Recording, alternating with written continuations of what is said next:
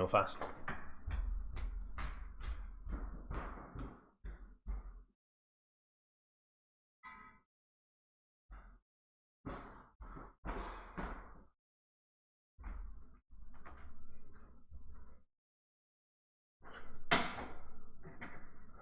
Coming cold land. To rescue me.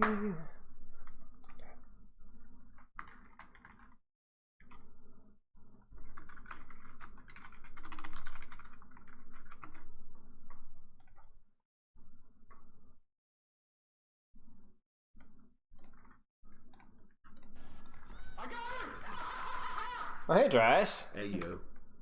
How you doing, mate?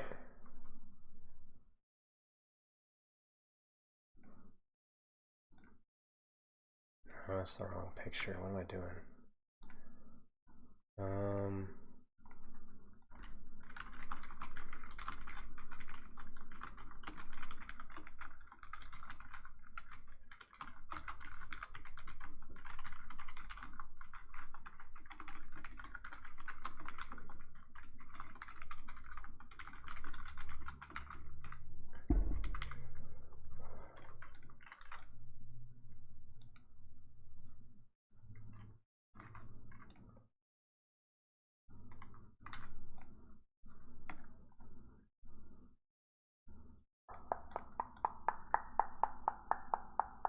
Hey, all. Let's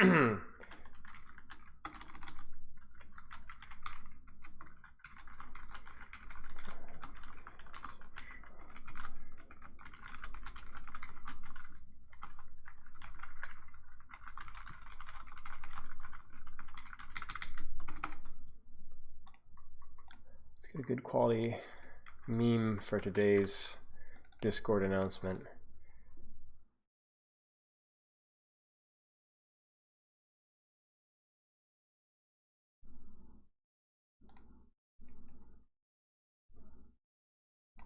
Oh, I forgot to link my Twitch.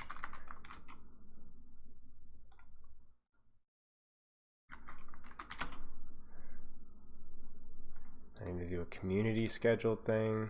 I'm just gonna be. Invoice. Ah! No, I did not want to do that. We'll get rolling in just a second, chat.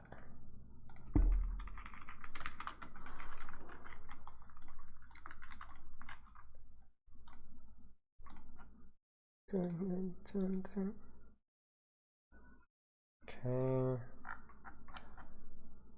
4.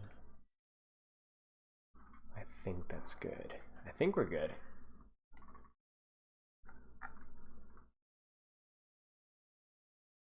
Okay. Hello, Dark Court, Jolly Rat and Varashi, Frank Wise, hello. Ad, tragic. Hi, what's the word on today? The word is bungle. B-U-N-G-L-E, bungle. How are we feeling today? Feeling fine. Good morning. Hello, Swift Catalyst. Also, how long till the raffle on YouTube is drawn from? If you're talking about the feedback forms, probably about a week. Probably about a week. I want to give everyone time to submit forms. I need to actually update the feedback form to make sure. Does the feedback thing actually work? I think I still have it. Crap! Hang on a second, y'all. Hang on a second. So yeah, if you haven't filled out a feedback form, there's a drawing for 3 free coaching sessions that I'm doing. And also it's a benefit to you guys as well, because feedback for me helps me to get better at making content for you. Something that I've done multiple times and benefited from immensely in terms of quality. So yeah. There you go. Okay, so the feedback update should be done now.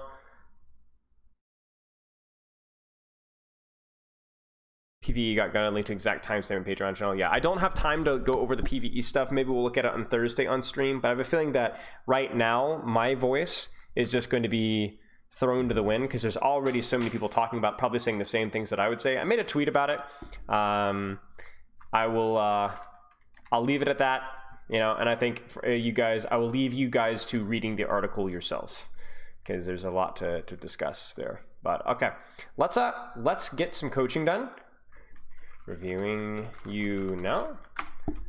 Dark Aura, we're gonna get our code pulled up here. So we're gonna do one coaching session, one replay code review, and then we're going to do some shock analysis. No, PvE, I don't know if PvE was necessarily gutted. I don't think we have enough insight to know whether that's the right adjective, but it's pretty embarrassing, to say the least. Setting expectations that high and undercutting them repeatedly with so little communication. This doesn't look good. Okay, Dark Aura. We're going to go ahead and get started. If you have any questions, you can shoot me a message over Discord or in Twitch chat. Let's take a look here. Okay, hero pool and ranked is support. Brig, Kiriko, Reinhardt, Diva, Ashe. So here's what I would say. So it sounds like you're a little bit all over the place in terms of hero pool. So anything additional I want to know? I have a slight reaction delay and turn my hands into medication I have to take. No problem. What do you hope you got out of the session? A better understanding of Overwatch competitive as a whole and how to climb the ladder as my characters. Okay. What do you feel is holding you back from improving? Confidence in how well I play, communication, and positioning. How many hours of sleep do you get per night on average? 6. It's a little bit on the lower end. If you can bump that up, that would be awesome. So we're at... What hero are you playing here? Looks like support. Is this stay for the rest of the round? Brig. Yeah, so we're going to be looking at Brig here. And it is Silver Brig. So what I always recommend with any lower ranked players, let me just give you a quick rundown, okay? Is your Brig, okay. Every lower ranked player would benefit from 2 things, okay? First off, Dark Aura, are you new to the game? How many hours do you have in the game? That's the first question I'll ask you. So answer that one when you get a chance. Cheers, Horizon. So the first thing that you want to do is when you're new to the game or you're not as skilled at the game, I think it is worth doing. It is worth putting time into all the heroes, even if it's just 1 or 2 hours, just to see how they feel. And the reason why that's the case is that you have a better understanding of how the heroes' kits work and how they feel. And more importantly, so that you actually find out what heroes that you enjoy the most. It doesn't matter whether your aim is good, try Widowmaker out. It doesn't matter if tanking appeals to you, try Reinhardt out. Try those heroes out just so that you get a little bit more confident and more comfortable with how the hero feels, and so you can find out which heroes appeal to you the most. Once you've checked out those heroes, then I think it is worth putting in time to specialize a little bit. Once you have around 2 hours on every single hero, which will take a little bit of time, try to specialize a little bit. So from there, pick a couple of heroes and then try to put more time on those heroes than at others. Even if it's just to get those heroes to gold or plat or just a rank higher than where you are now, and then reevaluate where you are. Do I want to keep grinding these heroes? Do I want to try a different hero? Do I want to do something else? Because along my rank to GM, okay, I swapped roles at least twice. You have played Overwatch for 563 hours played. That's still relatively new. I wouldn't say new, but not you have time spent in, but you're not like an old pro, I guess, put it that way. So for you, what I would like you to do is, especially now that you do have 563 hours, so you're not brand new to the game, okay? Is I would focus on picking. You've got Brig, Kiriko, Reinhardt, Diva, Ashe. So you play all roles, and you have a pretty good number of heroes that you play even within each of those roles. I want you to pick a role, preferably, or at the very least 2 or 3 heroes, and put more time into grinding those 2 or 3 heroes until you get more comfortable with the hero. Now, you might be thinking, well, I want to get better at a lot of different heroes. That's understandable, and there are fundamentals that you can do from hero to hero. But if you're able to not master, but improve at one specific hero, even if getting it, like I said, a gold level, and then reevaluate and decide if I want to learn a new hero, putting more time to specialize, even if you shift that specialization, allows you to get a certain level of mastery, learning how to get better that will apply to other heroes. Mostly play support and tank. I still think if you're looking to rank up a little bit higher than where you are right now, the best thing you can do is pick a role. Support or tank. So even if you don't play that much DPS, you're still diverting yourself away from the most efficient path to improvement, at least in terms of ranking up. Now, find that dynamic there. I'm not saying you necessarily need to one trick, but I want you to get more comfortable with a couple of heroes, and then if you get bored of playing those heroes and you want to swap to something else, a month down the road, 3 or 4 weeks down the road, that's fine. But I want you to spend a little bit more time trying to get that sort of level of mechanical expertise. The way Overwatch works is there's just too many little micro mechanics that you need to spend more time at. And then every time you pick up a new hero, you'll learn it a little bit faster. So use that as you will, interpret that as you will, but I think that's important to keep in mind, okay? Because your goal is, you say, to get Diamond or Ranked, if possible, get GM. It's very possible, but you're gonna need to specialize a little bit. Moving on to that, in terms of training time, I would say to get to Diamond, you need to aim for around an hour and a half per day of Ranked. You would have a 10-minute warm-up, maybe using some arcade or unranked deathmatch. That's probably a totally fine warm-up for you. Even if you play Brig in deathmatch, great. Get really good at 1v1 and get GC, you know what I'm saying? And then from there, do that 10 minutes or so, just maybe one round, one game, and then go play ranked. Play 4 games of ranked per day. Aim for that. That would be my recommendation, and that would be a good Diamond goal. Now, if that's not something you're able to do right now with your schedule, that's fine. Aim for 3 games of ranked per day. We don't have to immediately skip to what's necessary for Diamond. We need to skip what's necessary to get from you to Silver 5 to Silver 2 or Silver 1 or Gold 5, right? We need to take one step up from where we're at, which means cleaning up our training schedule, being more efficient with our time, and maybe learning something about the game as well, okay? So moving on from there, if you have any questions, again, Dark Horror, just let me know, okay? We're gonna keep going. So pick your hero that you enjoy playing, and then what do you hope to get out of the session? Better understanding about Overwatch competitiveness and how to climb the ladder as my characters. Okay. And then what do you feel is holding you back from improving? You say confidence and how well I play. Okay. You're going to make mistakes. You're going to make mistakes. Don't worry about it. You're going to make a lot of mistakes. You are making mistakes every game that you play. Don't worry about it. Just keep grinding. Keep playing. Okay. You don't even need confidence in how well you play. You're going to play poorly. Everybody is going to play poorly. It doesn't matter. Just play. Do what you enjoy, have fun, and play. Don't worry about it. Don't try and perform. And the second thing you say is communication. That's a little bit concerning to me, okay? Because communication is not what's going to keep you in any rank, almost ever. Communication is generally only something that you want to improve at, that I only coach in a team-coordinated scrimmage environment. And that's not something that's really important until you get to higher ranks. Now, if you were to join a team and scrimmage with a team and enter tournaments as a gold player, which does happen. I've coached many gold players that are on teams and scrimmages. I've coached gold teams before, right? Then you might need to work on your communication. But if you are playing ranked, I don't care if you're Grandmaster. I don't even care if you're top 500. You don't need to work on your communication. You need to work on your paying attention to what's going around you and try to put out pressure and help your team. You don't need to communicate. And the reason why I said that was concerning is because it's not the fact that communication is necessarily bad, but it's not beneficial, and it might be distracting you from more important things. It's like the equivalent of somebody that's obsessive about trimming their fingernails perfectly every single day, and then they're not taking a shower every day, right? There are more important hygiene things than trimming your fingernails every single day, right? And if you put emphasis on improving your communication, you won't be improving things that are more important than that, okay? And then positioning, we'll take a look at your positioning. We'll give you some insight with positioning as well. Okay, so that's mostly all I have for now. Let's just keep going here. So Darkwave, here's how you play Brig. Okay, here's what Brig is good at.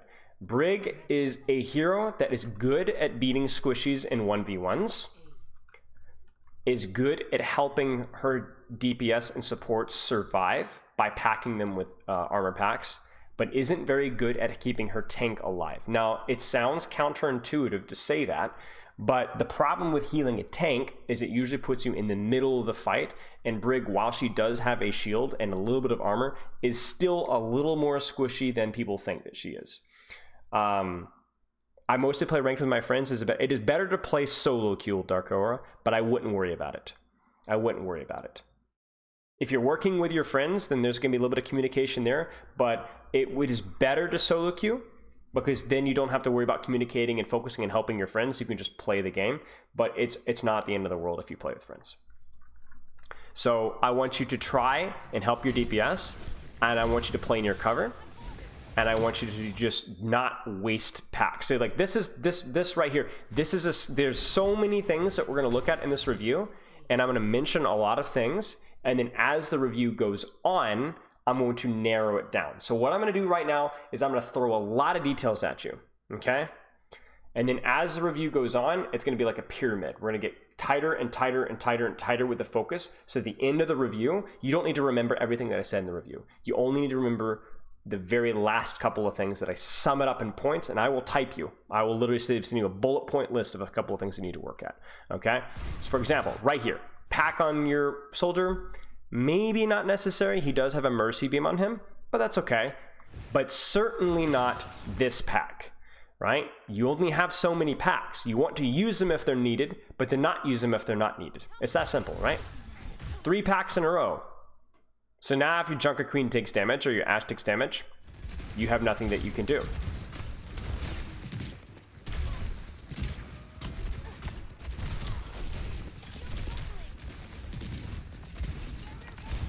Now,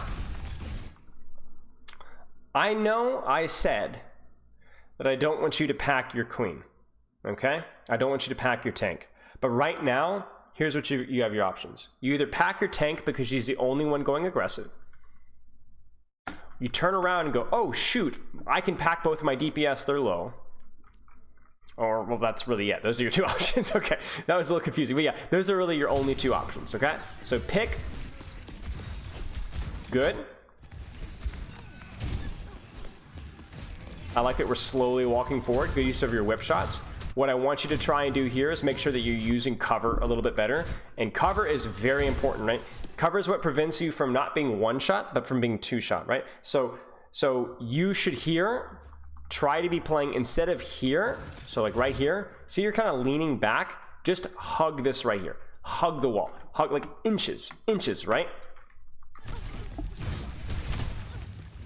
Right here, cover. Good. Hit that whip. Nice. Now, pay attention to what's going on your right. Do you see this? Now, here's a fun little detail. If you see a DPS going off as Brig, you absolutely can go and help and follow them. Something to keep in mind. Because if you go with the soldier, you can follow him up here, take this position with him, and you can shield for him, you can pack for him. If the Genji dashes on him, you can beat up the Genji, right? Something to keep in mind. And then in addition to that, going back to a mistake that we've seen a little bit, is I want to be very careful about packs like this. You only have 1 pack left. Your soldier is taking an aggressive off angle. Your Ashe is in the back, who might need help soon. Maybe your Mercy gets shot again. You need that pack just in case. I like the push on the Moira. Remember, you're good at pushing squishies. You're not good at pushing tanks. Again, another pack that wasn't necessary. Now again, I know I'm saying a lot right here. We're gonna narrow it down as we go along. Close on hitting that whip shot. Remember what we talked about helping your DPS here? Something to consider, right? Don't just stand behind your tank. If you see an opportunity to help a DPS, you can help them out.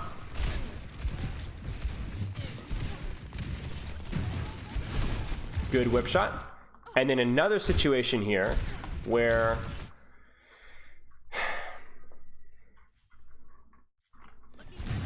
you have the capability of, if you're aware, to go take this angle with your DPS, save your bash just in case you need it to get away, but help them win this duel. One of the things that makes Brig unique is not only her ability to pack DPS from range, but be able to go play with the DPS and not die. Your bash doesn't stun unless you're an ult, but your bash has immense distance, so that you could play all the way here, and then if they push you over here, you could bash legit all the way over here with 1 press of the cooldown. It's like a Genji dash, almost. And that's something that you need to be exploiting a little bit. You shouldn't pack tank with Brig. No, you should avoid packing tank with Brig. There are exceptions to that rule. If your tank's the only one playing aggressive, then absolutely. But the pack percentage healing matters a lot more on DPS than it matters on tanks, percentagely. I was trying to stick with my team and I was not aware of my DPS flanking. Yes, but that's the important part. You see, Brig is really good at helping DPS flank, because the armor pack heal is really good for squishies who are DPS, And remember, as we said, if you play here, you don't die. You can bash away, right? So you can help these guys take an angle and then not die for it. It's like BAP AoE regenerative burst, where you place a buff on your team so that even if they move away, it keeps going, it keeps ticking. All right, so I appreciate you trying to help these guys over here, but I want you to go even more aggressively and help them. Okay, oh shoot, now they're on you, so you need to be careful. Hit the whip, careful. Check, okay, then now they're pushing over here, so I'm gonna go help them over here. Yes, good. Good whip. There's gonna be a lot of like what I would say ping-ponging, but see, here's the problem, okay? The problem is that you look at this fight right now, you're like, what am I supposed to do? What was I supposed to have done? Well, the problem is that your DPS had to run away. You know why your DPS ran away? Because they weren't getting healing. That's why they ran away. Now, maybe you can also blame the Sigma backing up too. But then, so by the time you go to help them, it's kind of too late. They've given up, right? You see that? They've given up. They're not trying to take the flank anymore because you weren't there to help them. You were too slow. This fight's pretty much lost. You might as well just go and try and get a kill here. Yeah, okay, let's keep going.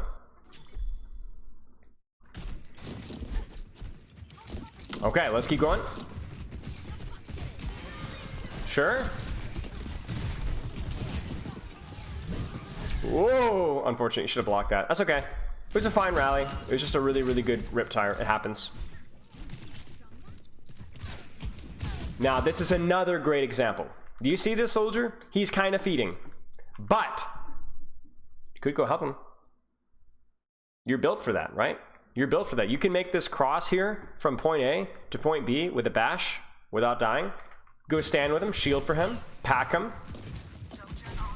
Because if he has to leave, then he's going to do a lot less damage when he's on the floor. So help him stay. That's your job as a support. Your job as a support isn't just to heal your team. Your job as a support be like, who's got the power position here? Who's going to really do a lot right now? You know? And then help that person. Now, I know I said that might even be your tank, right? We don't always want a pocket tank because they might end up in a position where I might die and my healing doesn't help a lot. But it might be a tank, right? I would rather you help a tank who's actually doing something than help a DPS who's not. The goal with Brig is just to help people who are doing things, right? Should you stand next to the DPS or give him packs from a distance? Well, the goal is to stand next to the DPS. And then somebody who's not standing next to you is you can pack them from range. So you pick one squishy, stand with them, and then pack any other squishies that you can reach. Like if you look at this fight, let's just watch how this fight develops from afar, right? You stand with your soldier.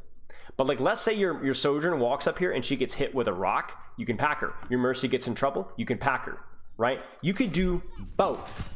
That's the goal of Brig. You see, right now, we're standing inside of our team. But the problem is that we can't even pack our soldier from within our team, from our position. Whereas if you take a better position, you can stand with your soldier and pack your team at the same time. Good use of cover here. Careful about using your bash aggressively unless you're really finishing a kill. I would still be paying attention to what's happening. Now, here's all this to being said. Now, I know this is silver, but you're not an idiot. You're smart, okay? I was scared to go into be snipe if I go to the soldier, right? But that's why you use cover, right? You're gonna need to hide. You might even play in this room right here, right? Don't forget you have the support passive as well. So if you do get shot, you duck behind a wall, you heal back up again. How do you guys win this fight? Is it solely through you helping your queen? No. The answer is watch. Soldier on the high ground. Soldier on the high ground.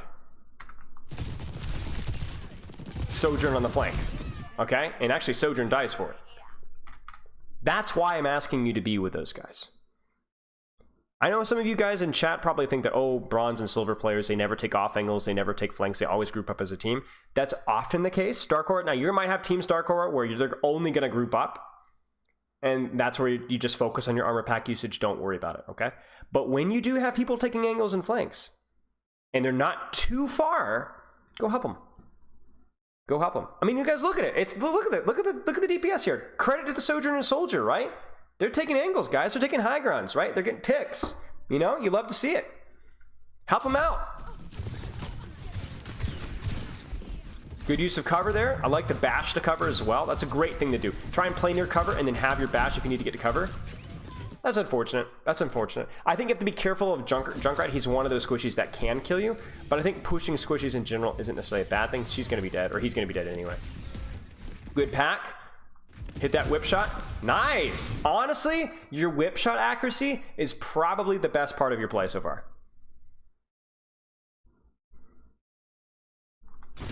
You bash in to finish the squishy because he's low HP. Yep. Hit that. Nice whip. I would have, again, do you see what happens though? Your brain kind of tunnels, right? I look at this and I'm like, all right, we got that guy, we got that guy. Everybody's mostly full. So what should we be doing right now, chat? What should we be doing right now? What's our focus, right? I like us turning around to check, but as soon as we see these guys are basically full, what should we be doing right now? What's the priority? What was one of the first things that we talked about? Pushing, okay? Sure. Sure. But then how and where do we push, okay? Look at our positioning here. Do you see? We're kind of doing what I would call bumbling, okay? Do you guys ever have like a baby kitten that just kind of flops around, bonk, bonk? That's kind of what we're doing right now. We're just bumbling around. If you want to hold this corner here, fine. If you want to back up, fine. If you want to push up, fine. But you need to be, what's the next corner? What's the next source of cover? Okay? Don't stand here. Don't stand here out in the open. Cover. And if you want to push, great. If you don't want to push, fine. But you got to be doing so from cover. And remember, from here on out, especially now that you've only got one pack, you need to be really careful about how you use that last pack. See, this is bumbling again. This is making me uncomfortable watching. Play the cover. So then if you have to turn around and look at your Sojourn, you could do so without dying for it. You're standing out in the open. Cart is not cover. The enemy Sigma Shield is not cover. The pack on the Sojourn is fine, but you're standing out in the open while you're doing that. That's what I want to see. All right? You could use Rally here.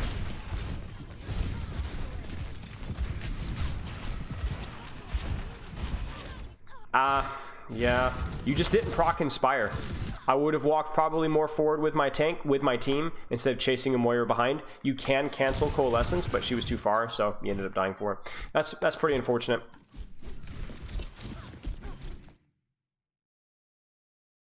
With the word of the day being bungle.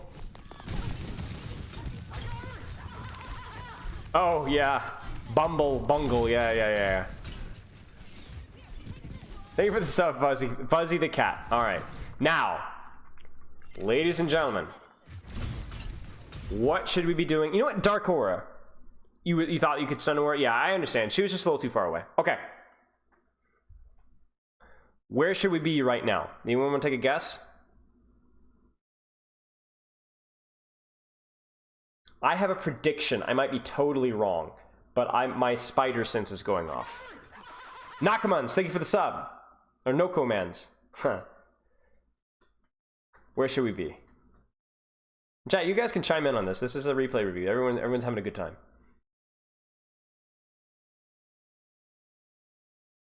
So we got the cover part down. With a Sojourn next to the wall. I like that. I like that, right? You go help the Sojourn right here. You've got good cover. You can pack her. You let her play aggressively. Good. Right. Where are the legs, though? Da-da! Look at my man! He's on a mission! Right? Now, I wouldn't go high ground by myself, right? That was one of the issues that I was having when I was grinding Brig in like Masters. Even in Masters games, sometimes DPS would just refuse to take angles. I was like, what do I do? I'm not gonna talk about that. That's a more complicated answer. But he's on the angle, boys! You know? I don't know. Maybe we don't have time to get here in time, but I'm just saying. We can maybe think about it. We can maybe think about like where's my soldier? Oh, he's looking. I'm gonna go out and try and take that high ground.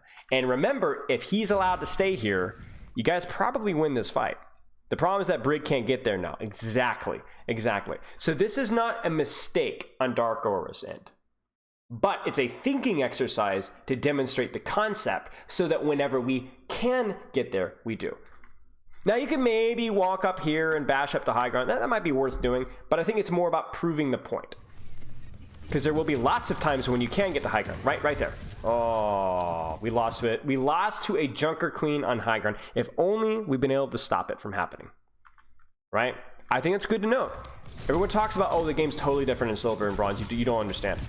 No, trust me, I do. I was bronze. I was silver. I do understand. You're just coping.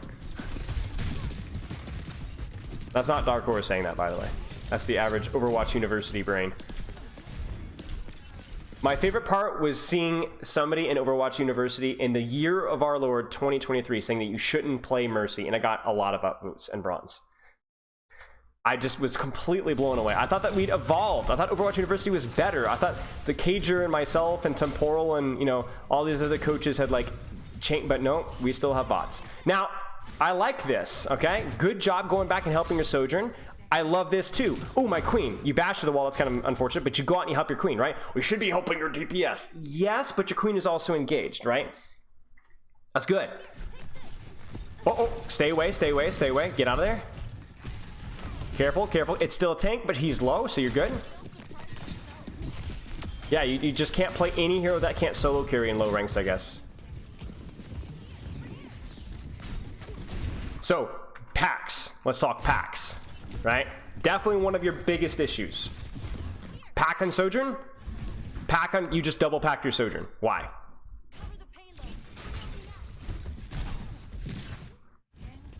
But you couldn't be playing Mercy in low ranks. We know it's the slowest climbing support from everyone who's done unranked GMs. Yes. Is this an ironic comment?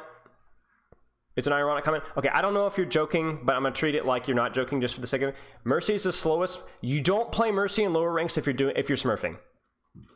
No, actually, go for it. Okay, sorry. No disrespect, but the reason why people say you shouldn't play Mercy in low ranks is because they've watched too many unranked GMs. Is it the slowest climbing support? Sure. Your impact is lower than other supports, but it's still significant enough to where if you play Mercy and you play Mercy at a silver level, you will climb out of bronze. It might take you 15, 20, 30 games, more so than, like, let's say a support that can carry more, but you can still do it. The problem is people watch too many unranked GMs and think that, oh, only people that can kill 6 get out of unranked GMs, right? If I'm a Grandmaster support player in Plat, yes, the fastest way to climb is just to kill 5. But that's a flawed reasoning.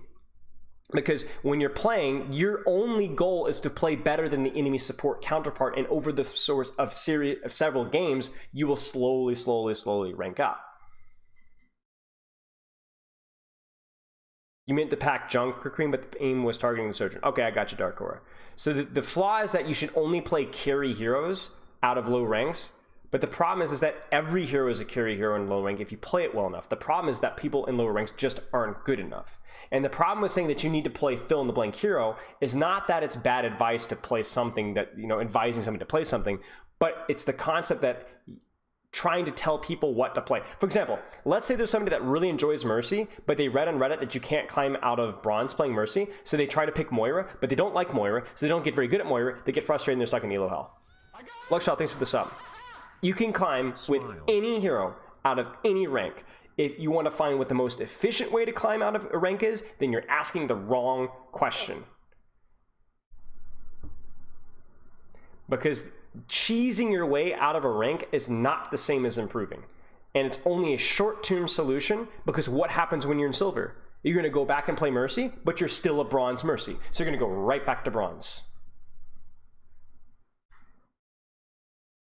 So what's the point of climbing? What's the point out of cheesing, right? How many people were heal botting in Kiriko and got to Grandmaster, and then the hero gets balanced and they don't know how to play the game and they go right back to Masters again, or Diamond? More useful for bronze players to watch silvers play in bronze than to watch GMs. Exactly, because the way that GMs play in bronze is not something that they can replicate, right? They're not able to take that level of aggression, right?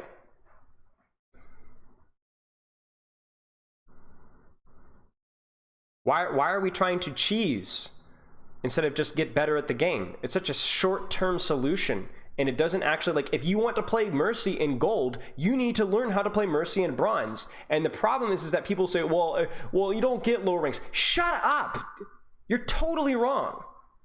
I've coached so many bronze and silver players, and yes, and I was bronze myself. You're totally wrong. It's just total fake news and cope that, oh, well, it doesn't work. No, it does. You're just bad. You're bad. It's okay to be bad. But don't sit there and pretend that, oh, it doesn't work in lower ranks. It absolutely does. You're just bad. Oh, off angles, nobody takes flank. Yes, they do. You're just bad. Well, I can't, you can't wait to group up with your team because listen, you can't, okay, fine. You can't play with 5, but then play with 4. Group up with the majority of your team, even if it's 4. If you guys stagger, fine, fight with 4 people instead of 5, or 3 people instead of 5.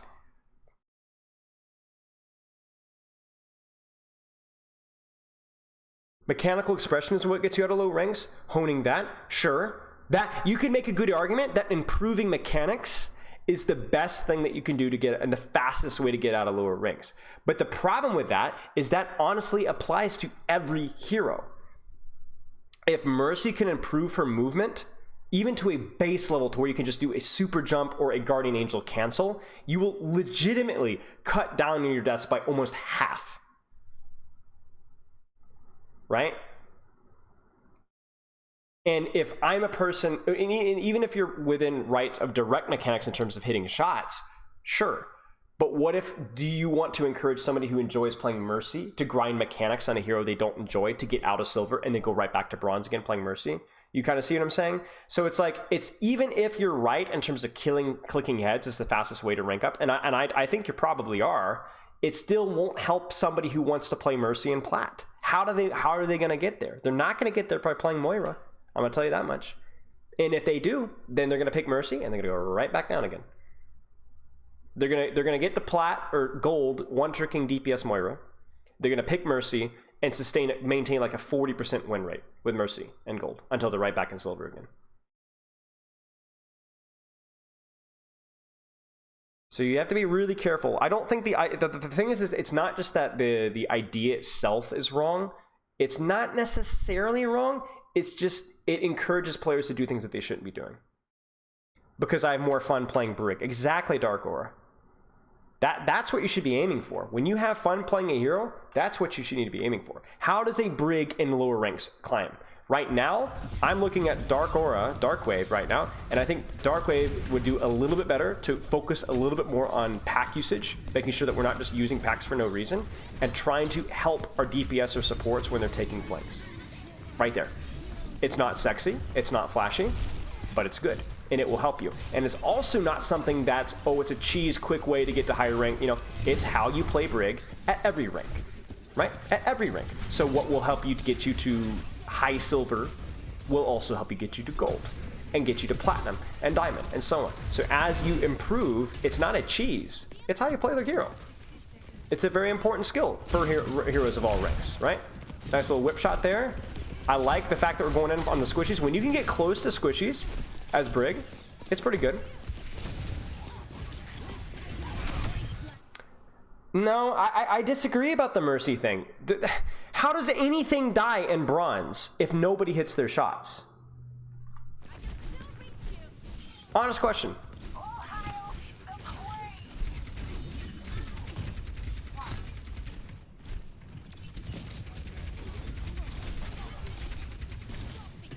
I mean,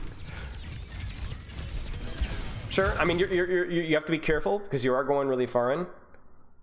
Ults do the trick usually. Okay, so then with Mercy, you damage boost people who are playing aggressively with ultimates. And maybe in lower ranks, you have to be more dynamic with who you pocket and how you pocket. But it doesn't matter. If you pocket people who are going aggressively with damage boost in low ranks, it's still useful. I hear a lot less of that clicking noise, sure, but it will still, but doing it better than other Mercies is still going to be useful. If accuracy drops in bronze, blue beam value is proportionally different than in higher rank. Absolutely. But remember, the blue beam is only if somebody's not critical. So what you might do is you might pocket aggression in lower ranks, but you have to spend more time healing than damage boosting because they're moving. But also people in lower ranks have worse movement there. So it's like, I don't know.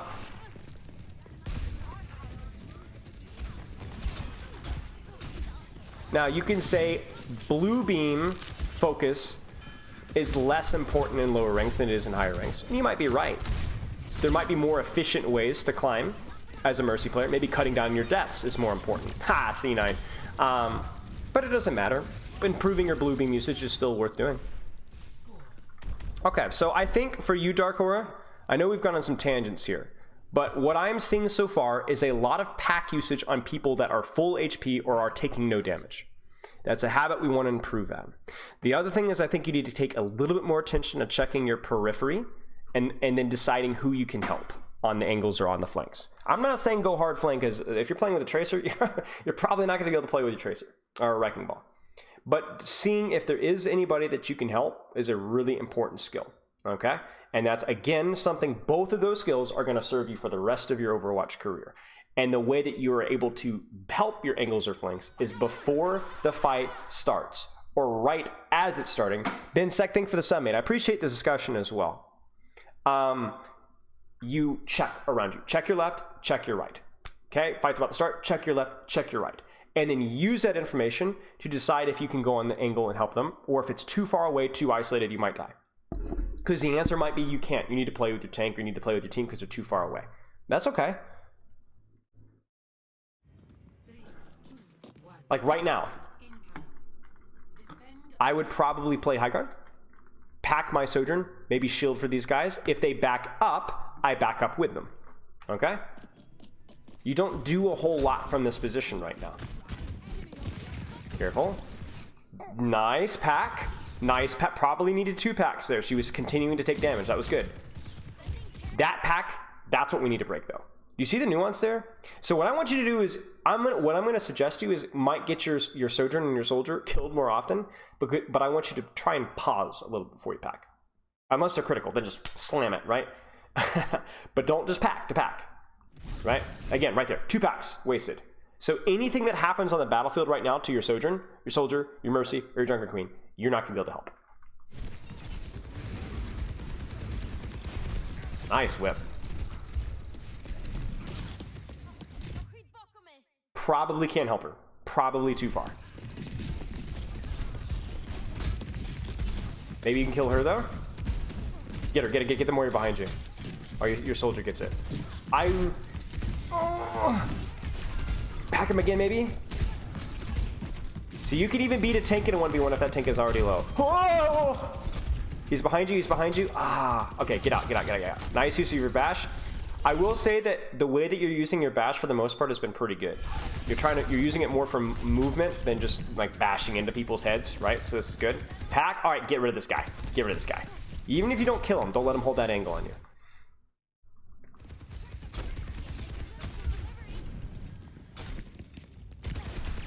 Nice whip shot. I'm telling you, your whip shot mechanics are probably your strongest point.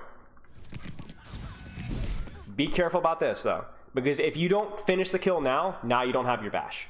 And I will say that where should we be looking or trying to look as soon as we possibly can right now, chat? Where should we be looking? You see it, y'all? You see it? So as soon as that push is failed, okay, immediately check your angle. If you can't be with them, at least pack them. You're too much attention here. This is really important that your Sojourn and Soldier can win these duels over here. And that's what Brig is exceptional at. That burst healing. Oh, nice pack, nice pack. Nice pack, ice pack. Careful, careful. She can really ruin your day. I would not bash in there. I don't even know where her axe went. But this is one of the few bashes that I've seen that I've really not liked. Yeah, she just missed it. Yeah, you need to be really careful about that. You only bash in if obviously you got the stun from the ultimate. Again, another pack that just doesn't make sense. And again, it's opportunity cost. You're not even looking at what's happening on the angle or flank over here. Yeah, almost got axed, yeah. So too much attention with what's happening in front of us.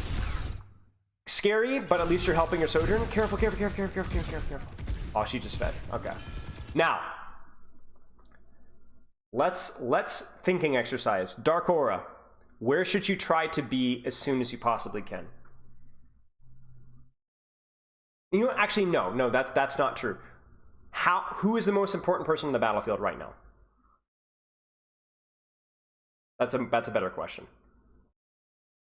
Who's the most important person in the battlefield if you guys are going to win this fight? Right, Soldier. Now, I don't think that you should go to your soldier's positioning. I don't think you have time. I don't think you need to. You could just pack him, right? But keep that in your mind. If this guy can stay here, you guys might win this fight.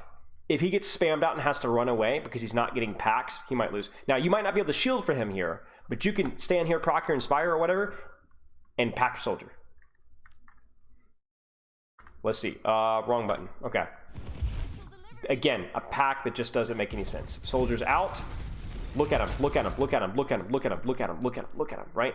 Even if you just stand here and you're just staring at him, right? Look at him. Because this guy is doing the Lord's work right now. He's putting out so much pressure right now. Right? Look at all that. Look at all that. You don't even bother packing. They're purple, right? Let him go. That whip shot is... That's just a little bit of panic. You're going to do it, aren't you? Oh, nice whip shot. You are not missing those whip shots. Okay, focus on that soldier. Help him out. There's a... Okay, good, good, good. Need to be more aware. Yeah, it's the hardest skill to build, but that's why I'm saying before the fight starts or whenever there's a little bit of downtime, try to build the habit of checking around you. Mid-fight, there's always so much going on that you're just like, blah, blah, blah, blah. That's just Overwatch in a nutshell, right? It just takes more practice to get over that. But you can increase your awareness learning by building the habit of checking around you before every fight. And again, that is something that is always useful. I freaking talk with Overwatch League players at checking around, right? It's such an important skill to have. Pack there is okay. That whip shot is one of your few bad ones. There's your soldier. Where's your soldier, by the way, right now? Do you know? I don't even know. Okay, he's on high, right? You know, like you gotta be able to answer these questions right now because there's nothing really happening right now. Now is the perfect time to work on that awareness. Okay, we got a little bit more. Nice whip. Now, check around. Okay, again, like, you're winning and losing these fights off of this Sojourn. You're winning and losing these fights. Oh, crap. This is what we talked about, right? Oh, no. Disaster. Case in point right there, right? Should they use this fight win to reposition with Soldier on high? If there's a dive hero, sure. I think the Sombra probably justifies it. Yeah, probably. You could sit on high, play with your soldier, still hit whip shots in the choke, and still be able to pack your Mercy and your Sojourn and your soldier. And you might even be able to proc your Inspire on your Queen on the ground too, even from the high ground. You can rally this. A little slow in the rally. You don't want to wait too long with the rally because it takes a little time to build that speed. Get in there. Okay, all right, now we survive. Now we survive. Run. You need to be really careful. You need to be really careful, especially with that bash, right? Cover. Unfortunate. I think our cover usage there could have been a little bit better, especially once that rally died off. Go to high ground. Go help him out. All right. Oh, she died. Okay. This is it.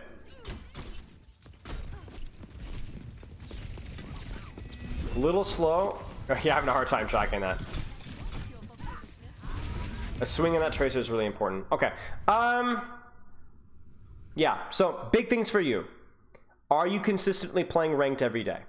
That's the number one thing. Okay, the number one things that you can be doing. Let's just put this in your channel so we don't have to remember. General. Try to play a few ranked games every day. Try to limit the number of heroes, roles you are playing so you can get more consistent practice. That's the number one thing you could be doing. Even more important than gameplay, anything like that. That's the number one thing you're going to be doing. Okay? Then for Brig specifically, 2 skills. Just 2 I want you to work on. Before the fight starts, check your angles, flanks, see if there's anyone you can help, and then try to not waste packs on full HP targets. And if I threw, no, I think I would. The last thing I would say is, if you want another skill to practice, try to avoid bashing in unless you're chasing Finishing a kill. You know what? No, I'm not going to put that one. You already have 2 things to work on. That one is maybe something to consider, but I would work on the first 2 skills one at a time first. Sage, thank you so much for the sub, mate. I appreciate it. That's what you need to work on with Brig. We talked about a lot of little details, but those are the 2 big ones. And how you work on it is you pick one, you work on it for a couple of days, maybe for a week, maybe even just for a couple of games until you see a little bit of improvement, and then you work on the next skill. And then maybe go back to the first skill, right? But that's what you need to work on.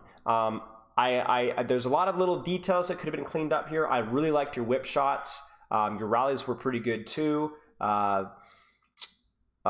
Your bashes were hit or miss. They were good in the attack, but then you got really sloppy with it on the defense where you're just like bashing into people when you were low or they were going to beat you up. But I think you definitely had some strengths. Those are the 2 weaknesses that I would work at though. And like I said, those 2 skills will scale infinitely. They will never not be relevant. Yeah, I'd work at that. But remember, the general stuff is just, it's more important even if you learn nothing from this review, that you need to be a little bit more focused with your training time. Would you say the maximum heroes to play at the same time? The number of hours that you play per day is the number of heroes that you want to play. If you play an hour a day, try to 1 trick. 2 hours per day, try to 2 trick. Now that's a soft rule. I don't follow that rule because I don't play as competitively, right? I play more for fun, hang out with the Patreon guys, just screwing around quick play, right? So I play 3 or 4, but even then, I really try to pick the tanks that I'm the best at, right? So for you, let's say you're like aiming for diamond, you're playing for 1 or 2 hours per day, I would say 2 or 3 heroes is fine. But at the very least, just try to be better than where you are right now. If you're like, I play 5 or 6 heroes, you don't need to 1 trick. Just try to 4 or 5 trick instead. Just get a little better. 1 step better. 1 step better. Shut up, Matt. Again, we're not aiming for perfection here. You don't need to get Grandmaster. You just need to be a little bit better than where you are right now. And then if you get a little bit better, you come back and reevaluate. But yeah, hope it makes sense, Darkcore. Just shoot me a message anytime. If you have any other questions, just shoot me a message. Okay, because we're about to get into the juice, ladies and gentlemen.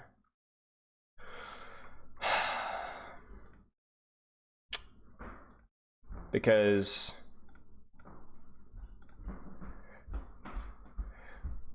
we gotta find out what's going on. Would you say to not pick 2 heroes within the same role?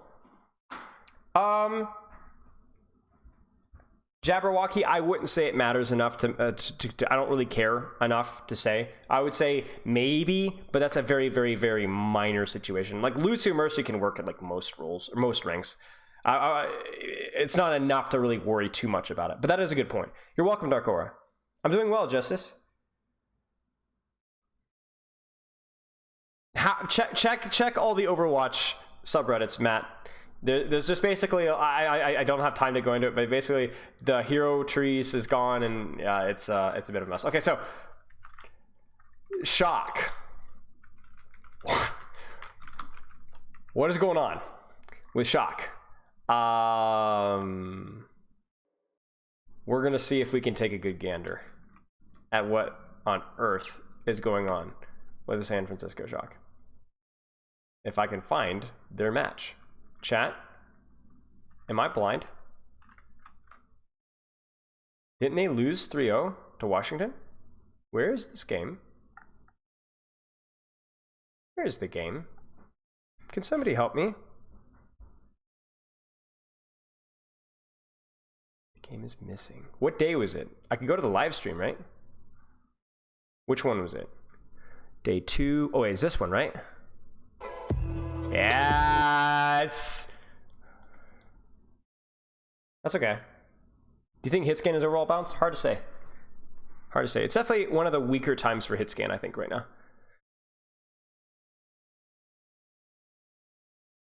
No, you know, there's no time limit, really, Dry Ice. Okay, so now I need y'all's help because I think I might be able to do all 8 maps, maybe, but that might be a little bit ambitious. So I think certainly taking a look at the Washington game would be good because it was a bit of a stomper. No, that's what I heard anyway. But we might have to be a little bit selective depending on how bloodshot my eyes are in a few hours time from now. but we'll play it by ear. If you guys have any suggestions for how to approach this, then I will gladly be all ears. Okay, let's talk about a couple of the things that I have heard. Now, I am not all up in the business with what's going on with the San Francisco Shock in terms of logistics. I don't know why they're doing some of the swaps that they're doing. Shock has always had a slower start. This year has been the slowest start in their history. Krusty tends to limit test things a lot early in the season, but generally things kind of sort out by the end of the season. However, things have been a little messier than usual, to say the least. And then in addition to that, I think the problem is right now is we don't know the full, like I said, logistics of what Shock's living and training situation is. I don't think anybody has any super recent updates, but it's been messy from what we know. We're hearing hotels, we're hearing they're still in so-and-so, or they haven't been able to do this, they haven't been able to do that, and that's obviously going to be a problem. I am the #1 proponent of external factors having significant impact on your performance as a whole as a team. This shouldn't be a surprise to anybody. The biggest upgrade London made in season 2021 to 2022 was the team house, ladies and gentlemen, and having a coach all at the team house together. That's the best thing that they did. It wasn't the roster upgrades, it wasn't a brand new vision or that really delicious hot chicken that they had. It just was getting everybody in the same house and with some sort of leadership in the same house. It's the external factors that are extremely important for team synergy and team execution. And that's what made Paris's run in 2021 all the more impressive. Okay? Now, I don't know the Shock situation. You're lying yourself if you're saying it doesn't affect it. So we don't know. We don't know what's going on here. So somebody's to blame here. Something stinks in the kitchen. And it's either somebody didn't wash a pan or somebody dropped a bomb or something's going on. But this is not good. Okay? So we could say Shock stinks right now. But we also don't know who to blame. But we can be pointing fingers around here, but we're not really sure what's going on. Okay? Now, in addition to that, I think if you objectively let's pull up the Shock here. Shock Overwatch on our dear friend Liquipedia, okay? Losing this guy, how much did it affect the legacy of LeBron James? Now, how much did it affect Shock, okay? One of the best players in Overwatch League history, probably top 5, certainly top 10. How much did losing this guy matter? We don't know, okay? How much did losing Sam or Mikey matter? We also don't know. I think that, Mikey filled the role when he was needed. Kaluj was a mainstay for them. But here's the thing, guys. When we talk about what makes teams great, it's going to be the team play aspect and the mechanics and the mentality. And when you replace that with Vindane, Junbin, Max, Heesing, I don't know who these players are. I know let's put it this way. I don't know them as individuals. I don't know their communicational performance. I don't know their leadership. I don't know their intangibles. I know that they're relatively new. I know these guys are all rookies, no? Right? Am I smoking something here? 18, 19. Where was he last season? No, he's not a rookie. Vindame's obviously not a rookie, but a lot of rookies. Right? A lot of rookies. So, how is that influencing the internal team dynamic? Okay? How much of a leadership role did Violet serve or Kaluj serve? In terms of not only leadership, but in communication. Finn is not somebody that strikes me as a leader. Okay? I don't know Finn, but he doesn't strike me as a leader. Okay? Proper has always kind of struck me as more of a quiet carry. Maybe that's just me. But there's definitely not a lot of veterancy in this. And we don't know the status of the leadership behind the scenes in terms of the player leadership, because player leadership, especially in Overwatch, is unbelievably important. And so there's a lot of questions. Because their most veteran members in Kaluj, Violet, even if you go back to losing Super, right? They're gone. The Shock management gut the team to save costs? No, I think this is probably a pretty expensive team. A lot of these were some of the most hyped up rookies for the entire season going in. But the problem is that you have a lot of potential on this roster, but maybe there is a little bit too much greed. This is the equivalent of having the best players on every single role doesn't necessarily make you the best team. Boston, busy, right? But at least with Boston, there's at least the argument that there's going to be some communication there. There's going to be some experienced leaders there. So if we're going to conjecture anything about Shock, the one thing you got to guess is that the current team living situation is having a major factor in their performance, and number two, that the roster that they have doesn't have the leadership or the communication right now that they need to succeed, or the game's knowledge, right? The experience, right? We don't know if that's the case, but those are two educated guesses with what we know. Immediately jumping to Max is garbage, is overrated. Vendame is not that good anymore. Proper is wildly overrated and is not that good. Major mechanical downgrade on the support category, right? Those are more guesses that are, I feel like maybe are more, we have to be more cautious about, okay? And that's the big thing for me, right? We need to be educated with our guesses and not just kind of throw crap at a wall. All right, so I'm not saying that we can't criticize the Shock. We can certainly criticize the Shock, especially their performances recently, but we also have to understand that something's going on with the roster building, most likely, and that their current living situation is you can't even guess. It is affecting their performance. It is. That's how it is. No, so I'm not as familiar with Max and Junbin in terms of their roles. Let's look. You guys fill me in here. Max, is this the off-tank player? Junbin, main tank? Is that how it is? Okay. So, I have a feeling that anything that we're going to see here is probably going to be crusty crack pipe. Which, honestly, guys, really shouldn't be a surprise. Because remember, we just finished saying that a lot of Shock's issues might be related to in-game leadership, experience, communication.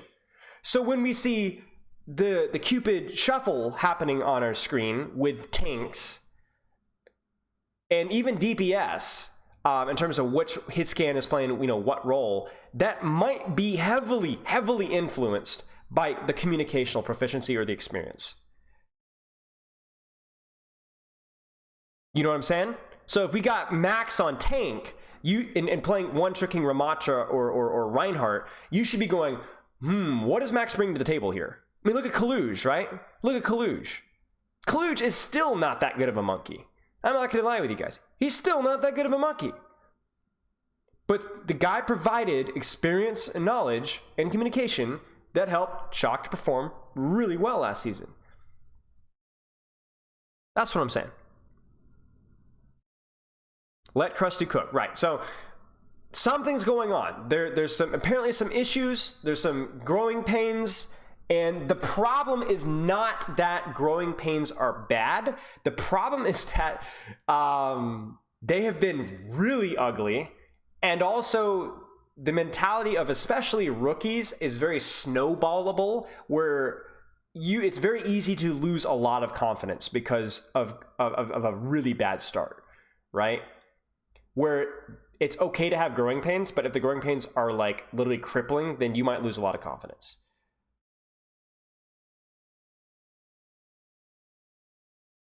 So we'll see. We'll see.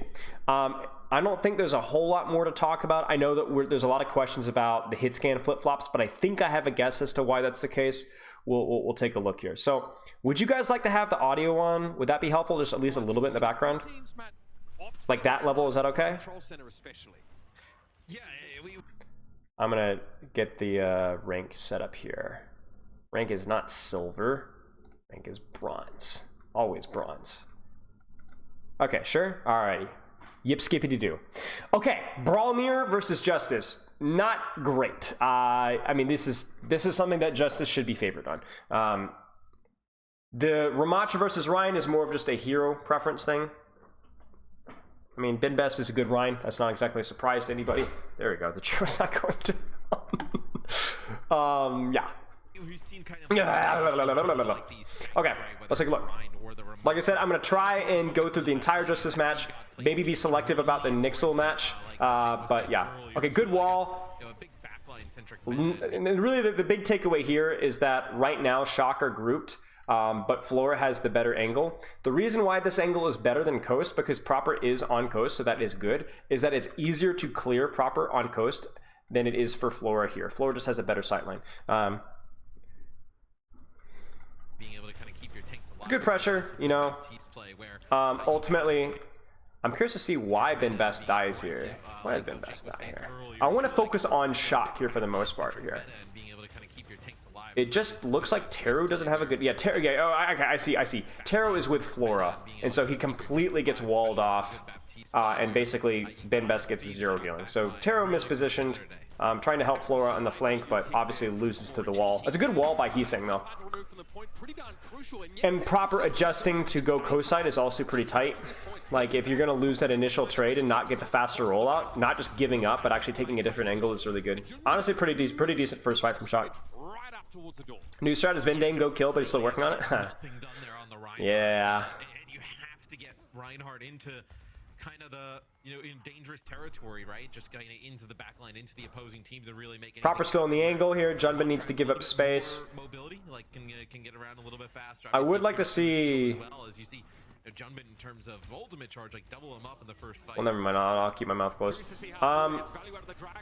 Ramacha's just rolling. It's a bit of a reach. I don't love that from Shock, but it's okay. Forces an early window. It's a little too far for him to reach with that, even with Nemesis and speed. Solid starter. It's going to be an matrix here from Teru, and that's going to be just dropped down. There's going to be kited. They're going to avoid that. Good shot from Proper. Then there's the ultimate from Junban, surely. Yep. Oh my days. What happens here? Junban pops and just gets a little bit too greedy. That's all it is. That's just a feed. Somebody destroys him. Maybe Alpha E headshot? Alpha E headshot, I think. Yeah. I think so. Maybe not. But yeah, he gets murked. And then FD God. Where's Finn? It's just a push, right? And this is the problem with the coast side that we talked about, right? It's just easier to contest Hanzo and Batiste there. You're gonna see FD God roll out. So I think like it might be that this is the way that they rolled out. It might be that they prefer putting their backline on coast side versus the Reinhardt, right? So that gives them a little bit more time to whittle down his shield instead of controlling white. But I think you do have to pay a tax for not controlling right. I'm gonna try and go a little bit more brisk through this analysis, guys. I want to focus more on like the big picture stuff without like obsessing over micro, because I do want to answer this like what's going on with Shock. So big mistake from Junban there. Maybe a high risk, high reward. They break wall. There's the window. There's the wait. What happens here? So there's the Mei ult. There's the Nemesis. Junban doesn't quite get out. He also gets pinned by Binba. I said bad dragon from Proper. Doesn't really force anything. Reasonable Blizzard from Heeseng. Beat comes in as well. Honestly, pretty decent ult trade outside of the dragon, which I thought was really bad.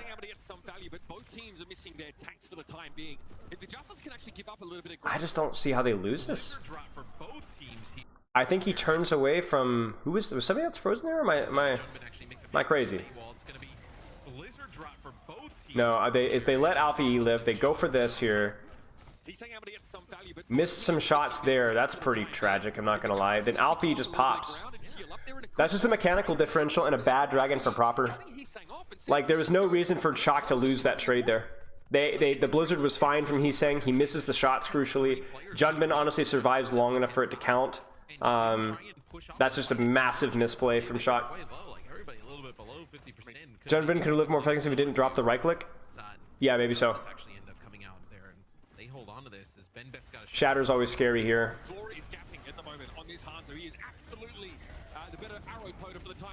Kind of a weird play from Shock, a super trying to aggressively rotate there. It actually ends up working pretty well. I think going for an aggressive play there is very reasonable though, given the ult situation, because you're down a lot, so you might as well try and roll the dice. Shock just needs to reset here. They force 2 ults. and they're going to be able to get a recontest fight. It's totally fine. So honestly, not a bad play from Shock. It's kind of interesting to me what Shock is doing, where they're going for these super aggressive ram pushes on a DPS or on the support line. It's weird, but I don't hate it. It's just different, right? Now this is where Shock are actually going to contest white. What you'll probably see here is we're going to see a pressure on Rein. You're going to see wall probably about here, and then a BAP window from here. Shock should win off of this. I don't think Justice are set up for this. I don't like Justice's setup at all. Justice are probably going to window in return, but Flora really needs to be contesting this off angle right here, because you could still get value out of your BAP window from this flank here, and Flora can make this BAP window significantly scarier, right? We might see Alpha Yi wall this off here, but I don't love Justice's setup. I like Shock's setup better. Many fans hoping for more, no doubt about it. I don't like Heesang getting his... Heesang really should not be doing this. Like, he can't get his ice block for us. Like, just the M1 on the Rein is bad. I think Shock is still okay there, but like, it's pretty bad that Heesang just runs in for no reason, gets his ice block for us for no reason, and then has to basically disengage. Not great. Wall was fine though, but just like sitting there and just clicking with your right click behind cover would have been better. Good angle control by Proper here. He just needs to survive at this point in time. Surely they're able to live elsewhere. That's a really nice boop plus ice block, and they flip for free. Nice setup by Shock. Mistake by Heesang, but besides that, it was good. Like, guarding your ice block is so important. Okay, they're going to lean back towards coast, maybe? It's strange to me. It's strange to me. Oh, maybe it's because of Finn's positioning? I don't know. They definitely have where they like to keep the distance here. I think it's probably the Blizzard that's probably influencing this decision. Finn should just die though. Finn is trolling. Oh, Finn. Good gosh, man. What is he doing? Oh, it's a boop by FD God. Oh, that's a huge play by FD God. Did you guys see that? So Finn is kind of griefing a little bit here. He's going for a really, really high risk, high reward position. I don't like it, given the ult situation, because there's no real reason for this risk, given the fact that we have 1, 2, 3 ults, and they only have Blizzard. But FD God boops him off, and then they immediately go for the Blizzard. And so now we're going to get way too fat of a Blizzard, right? You see this? This fight is really, really, really quite winnable, right? But the only way that Shock might lose this is because Finn just trolls lobby, but it doesn't matter. They managed to get it off. Finn trolls. Good punish by FD God, but unfortunately, Justice... I mean, yeah, okay. So, Heesang, not the smoothest on the Mei. Junbin, mechanical mistake. Finn, mechanical goof up on the mistake. Let's keep going. Sojourn here is just because there's more mobility around this map. There's more movement around this map, so having something with a little bit of mobility is useful. I think Sojourn E is also pretty reasonable in this fight as well, or on this map as well. Now that they're on point, we probably see Proper go Hanzo, because it's more static composition with the Symmetra Mei. It does make you more fragile to TPs, but I think Proper probably goes Hanzo. Yeah. More pressure. We haven't seen a ton from that Hanzo yet on this map. So more pressure on point. So let's see what happens. Proper's on the flank on the right. You guys see that? There's an E. We really need to try and force. Oh, that's a big mistake by Alpha Yi. Big mistake by Alpha Yi. So this is like there are 2 cooldowns that matter. Okay, if we ice wall, everybody knows, but ice block, guys, I cannot understate how important ice block is, especially in Overwatch 2. It is so easy to walk on maze, and just especially because they can't freeze anymore. Like, you have to guard your ice wall so much. And then Heesang really craps the bed, man. So like, they force ice block. There's no reason for them to be walking in here first. They need to let Junbin go in first, take the turret attention, break turrets with Lucio, but Heesang goes off by himself. This is terrible. We're like, oh, Alpha Yi's trolling. Then Heesang just walks by himself and then gets his ice block forced. And we haven't broken the turrets. Oh, no. This is so bad. Come on, guys. That's unfortunate. So, and the wall is also pretty bad too. So you'd want to try and sink this wall push and then be able to get a kill on the Mei. Like, you could wall off the Mei right here and then peek 3-2-1 and murder this guy while your Proper is flanking on the right side. But oh man, they messed this up so badly. Terrible peak timing there. Monstrous. I think like the reasoning is that they want to contest before the point unlocks. but it's just not worth it, guys. It's just not worth it.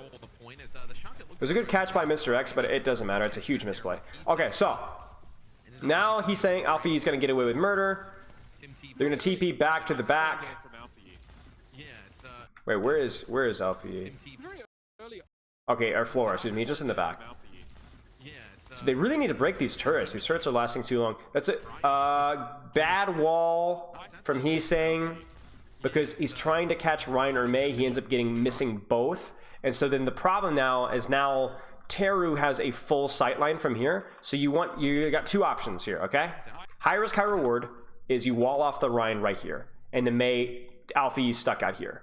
Low risk, low reward, or low risk, medium reward, honestly, is to ignore the wall here and wall off the Batiste on the back corner, right? So the wall is worst case scenario. It doesn't catch anybody. Thankfully, I think Alfie also gets kind of a bad wall too. Yeah, the wall there is bad for both May's bad walls.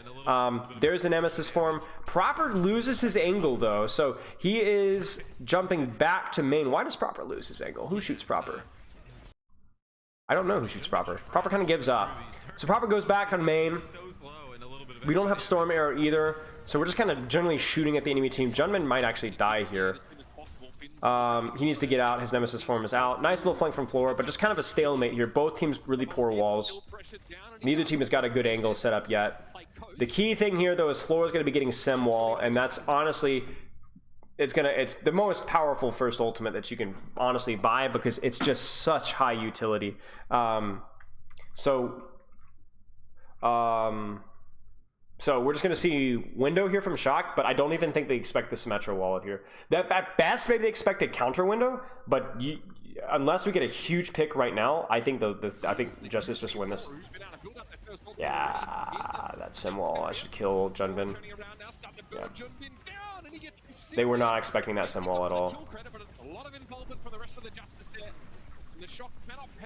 Oop, nice lamp. Teru overextends. Nice punish by Proper on the flank. You guys see that? Oh, Vending gets out. Okay, so key thing here is Justice is going to be significantly ahead in terms of May wall, and the reason why that's and the reason why that's important is now Shock is kind of in a situation to where they've got two options. You either take a fight right now, or you take and die probably to May, or you take one fight and the map's over because you need to wait for your May to build ult. So Shock decides to go now. I don't think that's a mistake. It just means that Junman we might just lose this to May ult here. So Junman's going to go in. We need a lot of aggression. Where is Proper? Proper's on the right side, I think. No, Proper's spawn camping. I like this. This is pretty reasonable. He's got to be careful, but it's reasonable.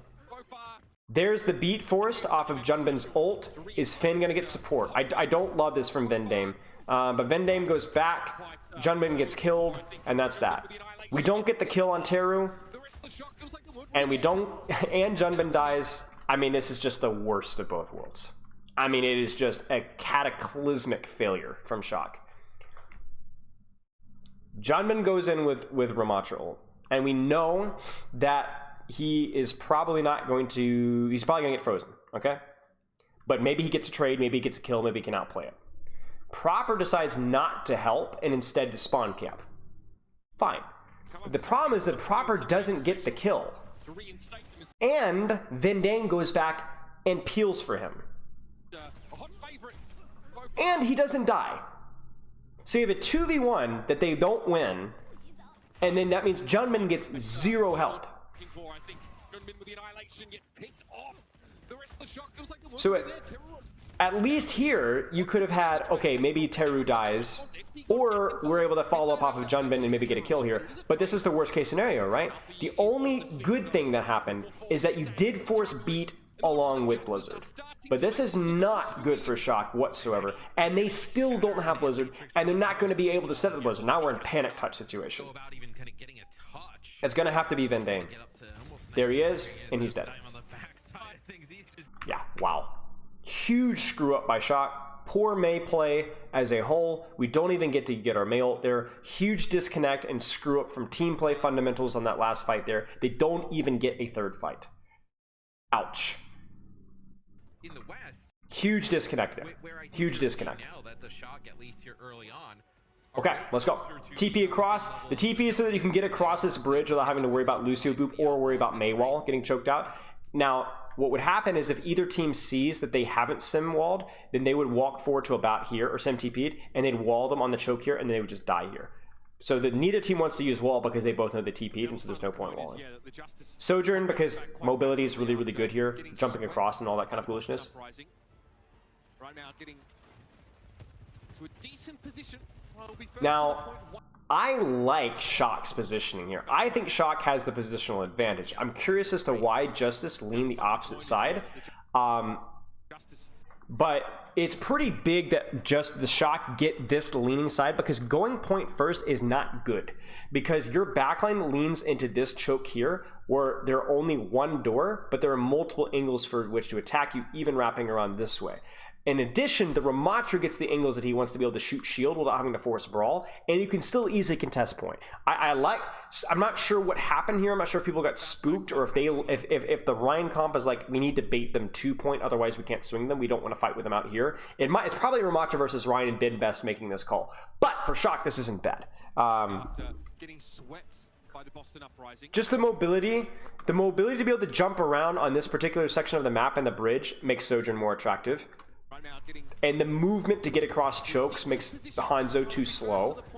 This, like, for example, this E should be really fat for Shock. The walls are better, the E's are better. Like right there, right?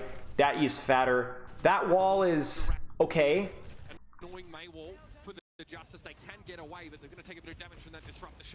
Missed shot. Really nice angle from Proper. He needs to get healed. I don't like him giving up the angle. I would have preferred him to give up the angle. He might die for that. Yeah, he dies for that. Oh dear, I don't like this at all. Proper misses his shot.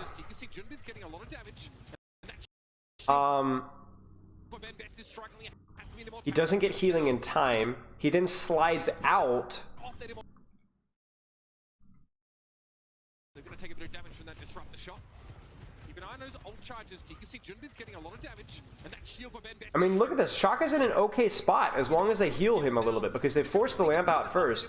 Then he gets booped in because he's sitting on main and still doesn't get healed. And the lamp comes in late here. Or where is the lamp? Why is there a lamp out?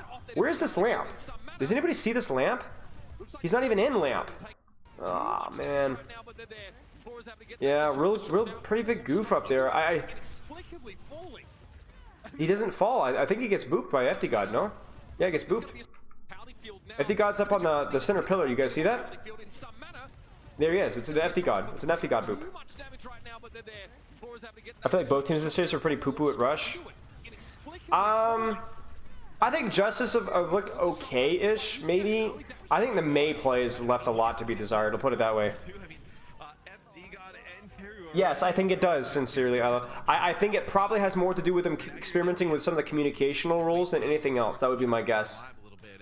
We know how good Finn and Vandime are individually. It's just kind of like putting it together here as a team where, what do you want to do here for this Shock? You want to go over the... That is ambitious. It's probably because they think they have Blizzard first, so they want to try. There's the BAP window. I think they can just kite this now. That's honestly... You know what's actually kind of funny? Is this is a terrible mail. Like, it's not a good mail. It's just not a good mail from Heesang. Look at this guy. He just mails into the wall. But he could, Ben Best literally could just tuck behind the corner here and it's not going to LOS. Yeah, the window scuffs up. The mail is bad. The only reason it actually works is because FD God overextends. And Proper dies to Fire Strike now that the window breaks, right? So window breaks, and then Proper dies to Fire Strike. FD God is booped in. What do you want to do here for this Shock? You want to go over the bridge? Maybe they're scared that... Yeah, nice. That was a nice boop from Vandame, yeah. So, not a good mail at all. And how does Ben Best get frozen? Oh, guys, come on. What is going on, ladies and gentlemen? Ben Best just kind of like walks into it. So really not clean. Not clean. He's saying it's extremely fortunate here. And a good play by Vindame there sets that one up. Good focus on the Mei. Surely he dies. He does. Pretty hard to adapt to on the fly, I suppose, with the Justice. Okay, so, I mean, the stars align for Shock there. I mean, it could not have gotten luckier. But it's the Blizzard from Heesing that I think comes as a complete shock there. So we probably see Bap window, maybe into a Blizzard. Vindame still has beat though, and Junbin has ult, so we should be able to survive this. Junbin should not die here. Not with Bap window, beat, lamp, and his ult. Should not die, even into the Blizzard. Oh, guys. This is what's making me question Shock leadership. This is terrible. This is terrible into what Shock Justice have. Not only do I not like the window in a neutral fight, but you can't window at point blank range into a Reinhardt when you have a Ramatra, when they have Mei ult, shatter, beat. This is contenders level or lower. Terrible ult economy here. Terrible. This is fundamentals of these mirrors. You don't do this because they throw Blizzard down and you're walking forward because window and then you all get frozen or shattered. Like, Justice don't even need to use both of these ultimates. They could use one and this fight's over. Baggins, take it to the summit. 51 months. Holy cow. This is terrible. Terrible brawl play. Terrible planning from Shock. Terrible. Absolutely terrible. I don't know who came up with this plan, but it's terrible. Alright? In case you guys didn't get the message, it's terrible. And Shock legit just fold. And then Vindame uses beat, which honestly was probably fine. But terrible window from Thin. Just garbage. Once more, let me describe how terrible this was.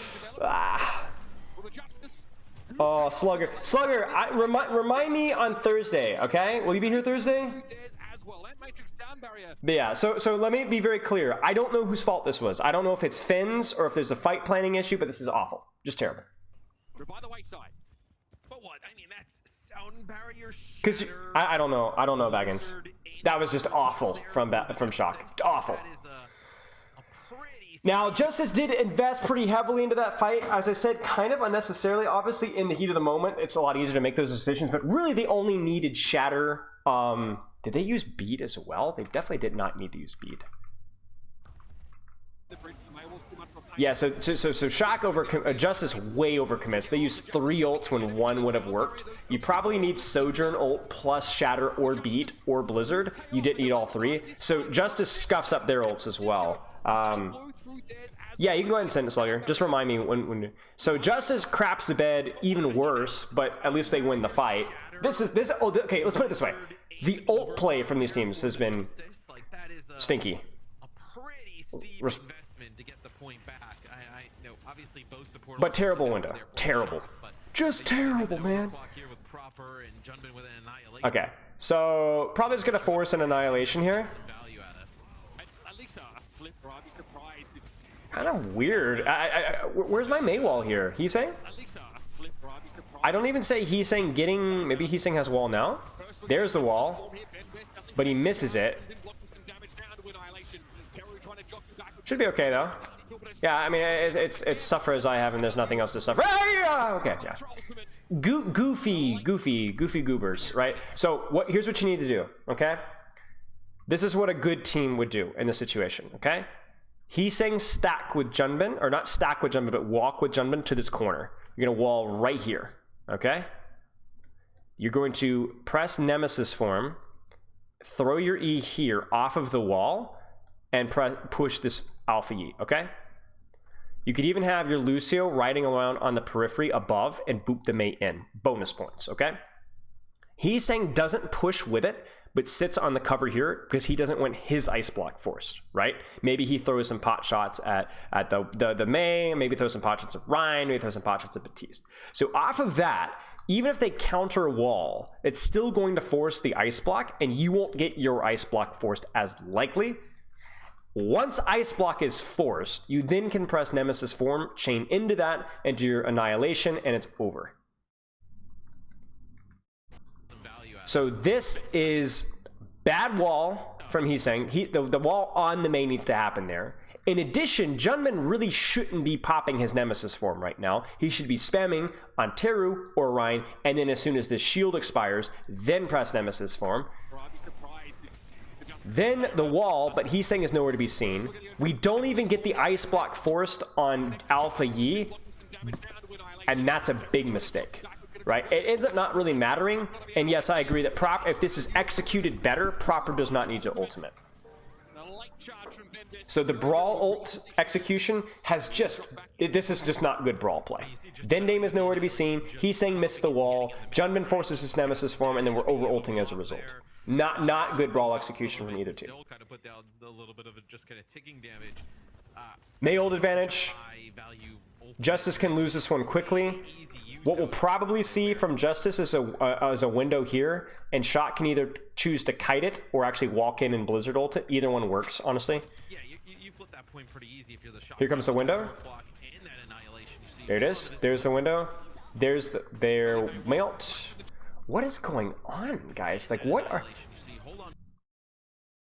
Bro, this is garbage, man. This is some of the worst Brawl play I've seen in Overwatch League in a long time. Teru walks in with the window into a Blizzard? So Teru's just... I mean, honestly, Heeseng could just yeet it right here, and it's over. He doesn't even need to wrap around this way. He could just throw it in the middle there, because the BAP doesn't have the mobility to get out. So this is cooked. Justice is trolling.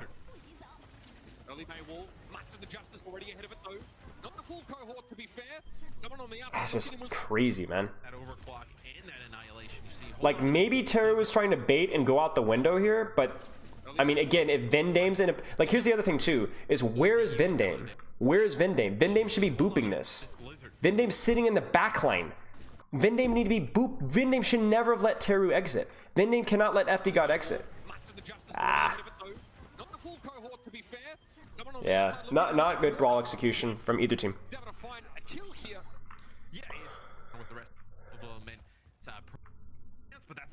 Okay, huge pick from Flora. Look where his weaponry fell. That's quite a shot from Flora. They just need to disengage this, honestly. You could even BAP window this. Yeah, the BAP window is actually pretty good. It's going to buy them time. Vendame will be back soon. They're able to keep good pressure on point. There's the Blizzard.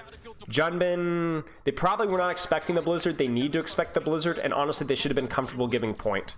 At this point in time, it's more important that they give point, and then it is for Junbin to just die to Blizzard. I also think this is a huge mistake from Heeseng as well. Do you guys see the mistake? Heeseng tries to stall point, but he misses the point with his ice block. So now not only have you not stalled point, you've also died because, well, you're going to die because you don't have ice block anymore. Totally unnecessary. And that should be it. They're going to commit heat as well.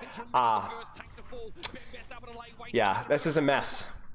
Okay, Shock are okay though. They have a recontest. They have beat. They have Ramatra ult. They're gonna. This should be a fight win from Shock. They 3-0 this. Justice does. So I'm curious to see how Shock loses. I'm guessing it's probably a headshot from Flora. Now I haven't seen this match. Damage might be enough for the Justice to steal map number 1. Oh, but Nime's gonna fall. Wait. What? So this time you're gonna again, but you know, a shatter. What is Vendame doing? Damage might be enough for the Justice to steal map number 1. What? It's 95%. 90. You don't need to touch. Steal map number 1. What? Oh no! 99% on beat, my friend. No. There it is. We talked about backline. Oh my gosh, man. You don't need to touch. You got 4 seconds or 5 seconds. Terrible Brawl execution from Shock. And let's be more specific, okay? So I think the fight planning is the #1 issue, really, with both of these teams, but specifically Shock. Really poor use of ultimates in terms of knowing the matchup at even a rudimentary level. window placement when they have Blizzard. Throwing your males on a wall, like wall execution, not good. Ram in the Brawl mirror usage, cooldown usage. Timing with walls was poor. Vendame was a way too passive. Finn was way too aggressive. There was a couple of micro goof ups with positioning. Shock looked really quite weak here. Fight planning was by far the biggest issue, I think. And then in terms of some lack of mechanical proficiency in terms of like the wall usage from Heesang, and Vendame was not performing super well. What's the theory behind Ram into Rhine? Comfort pick. That's literally all it is. That's all it is. But the thing is, guys, Vendame trolled the lobby there, but how many other fights prior to that were trolled by Heesang or by Ram or by Max? Was it Max? Why am I already forgetting? Judman, excuse me, I'm an idiot. Or by Finn's window or over ulting. I mean, there was a lot of ugly things there. I'm concerned at the quality of fight planning, though. Really not knowing your ultimate trades in that matchup, even at a rudimentary level, is really inexcusable. Even on a team that probably doesn't specialize in Brawl, right? Hydrate, thank you. As a best hero happens to be Reinhardt. So okay, so let's talk about this. I don't have a lot of insight into Heesang's hero pool, but one thing that we have seen, this is the only thing that I can think. Okay, first off, does anybody know, is Heesang good at Ashe? Is this something that he has contenders experienced in the past? This is the Mayhem comp, yes. This is it is a greedy spam anti-dive comp. Not really proper Ashe play. Okay, so my guess is this. I got no idea. No, really. Okay, the only thing that I can guess, I mix him up with Hisu too, is that Heesang seems to be their Sombra player. And proper they like on Tracer more. Heesang's Tracer is okay. It's decent. I remember watching some at Pro-Am. It didn't blow me away. It was decent. But Heesang has been their Sombra player. So it's one of two things. It's they like Proper's Tracer that much more, but that really seems suspicious to me. Like, if you can't trust your flex DPS player on Tracer and can't actually put your hit scan player on Ashe, that is a major problem, okay? Major problem. Two, they were thinking at some point transitioning to Sombra Tracer, and it just never happened. It will probably be here there on Thursday, Horizon. So I don't have an answer for you guys because I don't know what's going on with Shock, but those are the only two things that I can think of. I don't think communication matters enough to justify a swap like this. For the tank lineup, sure, not for this. So something's goofed up. Heesang should be either they're assuming they're going to swap to Sombra and they never did, or they like Proper Tracer that much better, but I don't agree with that. I don't agree with that decision. I think that's a mistake. So something's cooking. Got no idea. We talked about this composition. I made an entire 30-minute freaking YouTube video on Shock's composition, and to an extent the Justice's composition. Well, not exactly the Justice composition, but it's basically anti-dive. You have your Kiriko Tracer controlling space, peeling by putting out pressure. Yeah. Again, I have not seen this map. I know Alpha Yi popped in Genji. I've seen the highlight, but that's all I've seen, so no spoilers. This is not with the new Queen buffs, no. Different looks here in the It's the reason that they're running Queen over Ramatra is because, in my opinion, Ramatra is the most replaceable hero in this matchup. So it's really more of a hero comfort thing. Someone would play Ramatra. Max is going to play Queen. If this was like, let's say, Kaluj, he would probably play Diva. I think there's a lot of things that can kind of function in this position. Okay. You want a Doom or a Zarya clip? I don't care, mate. Whatever you want to do. Yeah, well, we'll see if Alpha Yi can put some pressure here on the Heesang. So first thing I'm not liking here is I'm seeing. Oh, okay, where are we? Where are we? Going up to the high ground. A shot there on Teru looks like it was given as good as Yeah, first thing I'm not liking here is. What is happening here? Does anyone know where Vendame is? I've lost Vendame. Yeah, well, we'll see if Alpha Yi can put some pressure here on the Heesang. It's really kind of like being able to kind of keep Heesang alive. You see them just rolling together right now. So you need Vendame to be putting out a lot of pressure. Going up to the high ground. And the other thing here too is that Shot there on Teru. that coach gun is really bad. Yeah, this is, gosh guys, this is where the mechanical difference is so huge, like so huge. You cannot get bullied out like this easily, because now Max is just cooked. As soon as this guy, okay, he doesn't get healed fast enough, that's a problem, right? But this dynamite needs to happen right now. If he dynamites this, Alfie's dead, cooked, dead, bam, ow! Right there, over. And then, even if he doesn't die, he has to dash out. Now he's saying, now Finn walk forward and set up a nice crossfire. You have to have some guts here. You have to have confidence. You cannot coach gun this. This is terrible, terrible. On Teru, looks like And so now you've got 1-2 people completely out of the fight for no reason whatsoever, outside of being terrified of a dive that's literally not even going to happen. And now Max is done. Max is done. as good was got. I'm also, like, we could look at Vin Dame's POV and see how many headshots that he's hitting on the Curie. That's really important as well. But this is terrible. This is terrible. Huge mistake by Heesang. Huge mistake. Pick him off eventually in the Justice. Start to achieve You have to. I mean, look at how close this fight is, y'all. Look at this. Look at how close this fight is. Like it was a. They even got a kill, basically playing 3v5. From like Alpha Yi and Not good. T-God. Not good. You can't let a solo Genji control an Ashe and a BAP. Should never happen, ever, without at least forcing him out. Much, probably also killing him. Pressure down by Alpha Yi. Now, You guys are talking about, did Max walk out of ammo or was it late? I honestly, guys, I don't think it matters. I don't even want to look at it because it doesn't matter. You were playing 3v5.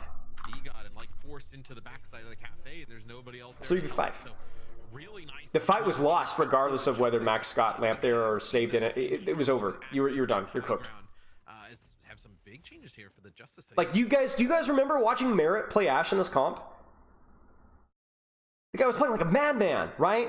Selling his soul half the time. He died a few times, even with the bat pocket. But the amount of pressure he put out was unreal. It just didn't allow you to focus down someone. It didn't allow you to focus down anybody else. That's what we're missing here. You take point A, you make some Alpha Yi kills Alpha Yi, yes, and then he takes the high ground, saves his coach gun, egos. If he gets pressured, he coach guns out. problem changes right away. Yeah, I agree. I think that is no surprise to the criticism after what we're seeing right now. Also gonna have Flora play the Hanzo here. By the way, the Hanzo swap is super cute, because you don't need the mobility of the Sojourn here. So then it's like kind of the Sojourn's kind of like the first point trick, but then Hanzo makes it like really hard for Ashe and BAP to play the game now. I think it's pretty cool. On FD God's gonna switch to the Brig, and then you're also gonna have Flora play the Hanzo here. Mir does a lot of 360s. That's like a tick that he does. He 360s all the time, constantly. So like we need a lot of point pressure here. Yeah, see, this is the problem here. All right.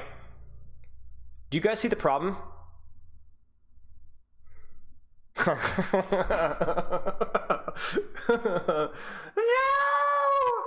What is he doing? What is he doing? What is he cooking? This is where Ashe needs to be. Ashe needs to be right up here with the Ramattra, throwing dynamite. And you could have your BAP and Narnia. You can have your Kiriko sitting on top of the Ashe if you want. And then if they dive, she gets Suzu'd plus Coach Gun and Bat Pocket. You have to take risks, right? You're doing, let me look at, I'm sorry guys. Why is a Winston pushing cart at full HP? You have a Winston on cart with full HP. Anyone who's ever played tank on this map, when you're getting crossfired from opposing high grounds, it is misery. And I want to give credit to this pick right here, right? This is definitely causing some of the issues to where they're scared to peek cart. But that's why you play here. You don't have to peek Konzo, you shoot down. And yes, you might get dove by Winston and Genji. It don't matter, guys. You got to put the pressure out. We have the same problem that we had in first point showing up right here. It's a consistent theme. Winston, so the Justice opting into right? We have no pressure on cart. Look at this. How is Mirror Sid able to push cart this far? Okay, so now we've got pressure. Goodness gracious. But still Heesang, not on a good angle. Okay, this is how it would look, okay? Heesang's here, Max is here, BAP here, Kiri here. By the way, also, Vindame is nowhere to be seen, right? Doing zero pressure. No, wait, Vindame's here. This is actually a pretty good position for Vindame, given the fact that the Heesang is not there, okay? This would be a good setup, and then you could have your Tracer here, right? Bat pockets Tracer, maybe put some pressure too. You could also have, if you wanted to be a little bit greedier, you could have Kiriko Tracer here, Max here, Ash here, and just pray that Heesang can react fast enough with Coach Gun. This would work as well. And like, I know I'm drawing this up like it's a football play, you know what I'm saying? But you don't need that much of a structure. You just need you just need an Ash with an angle to put pressure on anybody. Anyone still a Shock believer? Okay, listen, guys. Listen. I'm going to say it again. We don't know the issues here. I don't know why Heesang is on Ash. I don't know why Shock's macro, like, ult execution was so bad on Brawl. We already talked about communication being a big potential problem / leadership, right, with the roster they have now. And we also talked that their living situation is probably continually a problem, or is still a problem, okay? These are great players that Shock has. Phenomenal players, but the extenuating circumstances are problems, okay? Blame the org. The org deserves blame. Something's going on. They messed it up. But you never know, okay? They have a great roster. Like I said, my major concern is that it just might snowball, where people will lose confidence in themselves. Like, he's saying it might as well not even exist right now. Yeah, I think they're kind of like, are you playing around like Nano Blade or your Nano Winston here? Like, look at how little pressure Alfie, and I mean, look at they're just taking the entire map away. The entire map. I don't even know where Ash is on the floor in the back there. That just can't happen, guys. It can't happen. That's a phenomenal. This is the play that everyone saw, right? What a great play from Alpha E. Yeah, I mean, really, Shock just controlled zero space. Heesang is about to get past an ult charge by a Winston that swapped to Winston after first fight was already over. Yeah, I mean, it could be a confidence thing. It could be an understanding thing. It could be a bad hero pick thing. It could be a communicational thing. I don't know. It's stupid of me to say that I know what the issue is. I can point out the problems, and then we already talked about. We could definitely guess that their living situation and communication are certainly probably going to be problems, but even then, we don't know to what extent, right? Maybe everybody's fine. Maybe Shock just sucked this season. Maybe it's not fine. Maybe everything is going terrible. Maybe as soon as they get their issues together, they're going to be the top 3 in the league, top 2 in the league. You don't know. Oh, by the way, I want to point something out, y'all. Check this out. I just saw this in the top of my screen. So Max is contesting cart. Heesang is close. Kiriko and cart. Where's Heesang? Heesang is stacked. Heesang. Okay, this is where. Okay, this is the big thing here. This is where you need ego. All right. Let me draw up a play for you guys with my DPS brain. Bat pockets ram on cart. Proper wraps around to contest high ground. 3, 2, 1. Ash flanks around the far left. Coach guns up to top with Vindame with him and kills Flora. And then bobs from high ground onto the back line.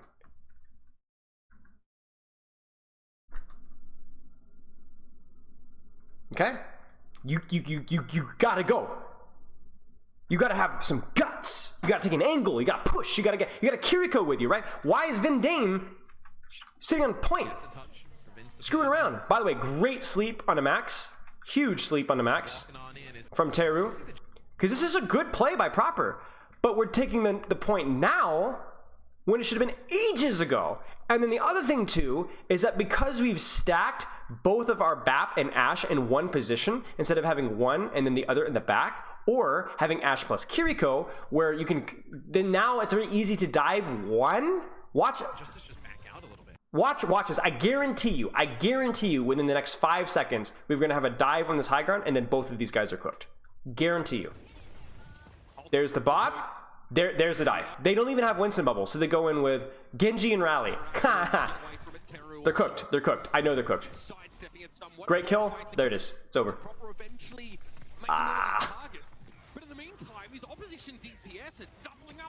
And then a great shot by Flora, and actually it's a pretty messy fight. I mean, good job by Proper, right? He took a good angle, timed well, caused a lot of pressure, but his and there it is. You see it? You see it? That's why he's on Ash. There it is. There it is. That's what we were waiting for. I didn't know he swapped Sombra, but there you go.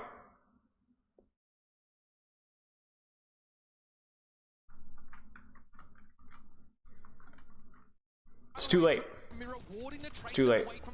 Well, maybe not. Maybe it's not too late. Oh, it's too late. No, I agree. I don't think it's worth it either. Or maybe it's not. Oh, yeah, it's over. Admirable work here from Proper, but again, it's just not enough from one player. They're gonna go Brig into the Sombra, which is pretty reasonable. Robert just like 1v1 Teru up on the high ground. They kind of give him up. FD Gods got rallied down on the floor, and it's 2 kills. It might be that they just don't want Proper on Sombra.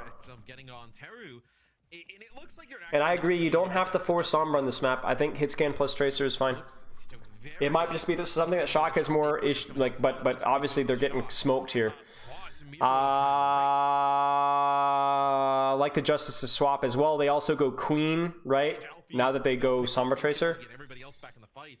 More anti-dive. You're good to go. I mean, this is ugly from the Shock. Yep, 9 on 4 minutes here for the Justice. Teru in trouble. How does Max die here? It's a cute little play from Finn there. Max is not. Max must get knifed. Yep, 9 on 4 minutes. Okay, so I don't know what the issue is here. Max goes to here, to Mega. Because this play from Finn and Sombra is nice. But Max gets hacked and then jumps, but he hits his head on the roof. And then he dies.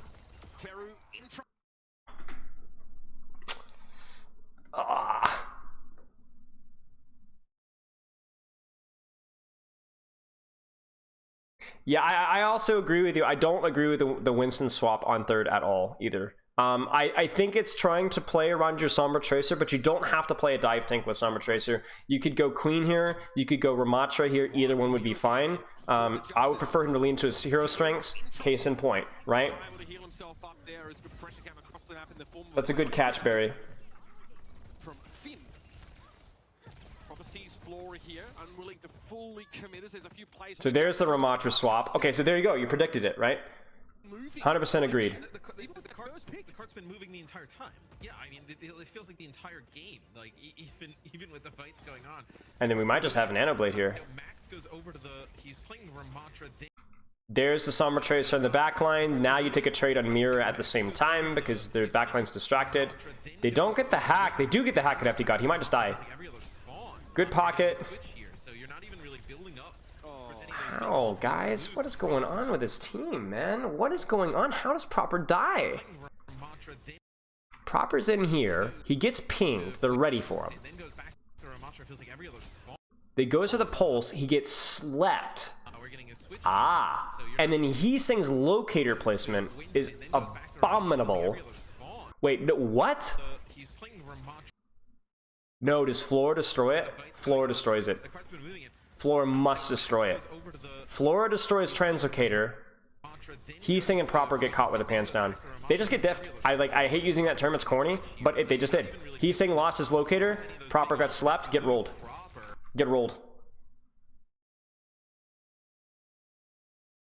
Should Vindame not be in the high ground diving with him? Oh, chat is evolving. Yes, Spartan. Yes. I think even with the Sombra threat on backline, I do agree. I think the pressure is probably more important. You can sell Finn. I also am not a huge fan of the Ana swap here, especially now that they're on Ram. Like, he swapped it on third. I don't think it made a lot of sense anyway, but whatever, you know, it's unfortunate. But like, yeah, I would agree, right? You've survived, I guess, versus their Sombra, right? But both of your DPS are now screwed over. What happens to FD God? What does FD God do? FD God trolling? Trolling. Maybe it gets naded. Maybe it gets naded. No, he just gets completely murked. Oh, huge hack by Flora, so there's no TP. That was pixel perfect. If he messes that up, he completely throws an Nanoblade and doesn't get a kill. Because the Kiriko just TPs and he doesn't have dash. Wow. He's saying horrible on the Ashe. Max, honestly, will goof some pretty big goof up on third. Mechanics. He's saying goofs up on Sombra, gets his Translocator destroyed. I don't know, guys. Yikes. I mean, Justice just did everything better. Everything better. Alfie manhandling, but also a lot of good setups from Flora. You need to really build around this guy in such a way that he's not. Okay, let's look comps here. On a Brig, Tracer, I have a feeling that this is just, hey, let's keep them off of Sombra Tracer. Maybe, I guess. I don't even know. But they got Max in, so there's not as much of a threat of the dive. At least a good dive, right? But I think this is just maybe just a hero comfort pick thing, where like you don't think the sightlines are friendly enough. I think that the first point Brig is probably better, and the second point Kiriko is probably better. That would be my guess. So that's probably why we see this comp. I love this kind of little hybrid composition, by the way. I think it's really fun to watch. Yeah, Max obviously. Oh, he sang. Why is okay? Does he sing play Sojourn? Darspag. I think Justice played well, reasonably well on the attack here. I wouldn't say they were phenomenal, but they played pretty well. I would not say that Justice played well on Lijiang Tower. I think San Francisco played poorly. I think both played poorly on Lijiang. I was not impressed by Justice's sprawl execution, specifically from the Mei players and the support players. The Mei and the Bat players, I guess I would say. But I think they have played well in this attack, and that's why it's a stomp, and that's why Lijiang was closer.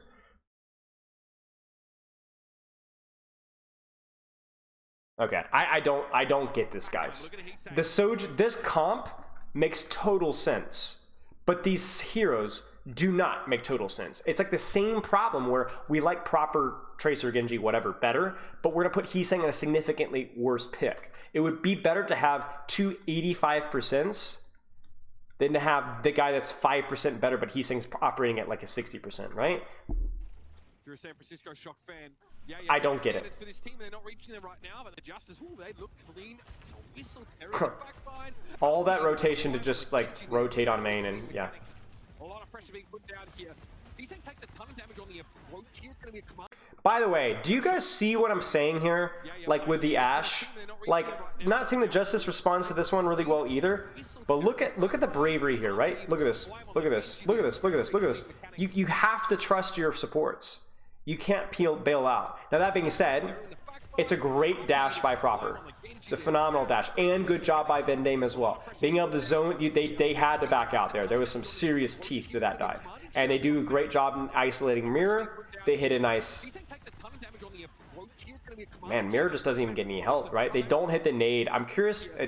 Honestly, Teru doesn't hit the nade. That's honestly pretty big. I don't want to review Justice as much, but this is okay.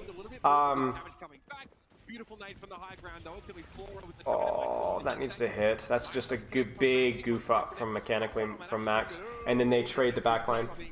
Heesang dies first unnecessarily. The whole point of the Sojourn is that you're not supposed to die. You're supposed to take a safer angle. Max really scuffs that one up mechanically, and Chakra unable to close it out. It's hard for me to say what happened from the back. Wish we had replay viewer, but yeah. Really just make Heesang's life extremely difficult. There's the Tracer. Now we're on comfort picks here, right? So this makes a lot more sense to me. That dynamite damage and just the rot damage you're going to take over time, and not a ton of healing with the Lucy on the. I mean, theoretically, if Shot can't win this now, I mean, obviously they got ults, but this is at least closer to comfort picks here. Back up, so the Shot. You almost thought we wouldn't get replay viewer mentioned today? Naturally, it's always going to happen. Back up, so the Shot makes some changes. Heesang now will go over to Tracer here. Heesang on the flank. Heesang screws this one up, honestly. So this is a big mistake from Heesang, okay?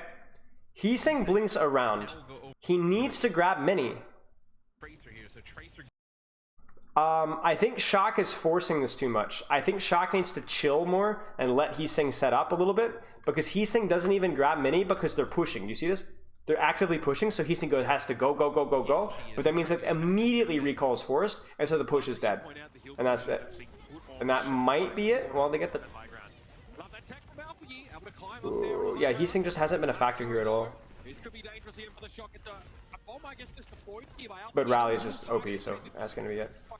Rally in these like messy fight situations is just the best support ult, and has been even before the buff. Okay. The staging there could have been a lot better. What I would have liked Shock to have done is do this rotation through here. Send your Tracer. late to wrap and then try it from there. I think he's saying was too much of a rush. The dragon and hit your button and blow up the mobs underneath. Yeah, this is, but it's just really odd to see. So this is a fight they should win, right? No big support. Another thing that you can do, by the way, for Shock is, let me show you another. I just thought of, like, I just had another idea. You could do this rotation through here. Okay, set up your tracer here with you, and then double back and pincer from this way, but your tracer's already pre-set up, so she can't be marked. That's another rotation that you can do. Really odd to see. So this is a fight they should win, right? No big support ultimate on the other side. Proper with a dragon blade. There's no rally. Yeah, I agree. This should be the fight to win.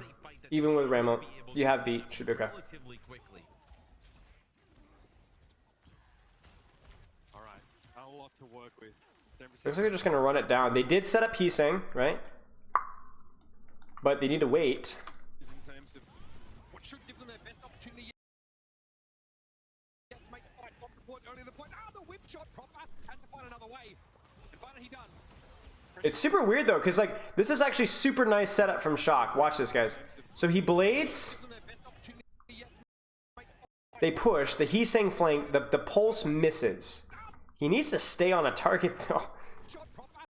He like backs up, and they almost don't even get the kill there. I think he's waiting, like trying to avoid nade would be my guess there. But theoretically, Shock should be okay there. That was a pretty nice setup there. It's a lot of ultimates here. What does Max hit with his? So Heesing misses.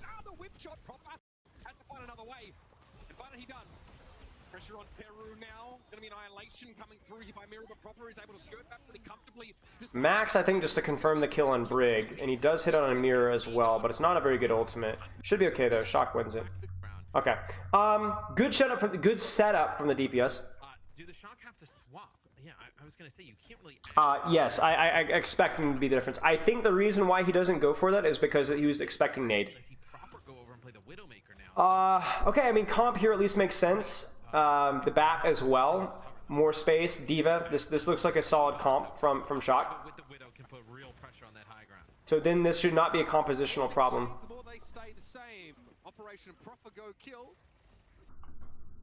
Look how Justice played into the Widow and Shock just don't adapt. Well, first off, I love this from Mirror, right? I love the dropping off of the high ground and just again like clustering in, right? Don't give that Widow value. Alfie though, a lot of pressure on that Widow. Desperately tending to proper Shorten the sightlines, right? That's exactly what they're doing. Mirror cannot die from his positioning because any angle that Proper takes to shoot him is an angle that we can push him on. I mean, look at how close Proper has to get here. You know, you win these fights, it's just big bonuses, right? As this will be the Kitsune rush used for the Shock, and they just get a nano boost here onto Teru. They get the rally. They Jeez. right Proper needs to swap. Proper needs to swap. Proper needs to go Hanzo. Yeah, I mean, 2 minutes and 59 Hanzo, Hanzo, Hanzo, Hanzo, Hanzo, Hanzo, Hanzo, Hanzo. You do not play Widow now. As soon as they do that setup, you cannot play Widow. You cannot play Widow. Why Ram on second? Comfort pick. Comfort pick probably. And Ram, the difference between Ram and Queen is Ram actually has like reasonable poke, right? So like with the wide open space, both Ram and Queen lack mobility, but at least Ram has slightly more range. Yeah, great adjustment from Justice. Yeah. You're in a spot where He can't stay Widow. He really should not stay Widow. Max goes Ram to break the choke a little bit easier. The D.Va is, again, the D.Va swap. This is what's so weird to me is they swap off of D.Va because they're stuffing them in the choke. So the D.Va doesn't feel as good. Now, I will say that Max should have and could have played this significantly better. Max is plat D.Va right now, respectfully. There is zero reason for if your Widow is stuffed in the choke, for your D.Va to not fly up, over, and around with Kiriko and Tracer and kill the Ashe and the Brig on the flank, or the Ashe on the flank. Watch this, guys. Watch this. Force the Tracer out. D.Va flies top, goes with Kiriko and Tracer. They chase the DPS, both of them. Mirror either gets isolated and dies, or you have the Ashe has to rotate back away. Free fight win. So I don't like the Widow swap, but if you're going to make it work, you would park your Widowmaker as far back as you can. What did I just hit? Okay, never mind. And you would send your D.Va, Tracer, and Kiriko on the flank. Instead, look at the Shock's execution. We've got Kiri Tracer on the flank, but they don't move. They don't actually deepen, right? This guy's totally freelo.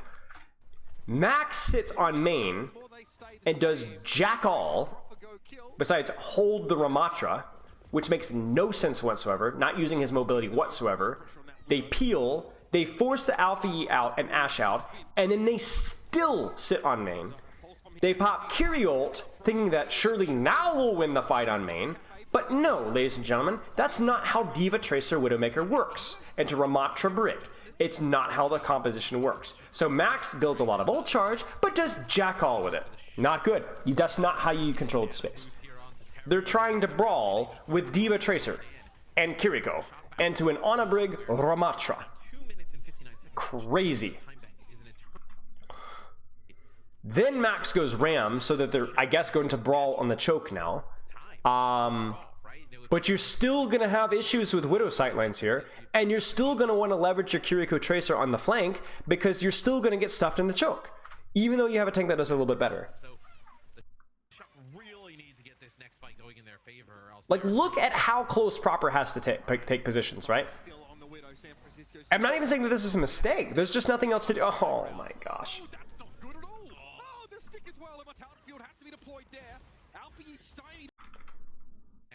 We have to see Finn, he's saying, trying to take space here. I don't know why I see he's saying going down main here. Now you see, okay, you see, guys, see this right here? This is where you triple blink from here. You get pocket from your Kiriko here. You triple blink all the way into here, to old spawn. Have Alpha E chase. Finn TPs and maybe Suzu's if necessary. Brig can't get there in time. You force Alpha E to recall back, and now you have a Kiriko and Tracer on your backline. And now you're in trouble if you're Justice. Because Proper gives up space, Vindame gives up space, Max might even get up a little space, but now you have a Kiriko Tracer on your backline. And Flora, Alpha E, and Teru have to be scared. Proper still on the Widow. San Francisco still looking for a way to access the coveted. But instead, Alpha E just kills two people essentially, so yeah, that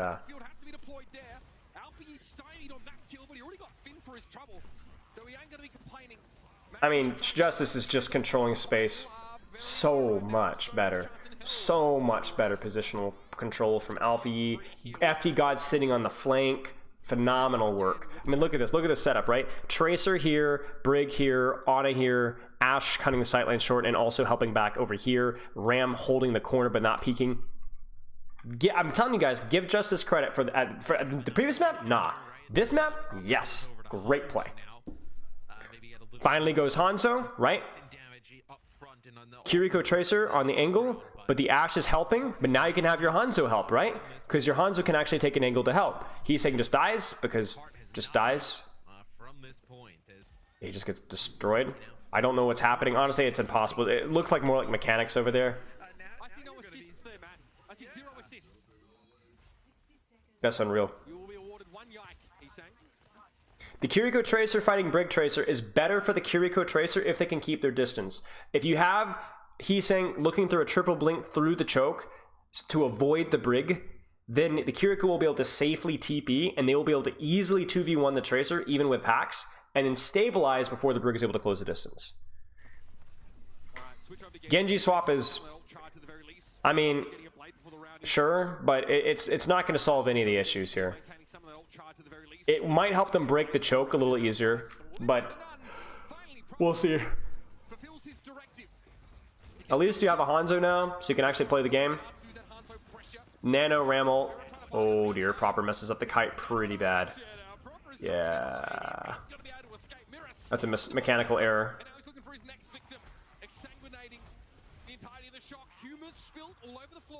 Yikes. Let's keep going. Surely. Surely now. What was Vindame on? Vindame was on map? Maybe? Yeah, okay. X-ray there working over with Alfie on the side as they already have one player get pretty low here for the shock. So this is going to be the rally that comes in. Throw it. Throw it, Finn. Throw it. Throw it. Throw it. It's a little late. Proper needs to get off cart. Proper needs to get off cart. Proper needs to get off cart. There he goes. He goes high. Very good. Max on cart. They need to win the control from high ground. They do have a Bob to worry about. Proper Heesing has to make a play here. Vindame as well. Vindame should be top if possible. There's the Bob. I've seen no pressure from up top. I don't even know where Proper is.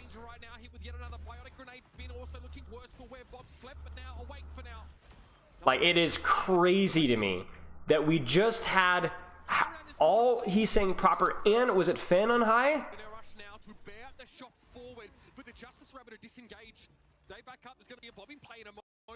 Yeah. And nobody's able to get anything done from that positioning. So much so that Proper actually drops off of the high ground, and Heesing does too. Surely Heesing can drop behind and like look for a right click dash in these guys, right? Surely Proper can like, gosh man, like this is, there's just no opportunity for anybody to get anything done, right? Heesing's on the angle now, but Kiri and Ana are both stacked now, instead of one of them helping the other, and that's it.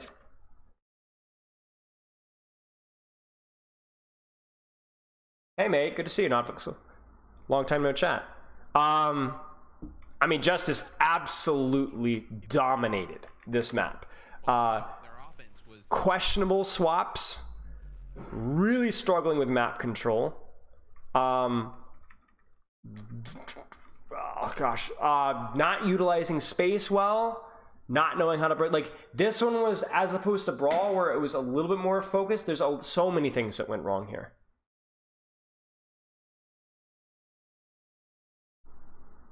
Give me a second, y'all. I'm gonna turn on the light.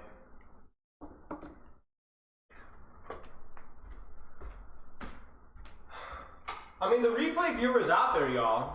Anybody with an OPR count in Contenders has it. You're just not allowed to stream it or share it. Oh, I remember you, Seth. Yeah, I remember. You played Tracer. I used to coach a Tracer. I remember. Ha. Okay, let's go. Hit scan, Tracer. Love to see it. I like Shock Scalp. It's good. Good control of high ground off angles. He just jumps around the corner, maybe not expecting a Widowmaker on the other side. I honestly, sincerely, Ilo, same kind of a thing. I don't know. I like Shock Scalp. Of course I remember you. You're not allowed to stream or share the replay codes. That's why you have to use the VOD here. Brig pocket on the Tracer. Widow controls an angle. On the back. Diva controls space on cart. Diva's really good, just good at stalling. This is a super ambitious angle from Proper. This is basically because Justice is sending the Tracer Kiriko on a mission. And Proper is focusing mostly on the Tracer duel right now and not the Widow duel. Now, the tricky part here is that, honestly, there's no reason for... somehow Heesing just totally misses Alpha Yi, and Vindame does as well. Like, Kiriko Tracer can get behind, but they shouldn't be able to, right? Like, that's kind of wild. You know what I'm saying? Like, this is trippy, as the kids say. Like, Justice is literally in their spawn, or all the way in the opposite high ground. So,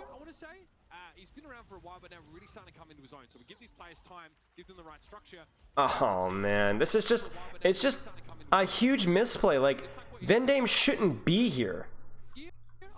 Like, I don't even know what he's saying. Like, Heesing's training for backline. Vindame has to peel. Vindame is extremely late. And Proper is still playing patty cake and spawn. Heesing does peel back and get the kill, but that's more of a misplay by Teru, who should have been able to get out. That's the way we've seen Teru play Kiriko, though, in the past, where gets into the back line with the Tracer, kind of double flanker type of situation. Is that looked... You could have bashed from high ground to high ground? Yes. That would have been the play. But yeah, the cart is a move in here. We're getting very... Now, Proper needs to move. Proper needs to move. Oh, no.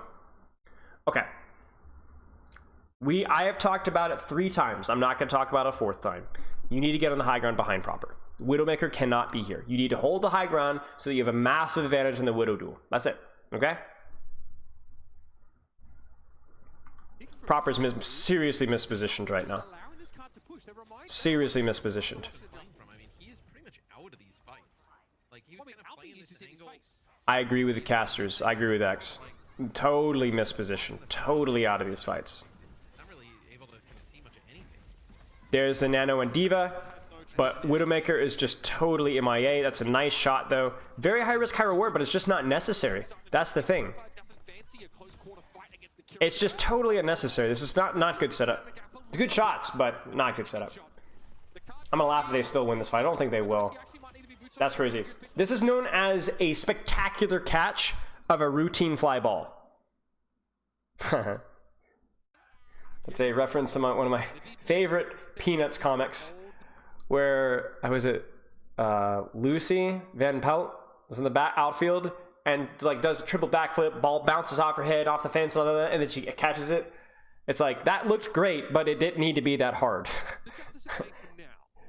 it just hold the back high ground and shoot cart and mark the Tracer Kiriko. It's not hard. On to Max, who's playing Diva at the time, but Max now switches over and plays the Ramatra, where now you have some big ultimates here for the Justice. Max goes Ramatra. That's fine, I guess, for the choke fight. It's fine. Really good chance they take checkpoint A. Is the Ram swatch because card is where it is? Yes. Yes, exactly. That's exactly what it is. Particularly important. Getting an idea of where Heesang is and where Proper is hiding. Yeah, both widows have to plot them at the same time. Proper can't afford to allow Flora. Now, this is where Flora should have a hard time, because the Widowmaker differential should be major. Where it is. Mirrored in for sights. So Proper needs to go back high. Max is waiting. You know what's funny? I think Finn is majorly mispositioned here. I think, well, it's got to be because of the Ramatra, but I don't know. Like, even, okay, Mirror doesn't have ultimate. Maybe they're scared of Kiriko Ramatra punches. I don't know. Finn's positioning gives up too much space. It's not a lot. There's not a lot. It's gonna be harder to land nade and sleep value here. No. Finn should be like here-ish, I think, with Rally. I don't know. Would he just die to Kiri Ram? The Ramatra definitely makes this hairy. I don't know. I don't want to criticize if I'm not sure, so I'm not sure. Vindame kites out really well. Max gets focused down and aided, and that's it. Proper's on the high ground. I mean, honestly, just Justice throws the kitchen sink at it. That's 3 ults, 4 ults versus 1 or 2, I guess. I don't want to overanalyze that one. I will say this. One nice thing about the Ramatra is if you have an ult advantage in the Ramatra ult, you should just win. Get that kill on the... Wait, what am I looking at here? Fakest MVP. Alright, y'all are something else here. Kiriko Tracer, because the map is more open. I like it. Teru is just like, this guy just does not care, man. I mean, you guys saw Teru in the playoffs last season, right? Yes, they were very weird on an A. Very strange. Alright, Max is just going to be poking here with Mirror. Rather impotent exchange between these Ramatras. Aura would love a shot on Heesang from where he's standing here. That's a swift step, yeah. Midnight respecting the Widow presence. It's a nice nade. I do think that the Ramatra feels a little bit harder on second just because of how much space there is. Oh, Finn uses nano confirmation. Guy is trash. I knew this guy was trash. FD God probably must up sleep. That's one of the problems about having like a guy like FD God and Ana is like there's more of a chance that there's going to mistake with the way the cooldowns are used. Nano confirmation. Confirmed plat. FD God were kind of in a position where it can't really do much of anything, but still pretty good time left here for the Justice. Good space control though. Both Widows, it feels like, have been pretty quiet throughout this. Nobody. What's the value of keeping the Widow? I mean, I think Widow's fine on second. Like, boats is a lot of space. Like, Alpha, you could just die right here from Widowmaker. So I think it's fine. So seeing Proper and Flora stay on these picks makes me wonder if they're just trying to one-up each other a little. Like, this positioning is pretty solid. Like, I honestly like this setup from Shock. Let me get a good snapshot here. Makes me wonder if they're just trying to one-up. I wouldn't mind Vindame being a little bit more aggressive on the flank here, but maybe that costs him his TP sooner. But you got like Kiriko Tracer here, Widow here, Ram here, Ana back here where she can't get picked. I mean, this is good space control from Shock. It's a nice setup. Did it review the Hollywood game? Sadly, yes. I'm not going to be able to sleep for a week. I mean, I think... like, you're going to notice something here. I'm not sure if it's because... Oh, this is super... This is so delicious, guys. Look at this. Do you guys see this? He's saying Alpha Yi here. You can blink over the top, apparently. I didn't know that. You can blink up and over the top, and then Teru TPs to him on the back line. Nice.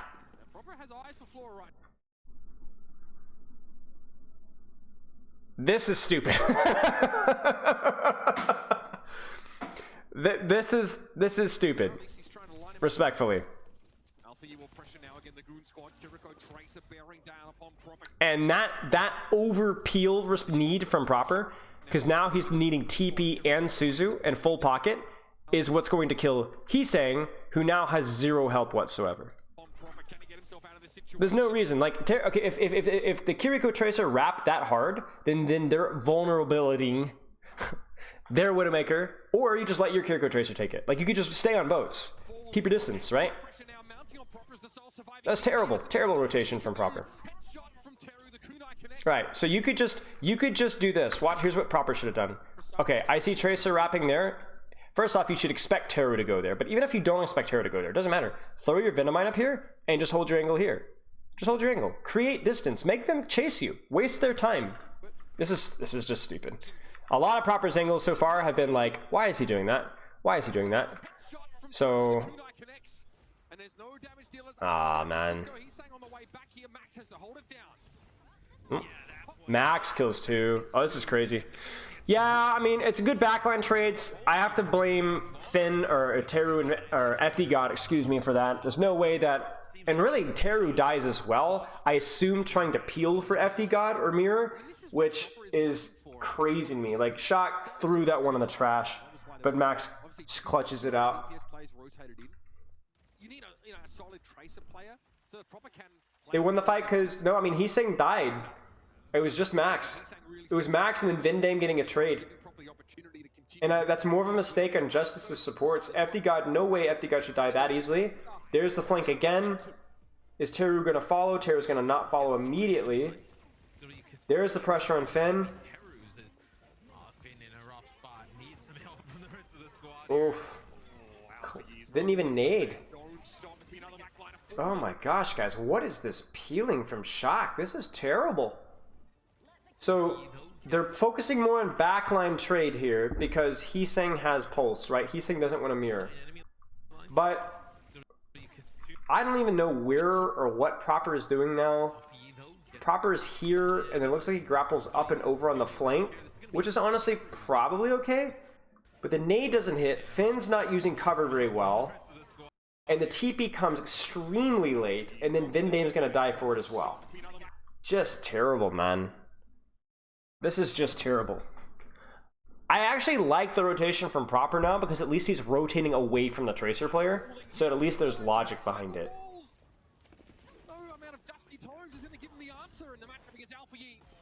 No way they win this. Huh. I mean, it's a good rotation for Proper. Proper goes from here, grapples up and around away from the Tracer and goes on backline. See, that's the difference between a smart angle and a stupid angle. Smart angle is getting away from the Tracer and not demanding peel resource and just carrying the fight yourself.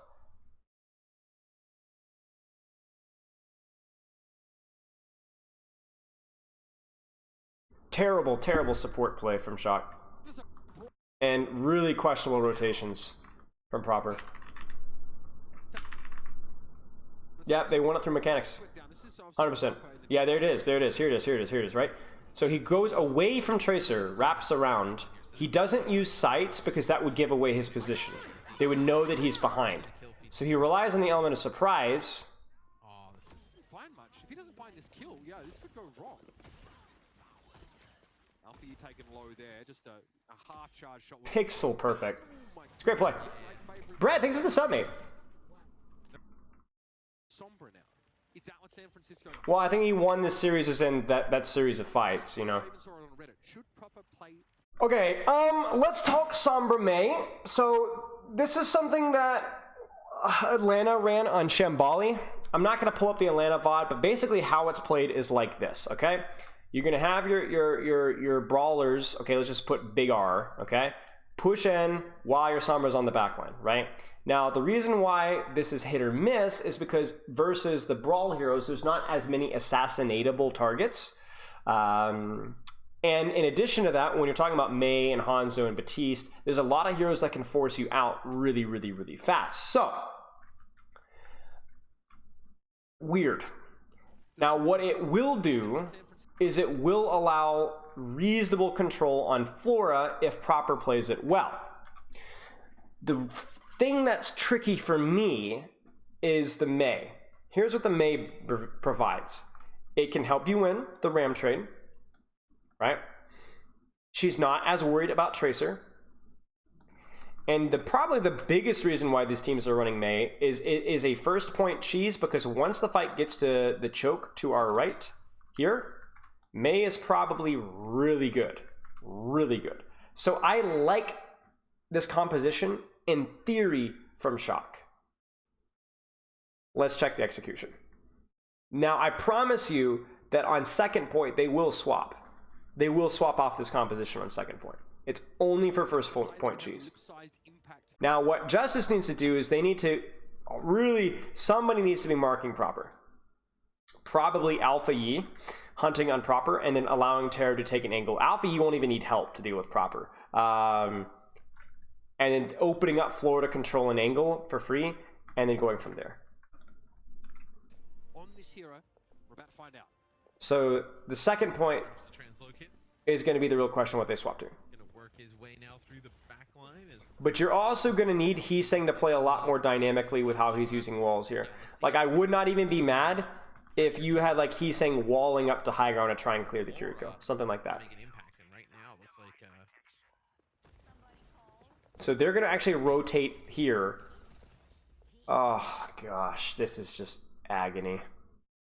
Just terrible. Proper is way too early. He gets tripped by Venomine. So first off, they expect him. He gets tripped by Venomine. And then that's going to force Locator out. The worst cooldown in the game just ruined your brawl push. They do get the rotation though. Finn gets killed on the rotation without even using shift or lamp. Wait. No, lamp is forced through nade. He uses shift when he really shouldn't have, so that's bad cooldown usage from Finn. They're able to get onto the Ana. Proper, instead of going for the Widowmaker, who's literally right behind him, goes for the Ramatra, which I believe is a mistake. Even though they killed the Ramatra, I would rather see the kill on the Widowmaker than turning on to the Ramatra afterwards. But not a big deal. Keep going. Yeah, and the Justice Mitch, they don't have like something like a Baptiste, right? Where if Mira gets hacked, you're able to kind of keep him alive for good threat on the hack on Alpha Yi. Goes over to the Hanzo, so a little bit more self-survivability than the Widow. That's just so bad, man. Vin Dame has got to be peeling this off, guys. Like, this is just ridiculous. You have nothing you need to be doing. Finn doesn't even use a cooldown. He doesn't even use his shift. Or does he? Atrocious peel from Vin Dame. He gets headshot by Kiriko? Yeah, you're right. Doesn't matter. Still terrible. Vin Dame's not even looking at Alpha Yi. The Lucio has to be marking this. Like, he has to be. And then a mechanical shot. I don't even know where Sombra is. And then the problem with the Sombra, obviously, is like, if it doesn't work immediately, this swap really rains on the parade, because now you can't just shut down the sniper. A little bit more self-survivability than the Widow. doesn't expect Finn to explode like that. I think it was because And then Vending just straight up dies. Ugh. I guess the thing with proper playing the Sombra here, are you so... We died without shift or using shift or lamp. Right? That's crazy. You don't have a lot of like solo kill potential from like any... Proper either needs to go make a play in the back. Oh man. Now he's spotted there. Proper's just getting rolled, guys. Perma scouted. Reliant on him either getting a hack and capitalizing on it. Credit goes to Justice though. Oh my gosh, this nade. Reliant on him either getting a hack and capitalizing Oh my gosh. FD God, bro. Chill, man. Chill. These nades are absurd. Oh my goodness. Instantly forces lamp. It's a really nice E in the choke. Miro's gonna kite. Again, not enough marking on the Lucio. It's a nice angle from Finn. Forcing recall, Finn on the flank, and that's it. Proper is... I wish I could see what Proper is doing, but it's not enough. I will say this. I do...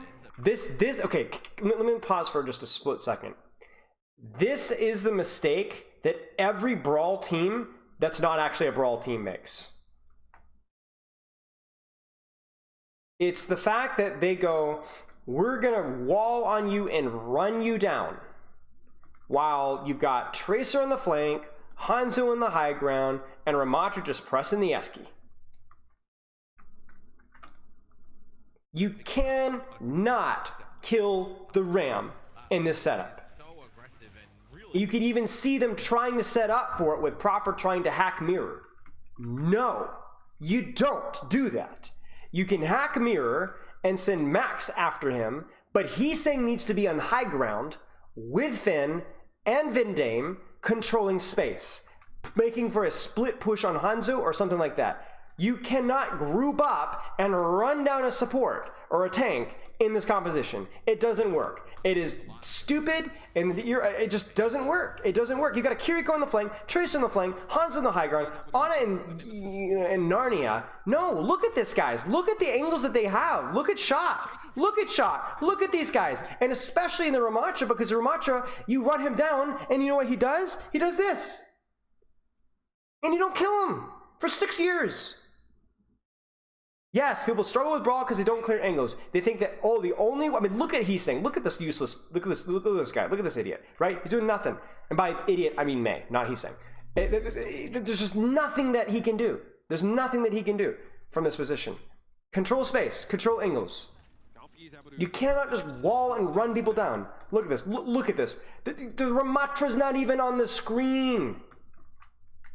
You sit up here with your May and you headshot the Tracer. You shoot the Hanzo.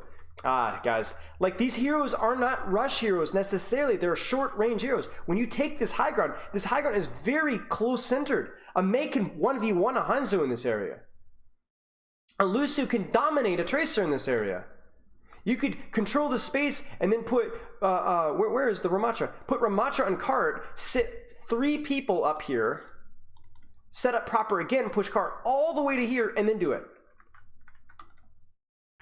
The map is not too open for it. It's just too open where Shocker playing it. Shocker's standing in the Coliseum, right? So I know you guys are trolling Shock for playing this, and I'm going to troll Shock for playing this, but the reason I'm trolling Shock for playing this is because they don't know how to play this. That's the problem. You put Proper on whatever you want, it doesn't really matter. There's not been enough pressure on the Justice's defensive structure here. Like even the rotation to high ground is good because you can easily control high ground with this composition, right? Because there's no way that this comp can actually push back into you when you have high ground, when you have the Lucio and the May. They can't do it. Does complete. Alfie's able to get away by the looks of things. Deployed a pulse bomb as well. That one doesn't really find its target. Proper not in position for like a large EMP. Maybe just looking to isolate an individual. Empty God hits one shot. Proper had better respect. He's done. He's in trouble. Oh, he's able just to get away. Looks like there wasn't a fight. And again, I mean, look at this, guys. Like it's just a big fest on main. You know, you got angle here, angle here, angle here. I'm not sure what Tracer is, but they're just gonna run it down mid. You know, they could even kill Mirror, and it won't matter here. There's the Blizzard. It's not gonna matter. Frozen inside an Alfie, I mean, look at this, look at this, look at this. Surely, guys, let's run it down mid. It will work, guys. I know it will work. I know it will work. Let's keep running it down mid. Keep running it down mid. Keep running it down mid. Just keep. Surely the Ramattra will die, guys. Surely one day my prince will die. No, like, surely this will work. It's the same thing, guys. Like, I don't want to see anymore. Do they actually lose this? They lose this, don't they? They lose this, don't they? Ah, Tiro. Wait, maybe? No. Yeah. Terrible. Terrible. Terrible performance. That's not how you play Brawl. That is not how you play Brawl. Who's the best Zen and Al? I'm not sure. Terrible macro understanding and execution on all 3 points. All 3 maps. Brawl Mirror was terrible. Brawl versus the other composition was terrible. The comp that they were even running, like, even made sense. Like, you could have absolutely made this work. Like, there was good theory behind it. Terrible execution. Questionable swaps in second. Yeah, terrible. Just awful. Okay. All right, let's get into. Let's watch some New York. Is this mostly coaching? We don't know. We don't know. The problem, guys, is that you can be a well-coached team and have smart players, but if there's a lot of low confidence or people are getting flustered or inexperience or rookiness, then that can come out even if the players are smart, right? So it's hard to say. It's hard to say. We don't know the cause, but we can tell the result is just ugly as sin. Justice played it really well on Hollywood. They played okay. I think they played first point defense well. Justice did, but just awful. And really, even Shock's defense wasn't all that good. It was mostly just carried through a couple of mechanical plays. Faded, thanks for the sub. I'm not going to review a London game. I know they're not looking that good right now, but I don't review London games. I'm sorry, guys. Maybe next year we'll see how the rosters shake out.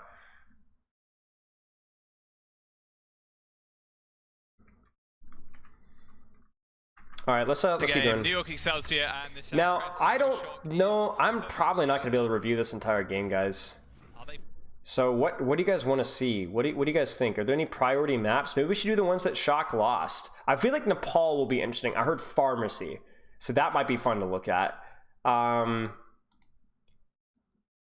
Let's put it this way. I'm not even going to prioritize the ones that Shock lost necessarily.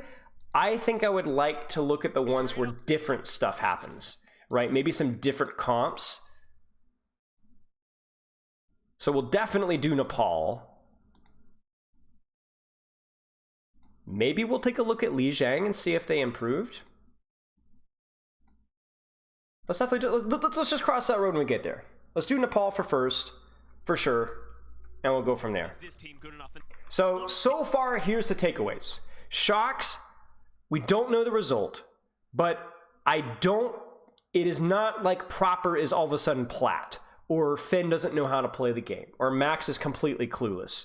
What is happening is Shock's team play and understanding of the matchups is really poor. Brawl matchup, Brawl versus Dive, or I guess quasi-dive, hybrid, whatever the heck that was on Rialto, did not understand the matchup. Proper does not know how to play Sombra. He Sings does not know how to play Mei. At least not in the match, okay? Obviously, you know, that's kind of a broad statement, but was not playing correctly, okay? Struggled immensely. He sang on Ashe, did not know what he was doing. Max made some mistakes on Monkey. Some poor ult economy choices. Then on their attack, rotations looked messy. Did not know how to break the second choke. Did not know how to take space. Yeah. Okay. Let's keep going. York, very different looks from So, Shock and New York here. Monkey. I like Shock's comp versus Excelsior's. So Excelsior's mega uber brawl. We talk about taking angles as brawl. This comp really can't take too many angles. Symmetra is not a hit scan, so Symmetra is limited. Now you can take a solo angle as like a Symmetra TP, but it's super, super risky. And Mei can take soft angles herself, but super, super risky, right? So what you should see here is Junbin here, then Dame can play here. Kiri Tracer wrapping all the way around behind here, or even from point. And then Hanzo in the back high ground here. Like the little ledge right to my right here, or the other one. Versus the Rheincomp. So Excelsior is probably just going to chase, and Shock need to bleed them out. Already concerning setup. Terrible. He needs to be over here with Kiriko. I don't know why Proper is... Wait, no, Proper TP? Yes, Proper TP. Okay. So he's late. That's okay.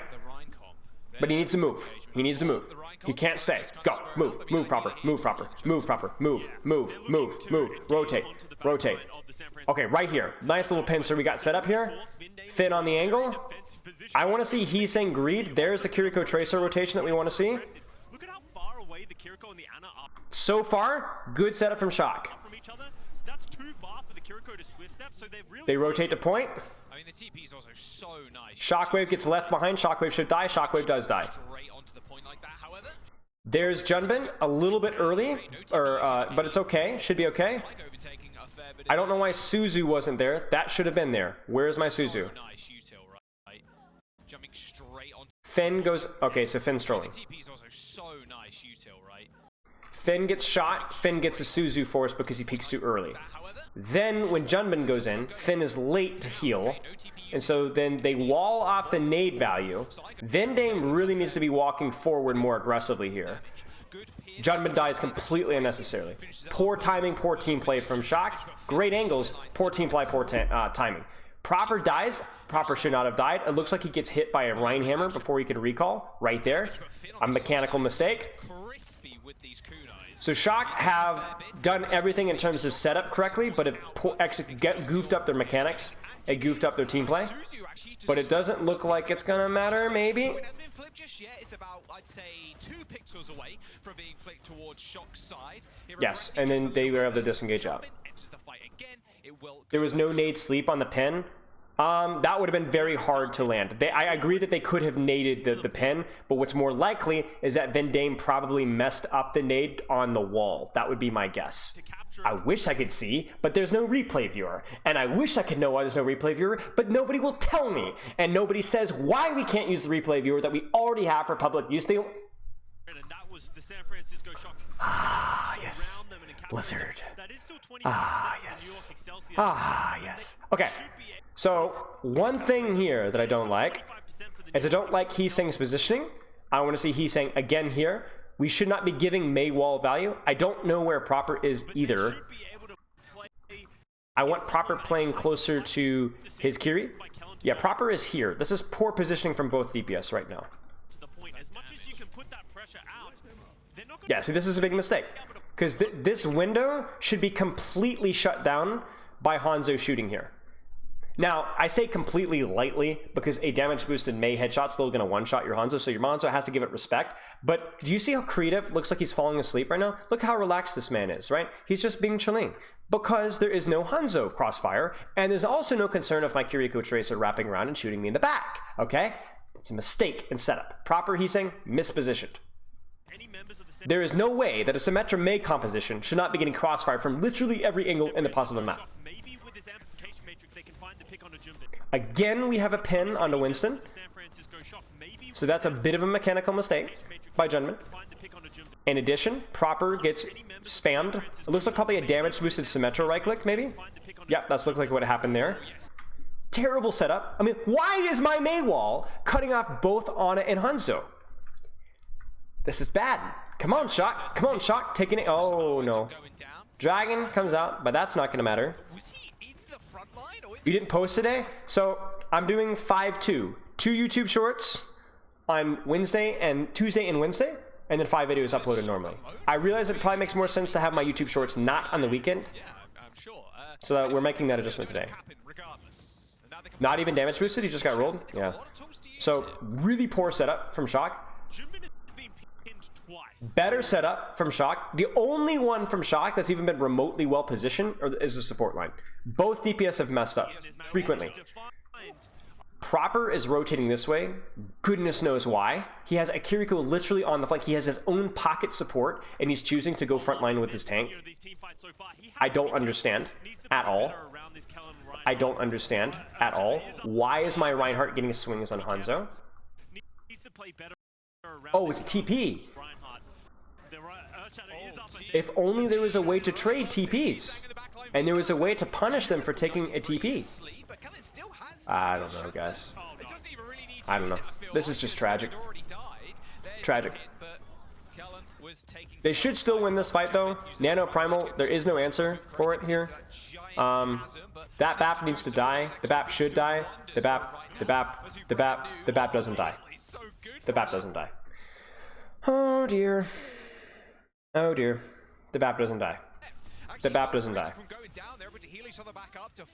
And all the meanwhile, Scott, there is a contestation on the point. Psycho managed to make it back. Same with Shockwave. They put I can't believe we have a Kiriko on a flank and Proper is playing with his monkey.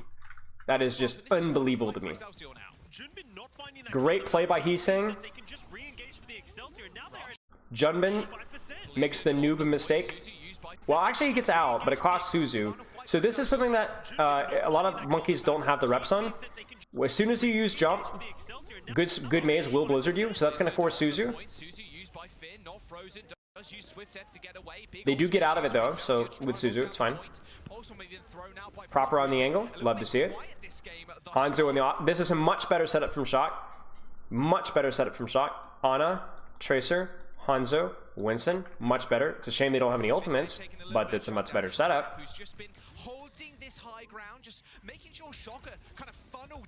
Much better setup. Kellen I like the swap from Kellen, by the way. A little bit more mobility on the Hanzo. So they TP on the Hanzo, but there's no punish. And I don't know why.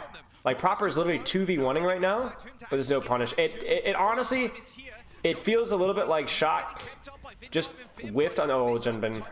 That's it. So, poor ult use, poor execution, poor map control. Finn takes a hard flank. Finn and Vindem, I think, were positioned pretty well for this match, for this map, but they just didn't do anything with it. Heesang and Proper were mispositioned most of the map, and a couple of micro errors from Junbin along with other heroes. Yeah. Not utilizing their ultimates into this fairly round. Okay, pharmacy time. It is all right. Proper farm. Weird. I mean, here's the thing with this comp. This is like old school anti-brawl on point comp. Like, the comp from Shock in of itself, again, is weird, but it's not out of the question, right? If you know they're going to TP to point, Pharmacy and Ball are a must. I think Ana is a little bit more greedy. I think Kiriko is also reasonable. I think the nade is more of a high risk, high reward thing. There is a value, the risk of getting TP'd on, but it's probably fine. Heesang's probably a fine Sombra from what we know. So the Sombra has super high value for the hacks and angle pressure on point, as well as EMP being a high value ultimate. Yeah, so this is, again, comp could work, right? Is Proper going to be good enough at Pharah? I don't know. That's a good mine or a good blast. They force lamp even before they get the point. We love to see it, and they force wall early. Now, this is what we want to see, right? A bit of a crossfire. I would have liked to have seen that timed better, though. So that I feel like the hack, I don't know where Heesang is. Yeah, so Heesang is here. Respite from the aerial assault coming down from Proper, but he's going to keep getting so much ult charge. He's already at 70% to a barrage. Make that, Scott. My God, this barrage is going to be good online before the cap comes through. It feels like Psycho's already dead. All right, so we need this coordinated 3-2-1 push with Junbin in. 3, 2, 1, nade. Nade, where's my nade? They take the TP, doesn't matter. What's going on here? Hello? Stop shooting the tank, please. Proper. Good movement from Vindem. It's going to keep him alive. Like, oh gosh, this is just so...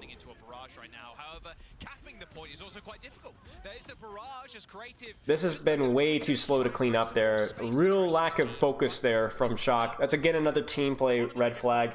Like, that fight was won 20 seconds ago. Easily. Advantages, it's hard to actually clean up the opposition, but And it costs them Valk and Barrage, which is a little bit dooky. Kiriko is cute, makes for an easier rotation. I mean, that is the one weakness of New York's comp, is the rotations are really miserable. I like the spawn pressure, build up another Barrage.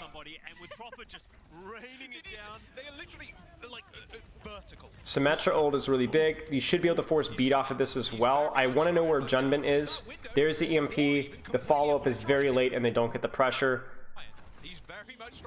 I would have actually preferred the mines first, I think, on the rotation as first, and then follow up, force the beat, and then you can EMP later. I don't like the ult chaining from Shock there. They basically let beat cancel 2 ultimates instead of 1, and they actually cancels 3 ultimates because they also nano.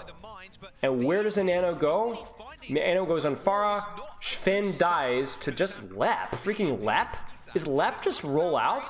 Lep just rolls out. I think they missed the nade. Yeah, so they use the nade off of the EMP, but the nade comes late off of the beat. So then Finn is vulnerable. Lep goes, let's go, I'm in. Lep basically read at Lucio's Finn, and the support isn't there. They should be able to get the res though, surely.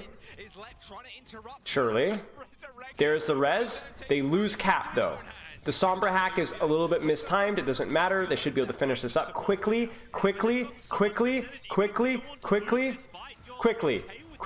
the Suzu. There's the Rhine. We're good to go. Okay.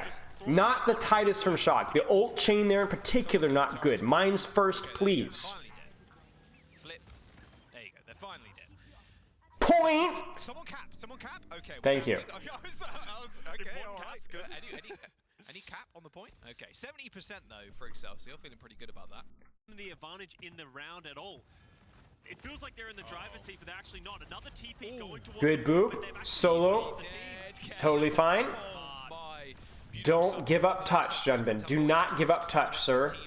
Do not. Oh, creative. What? What is Finn? I don't even know where Finn was. I really don't even know where Finn was. Does anybody know where Finn was? Finn was hiding. Finn. Oh, Finn. Oh, Finn. Finn drops. My guy just straight up just cannonballs into the Rhine comp. Do you see this, guys? He just dropped into them. Wait, he drops, runs away.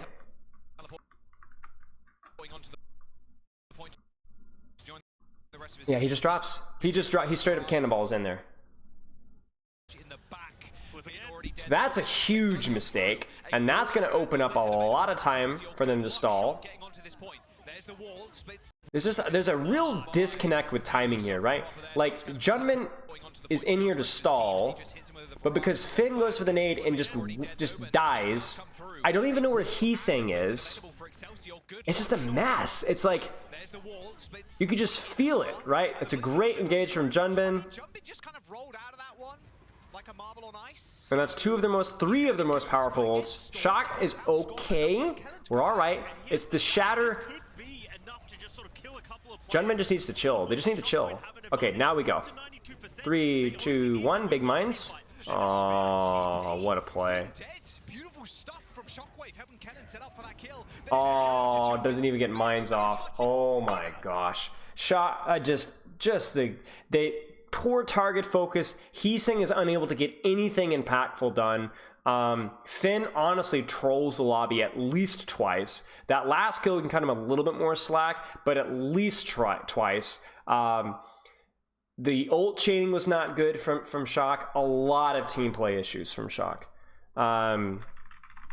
Okay, let's keep going. Atlanta Reign. Anything that Atlanta does, check out Atlanta Reign. Atlanta makes all of the rest of the team play that we see in the league, like, I mean, there's other exceptions, obviously, but Atlanta Reign looks great.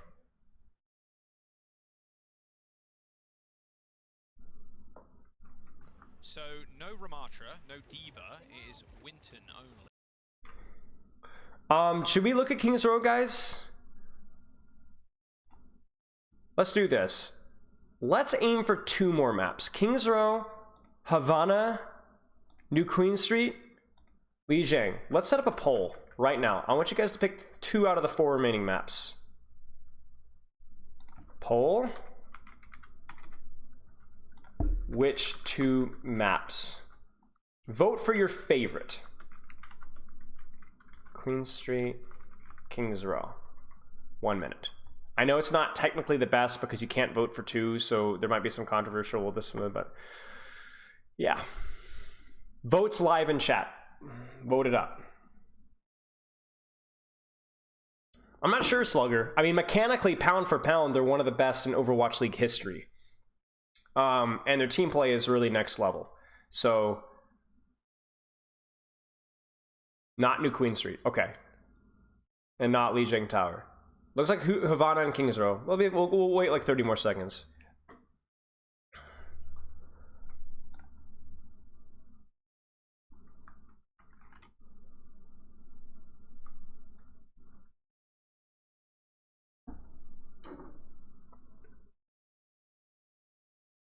Okay, looks like we'll give it like 5 more seconds. Havana and Kings Row. All right, let's do this. Havana. Well, let's just do Kings Row because it's the next one, right? And then we'll do Havana after. The ring guy, Slodge. obviously, feels like they are very lost. And See, the problem, guys, is they selected Lifeweaver in spawn. You can't do that. It puts you for a -8% outgoing damage debuff for the rest of the round. Kinder Vader, thanks for the sub, mate.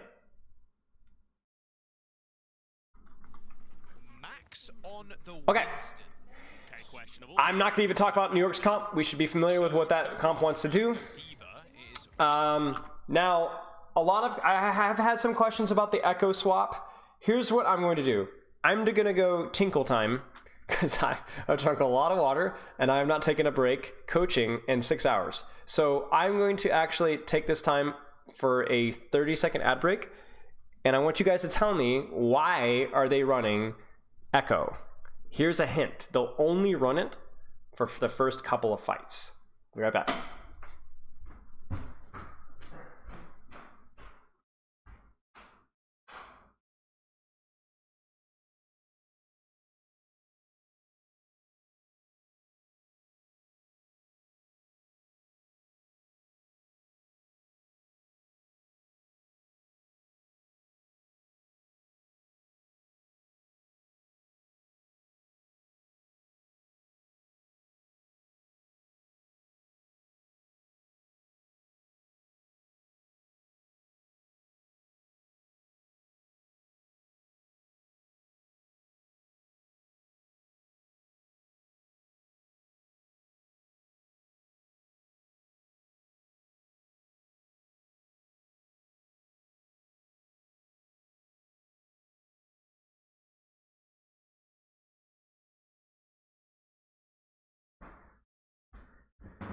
Hi guys, I'm back. Okay, let's take a time because she can fly to the high ground where the supports are. Yeah, that's pretty much it. That's pretty much it. You just it's a first point high ground contesting, and it's a hero that if you can stage it immediately onto the high ground, does a lot of damage. And first point, Kings Row, has a lot of high ground. Now, as the map evolves and as ults start to go, Echo does fall out a little bit, but it's really, really good at immediately cheating. I mean, you saw Atlanta do this as well. Lip rolls out, Echo immediately swaps after winning first fight because my man just goes in there and kamikazes in the backline. So it's really, really good. Now, what I imagine is probably we'll see Echo, and then we'll probably swap to Tracer. The Genji might stay until third point, where we might see something like a Hanzo. But yeah, okay. Yeah, let's check. I think Shock's comp is fine. Kiriko with Winston is a little bit less attractive than it used to be, because the Kiriko doesn't heal as much as she used to, but it's fine. Yeah, I was going to say maybe for this It's also quite good versus New York's comp, in my opinion. switch off, go Ram or something. Yeah, absolutely. For next, that makes a lot of sense here. We'll have to wait and see. We need to actually Nice little bit of space clearing here. I mean, this is good. As long as Shock are able to stabilize and set up here for a nice little TP, like little zoom, this is good. We've been able to establish our Genji on the flank, or patiently while Echo creates a crossfire. This is good. proper on the flank on the Genji. What's he got for us? Nice little sleep onto Max. Great. What has happened? On the Genji. What's he got for us? Nice. I don't even know where Finn is. Proper on the flank on the Genji, what's he got? Because I'd honestly like Finn to TP with the Winston here, and then Suzu, and then they bust this up. You know what I'm saying?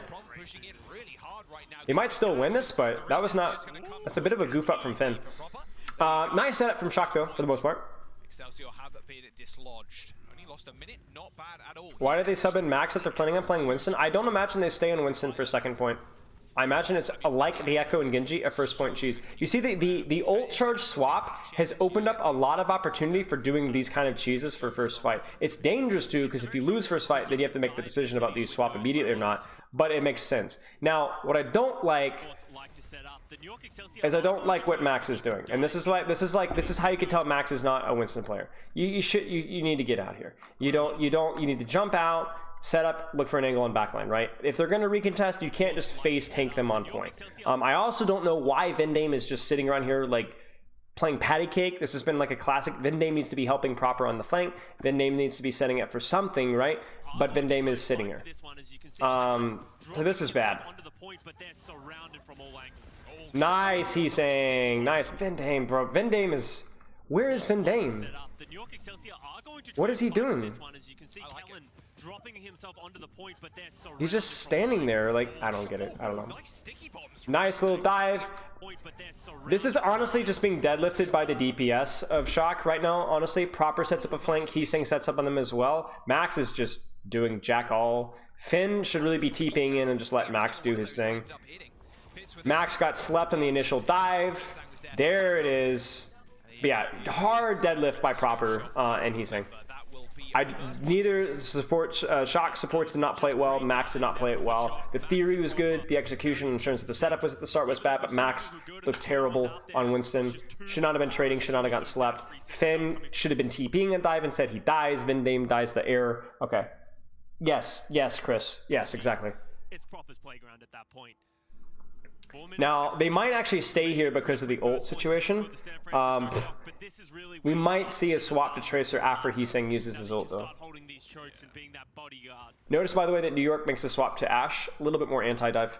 And then Max probably uses ult and swaps as well. So I imagine these two are use ult and swap, would be my guess. It's very tough. It's like Ramatra is built.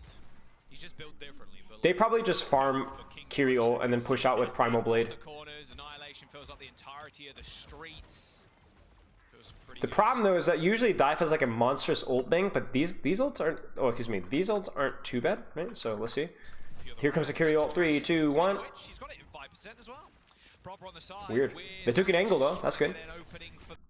Honestly, guys, this is like not bad from the Shock. Like I don't know where this has been all my life, but this is like actually good. Like look at the Winston, right? Winston jumps behind. Lucio and Genji follow, and then they set up a dive, right? Then Kiri walks through the choke off of that distraction, and then TP's under the back line, right? This is like actually pretty good, right? Now, the punish isn't there, but this is not bad, right? It was a 3 ult for 2 ult. 3 ult. This is good, guys.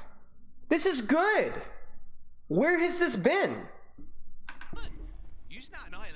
Really nice dive setup there from the supports and from everybody there. Imagine if they had done that on freaking Rialto. That's textbook. It's well done. It's well done. Really nicely done.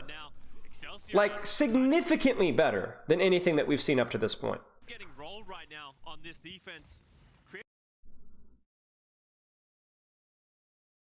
Well, the reason why she's safe just TPing there when Kellen has ult is look at where she TPs.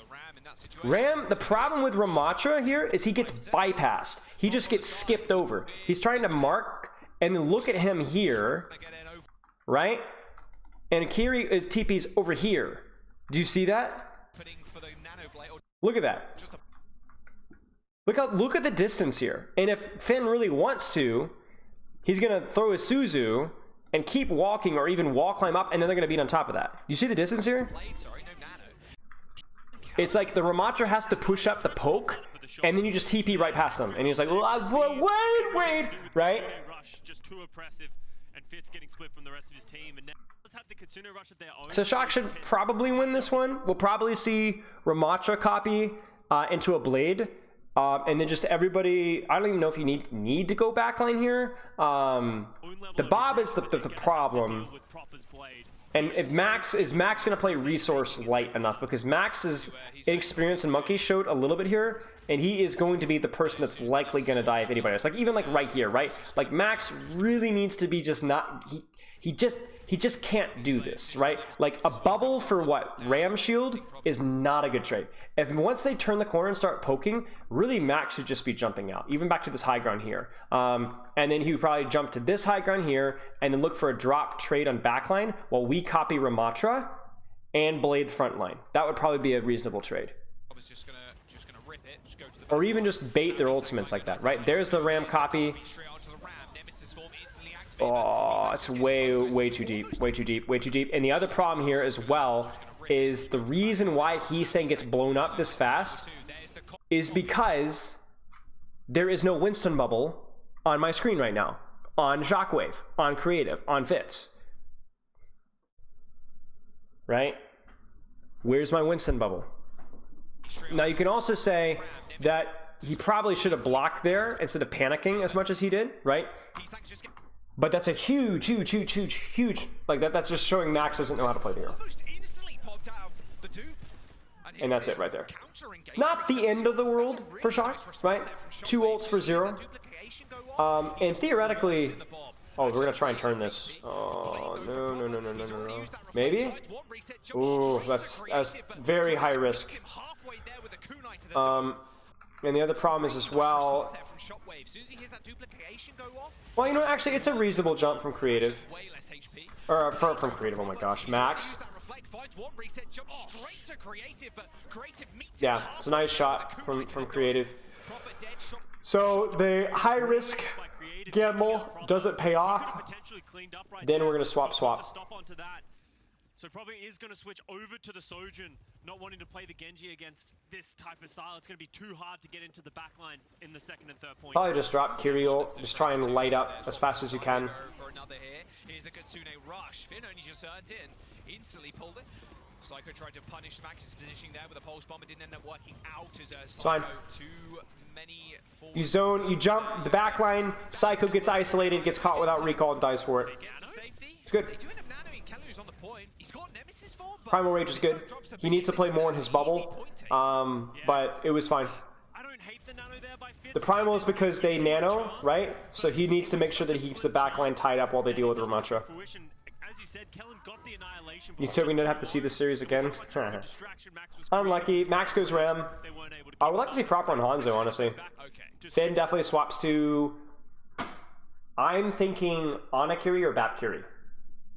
Over to the Ramatra himself. Is Winston honestly looking Lucio. pretty clean, Okay. not expected to be the player for the San Francisco Shock. It's fine.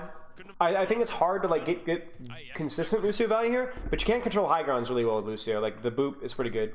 Really good on point 1 and 2. What's the merit of the Sojourn swap here? It's not. There is no merit. It's just they were playing it for second, right? Where it was like a little bit more congestion, and then I guess he's just staying for Sojourn ult. Which is fine. I mean, I don't think it's that big of a deal. You will see a Hanzo swap, almost certainly. Good job clearing the Kiriko Tracer duo out. Nice job. Would have liked to have seen that more often in other maps. 3, 2, 1, let's look for a pulse. I want to see him wrap left. Yes, guys, yes. Man, oh man. And like, look at this pincer, guys, right? I don't know. This is why I'm talking about, like, you just never know, you know? Shock has looked so hot and cold this map. At least compared to some of the other stuff, right? He doesn't even notice Psycho there. So then they can easily kite because they have high ground, right? Max needs to actually be kiting, though. Max is not kiting. Max is trolling. Max is trolling. What is Max doing? What is Max doing? What is Max doing? Max should have died there. Like, that's crazy to me. They're lucky he didn't get naded there, right? I don't know why Max isn't tucking. You know what I'm saying? He's just standing there. But okay. There's the Annihilation. It's a good shield from Max. I might cancel the Annihilation. He almost does. Doesn't quite. Oh. That last point, but wasn't able to use it. I mean, he's doing a little... There's the Kitsune rush. Keller, just look out. Swing it. Missing, unfortunately. I mean, he's doing a little bit of damage to Max, but that's about it. Now pops in. Yeah, see, they use that opportunity because they've used Lamp on Max. Then they push Finn, Vindame, and Proper on high ground. Vindame drops to try and help Max, when really Max should have just gotten behind cover. So then Vindame could have stayed high ground, and they could have stayed Lamp on high ground. So watch very carefully. Vindame has had to drop. They've had to use Lamp. And so then now Vindame's dropped, Finn has had to drop, and Proper gets cleared up at the same time as Creative pushes in. This is Max's fault. There should have been Lucio and High with Lamp. They should never have needed to drop. They should never have needed to drop. It's a mistake. And then that's gonna cost him the fight. When do you pick Sojourn over Hanzo? Shorter sightlines. More movement required. Third point, movement is not as required and has longer sightlines, so you'd want Hanzo as fast as you possibly can. So I think you go Sojourn here, you pop ult, and then you go Hanzo. They need someone else to play Anna, and Fitz is the best candidate for it. Hey, it's hard to knock it. We have a They clear, excuse me, Kiriko Tracer. We'll probably see Sojourn go top with Kiriko with Sojourn ult, and then probably a BAP window from main. They've actually BAP window first. That's pretty cute.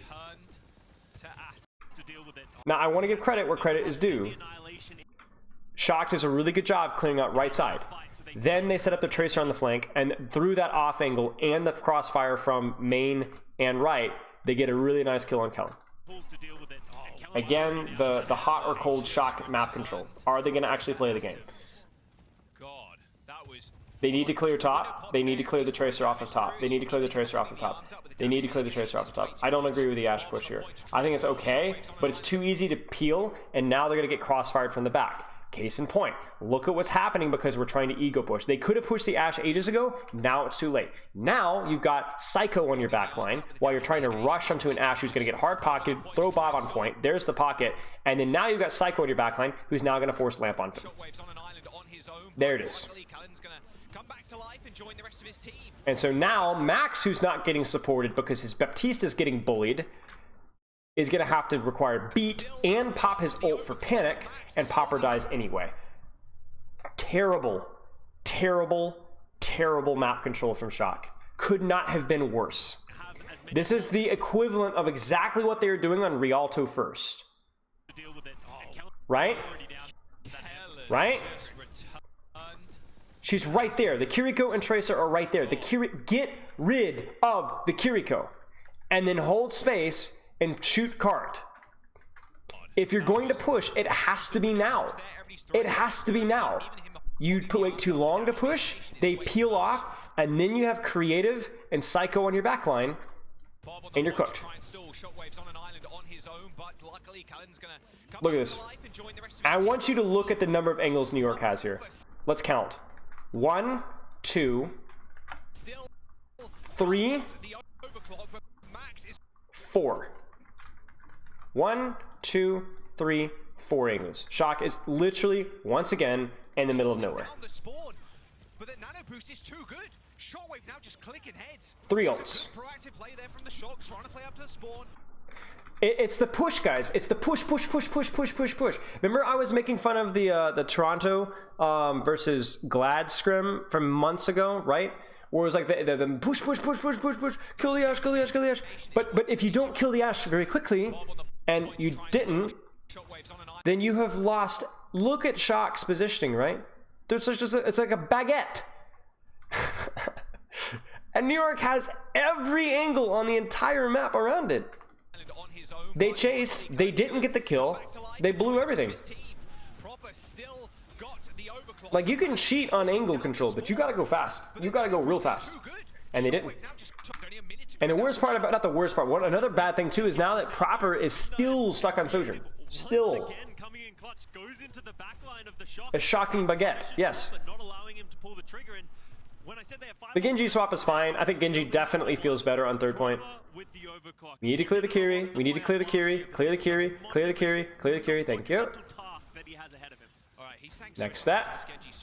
Set your Sojourn on high. I like the Genji position in here. Don't let that Tracer take that flank. And I think Shock is actually good to go now. I like the setup that we got here. Ram cart, BAP high. Genji can wrap from here and flank around behind, or he can just sit here, Sojourn from top. Now we just need to hit our shots. Try and find some ground to try and get I don't like the kills. Genji backing off here, but yeah. Puts the Kitsune Rush right in front of him. He just can't hit the man.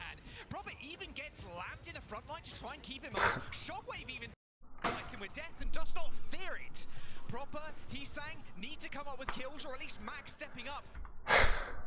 I mean, even the GOAT has a bad day. Creative They set that one up pretty well. They just didn't hit the shots. ends up going down. I think you could also blame the increased movement speed from the Kiri ult as well. Time is in session. Ultimates are coming up for the Excelsior though. The Nano Boost and the Annihilation will put a full stop on this. But the big thing here is, are they going to be able to finish off the kills? By Shockwave just off the respawn, they take him down. But, ooh, yeah, I don't know. That might be it. Yeah, that's it. Nano and Annihilation 2 OP. Yeah, okay.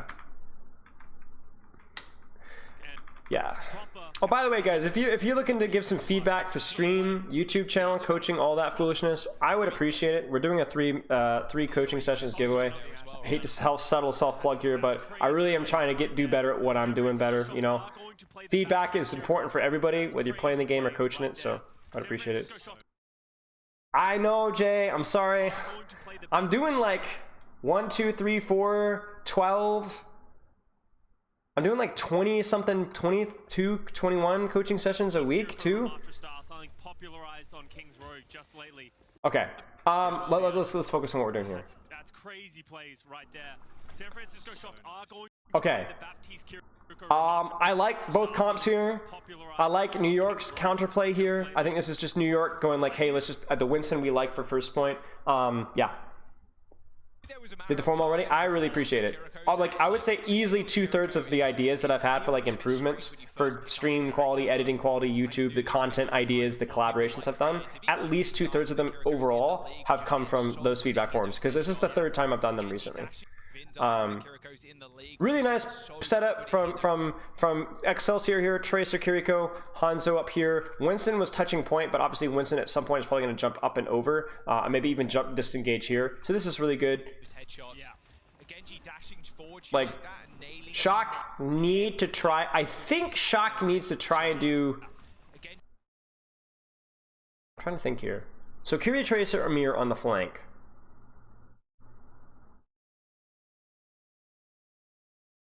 Then I'm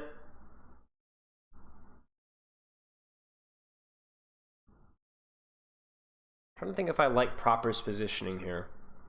I don't think I do, because it's not reasonable for him to rotate through Hotel. So all he can really do is pressure from here, in which case I feel like maybe something here would be better, or holding up here would be better.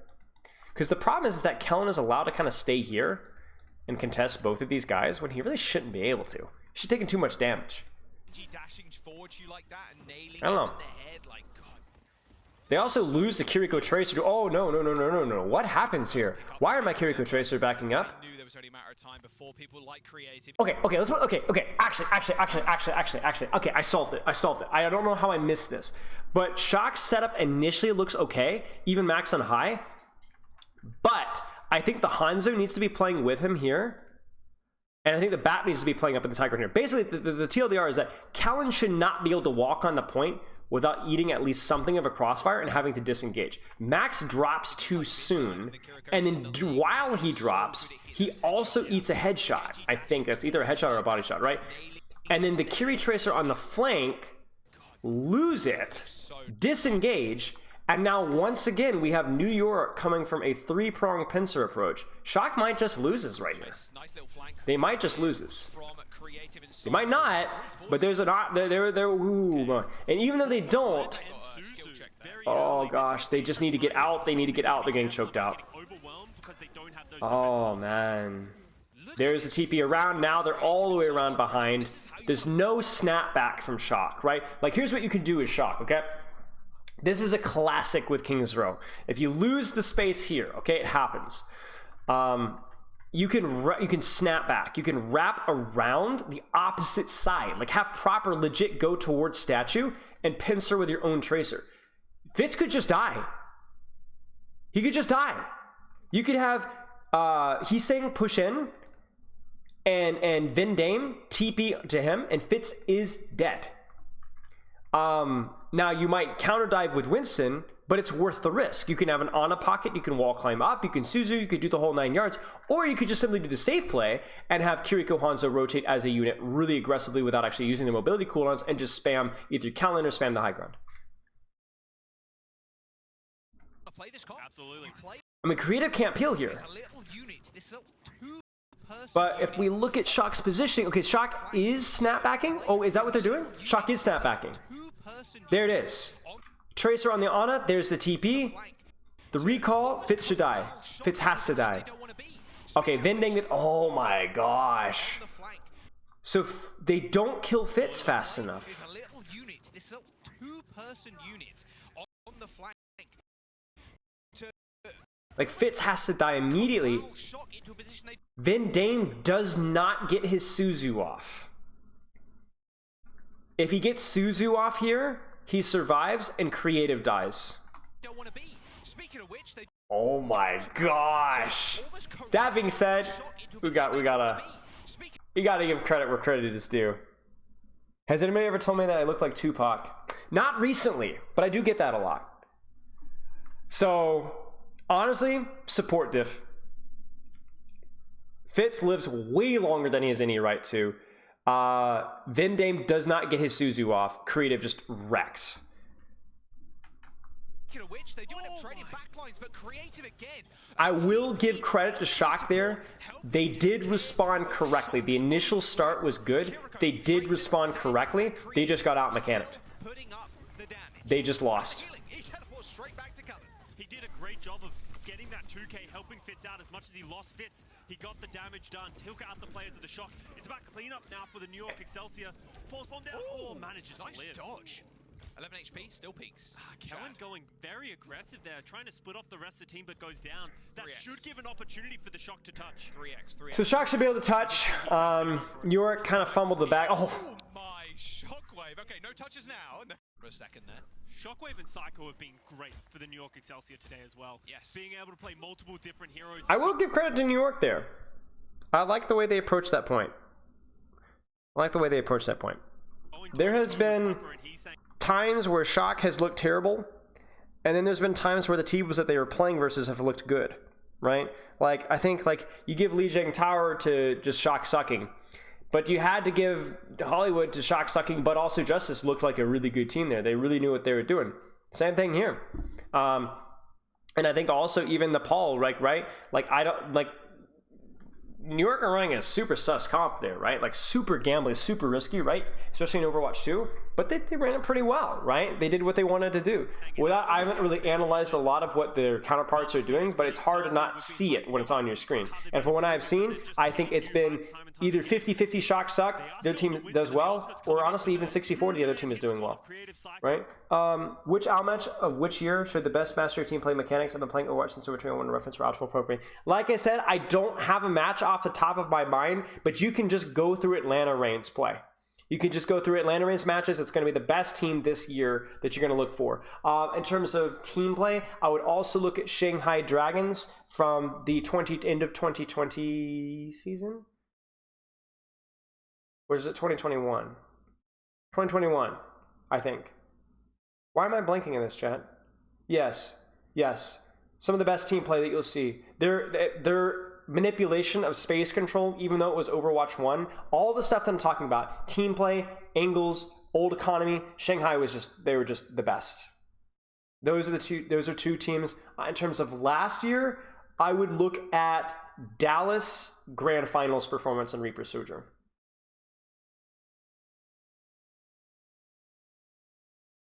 Yeah, that's true, reverse.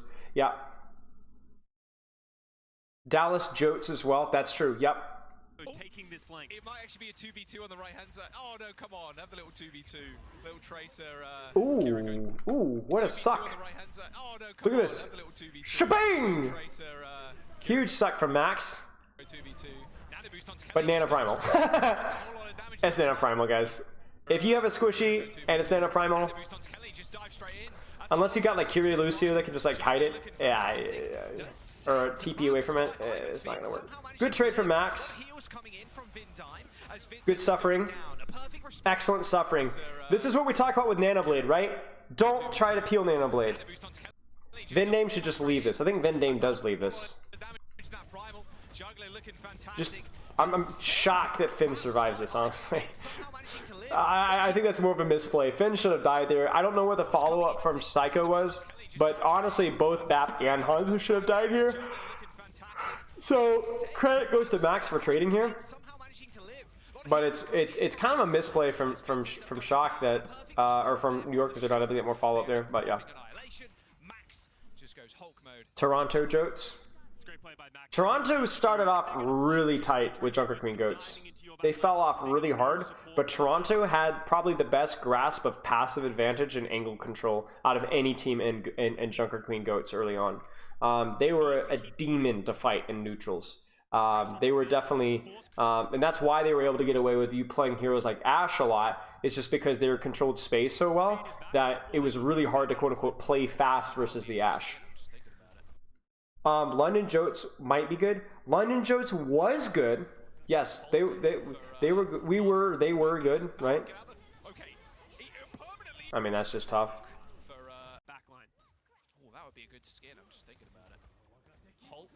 So it's a great dragon. Max gets caught with his pants down.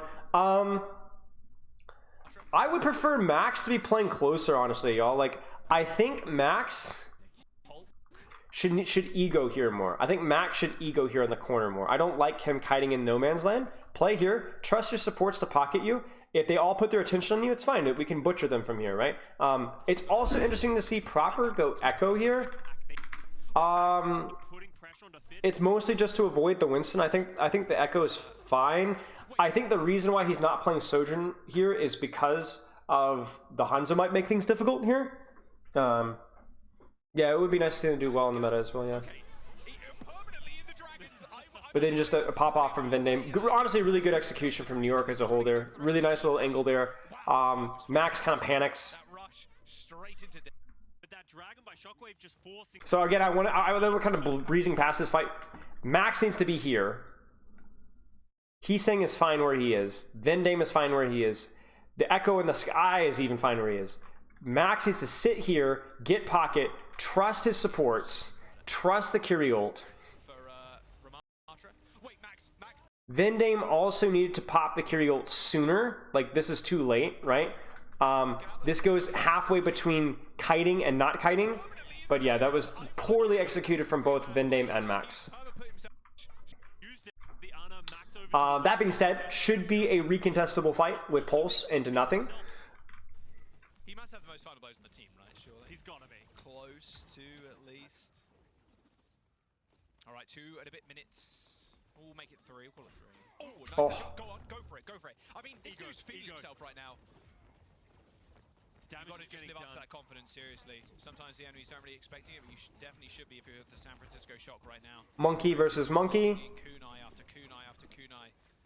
No ultimates on either side, so this is why no real angle for either DPS to do enough damage without crossing the line and becoming too vulnerable. So this is likely going to come down to either Shock stalls it far enough for Nano, we see a pulse bomb from either support, or maybe like a headshot or a nade. It's going to be a micro play here. They need to clear Creative. Creative's got this nasty angle. Nano Kellen. Oh, Maxwell. The guy, he just isn't as good as Monkey. That's just it. They're not even able to clear Creative on the flank either. Like, look at this. He just like clonks his head. So we trade Nano for Nano. Neither team gets a lot out of it. Max goes in deep. That's fine. He gets slept and he dies. Oh, no. Oh, he doesn't have... Wait, what happens here? But it's all good, because guess who's alive? It's your boy Kellen. So Max needs to tuck inside the room here to our right a little bit more. And there's just not enough push from Shock. I don't think it's bad. Okay, I got it. I was so confused. So the deep jump from Max is probably fine. What is not fine is what you see on your screen right here. Heesang in deep, Heesang goes out, Max goes in. And you could even watch Proper get right-clicked out of the sky and disengage right there, drop. So we have both DPS moving backwards while Max is moving in. Do you guys see that? Look at this.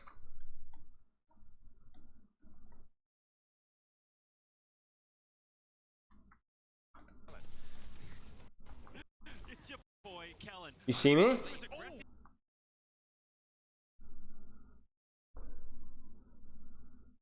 Hey, Rob.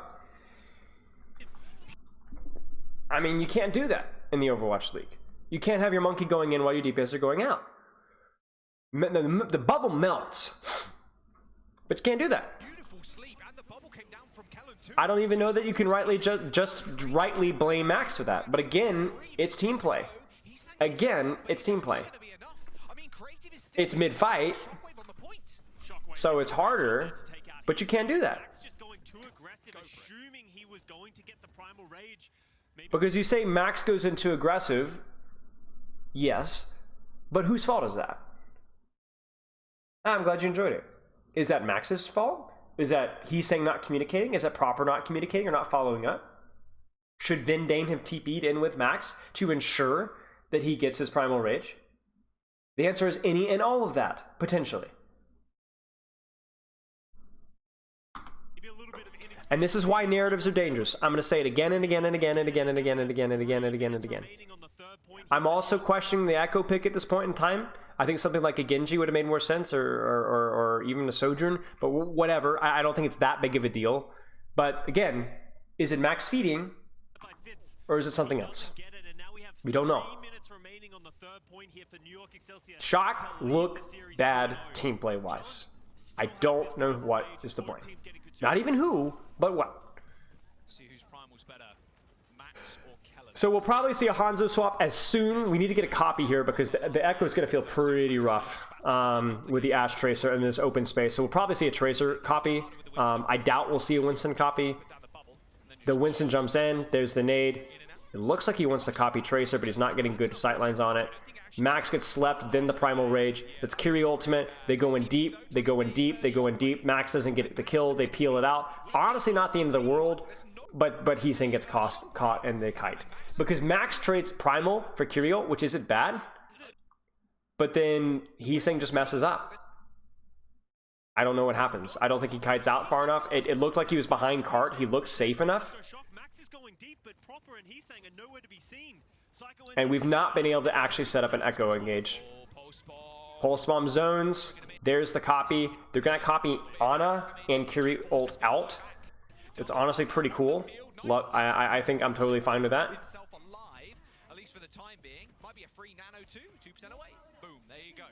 Now he's swapping. Spawn. Run.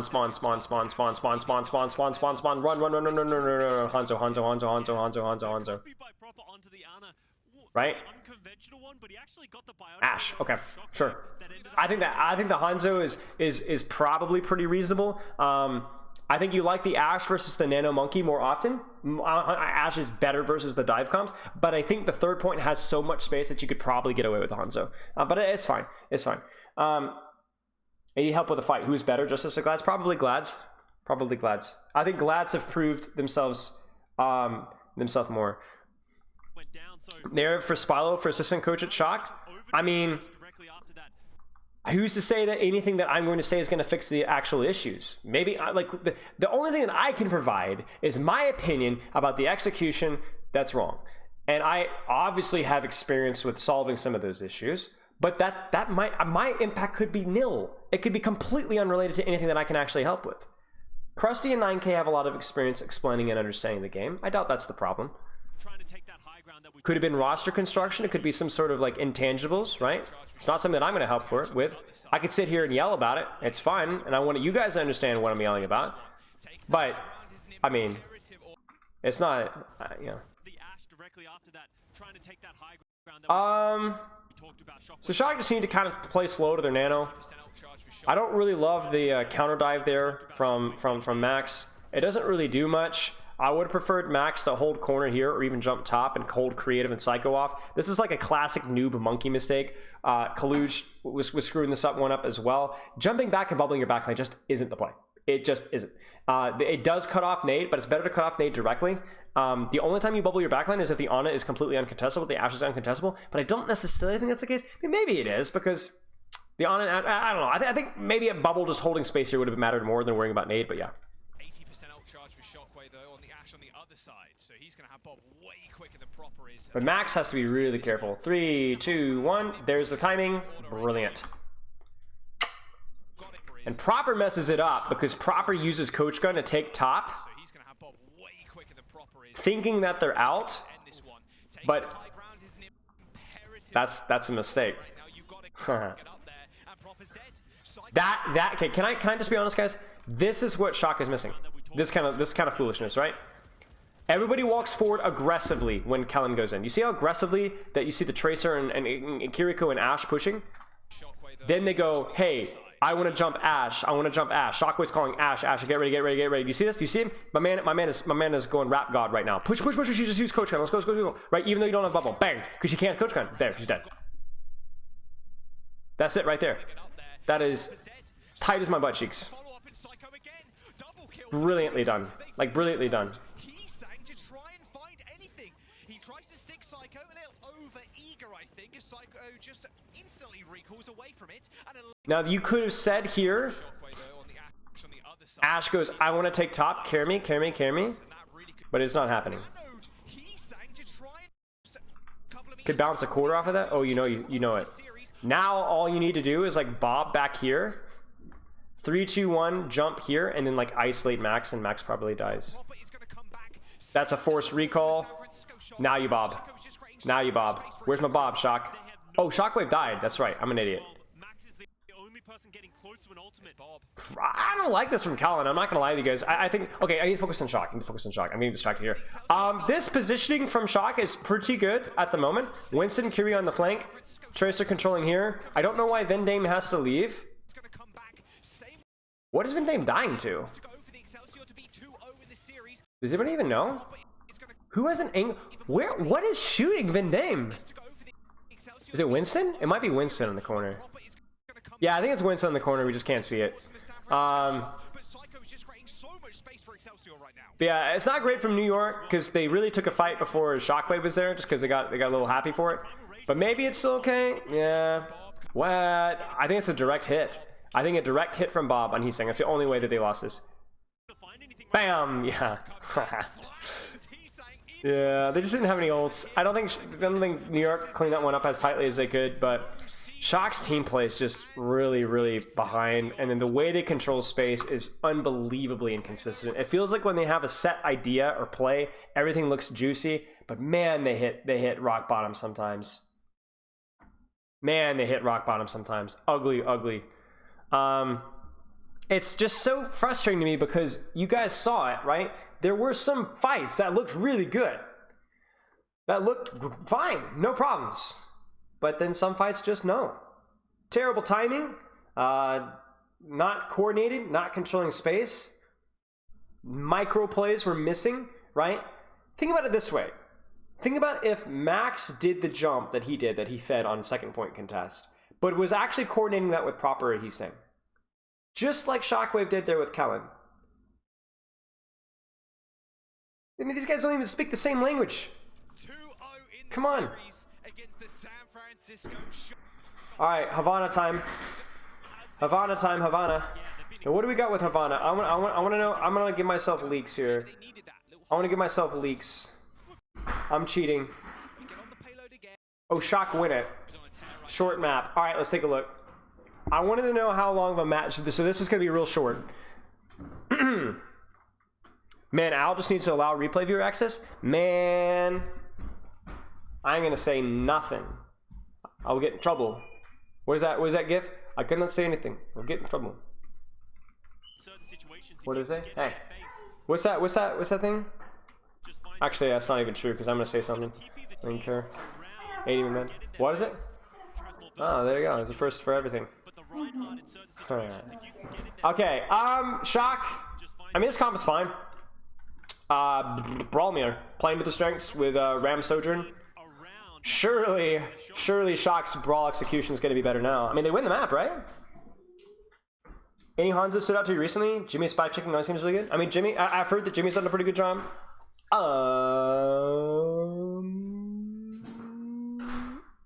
don't know.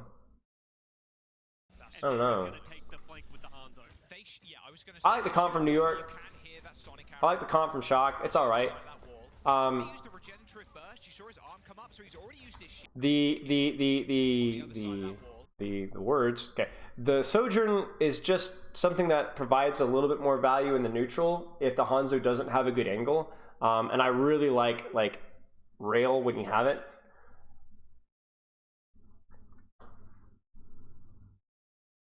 I think you could probably make a pretty good argument that Hanzo is just better in the Brawlmere. It might be just that Proper wants to play Sojourn. I don't know.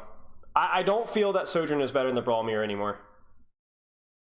Thoughts on Overwatch 2 PvE being canceled? I mean, what do you think? Yeah, I made a tweet with my thoughts on it. You guys can check my Twitter. I don't want to beat on the dead horse there. Yeah, good question. I don't know. Okay, nice little angle from New York there.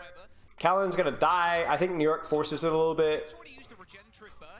I don't even know where the wall is. Like, where's the wall? What happened to the wall here? Senior? Where's the wall? Where's my wall? The TP around, by the way, is like bread and butter now to break the spawn hold. It's a good strat. And then you can have your DPS sit and spawn and just counter strike. I don't know where the wall is from Shock. Proper gets caught in no man's land. Kind of gets RKO'd. Nice wall. Lep gets caught with his pants down. If they get another kill, then they might actually be able to just spawn, hold, and wait for their Sojourn to come back. And Sojourn's pretty fast at coming back too, so I mean, it's really hard to see what was happening there. I couldn't see jack all, but yeah.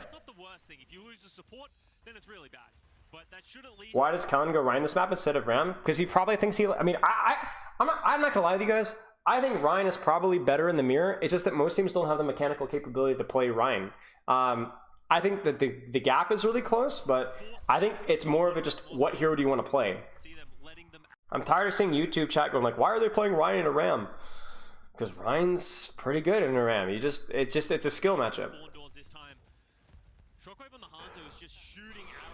Now Finn's gonna get BAP window first, and that's a big deal. First ult always really matters here, because if you can turn one fight into two fights off of one ultimate, that's a big deal. Now, Shockwave's angle here is also pretty Duke. By that I mean poopy. It's not really his fault. It's just a hard setup for him. Like this little narrow angle here doesn't allow for a lot of positions. The wall is okay. It's good. I think Callan also hits a pin on Max too. Yeah, he hits the pin on Max. That forces Lamp out. Callan's able to kite out pretty nicely though. And there's the BAP window. Callan goes in thinking that they're up, but the BAP window says no, and the Ram ult says no. So that's just going to be. Oh, wait, but what? Vendame dies. Oh my days, what?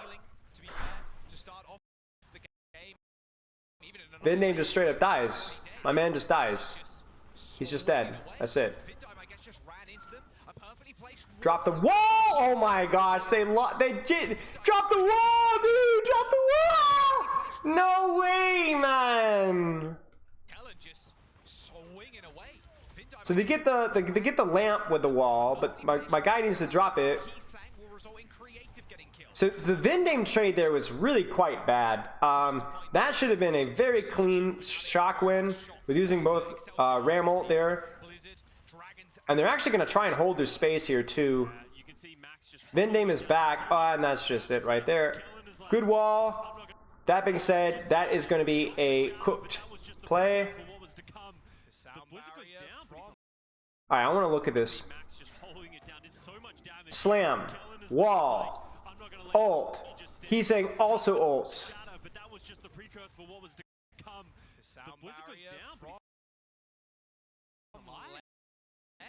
Comes out super. For what was to come. The Blizzard goes down.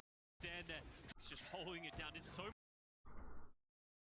What do you think of the sim inside the Hanzo, like how Rain the Brawl and Control Center? It only works on really narrow maps.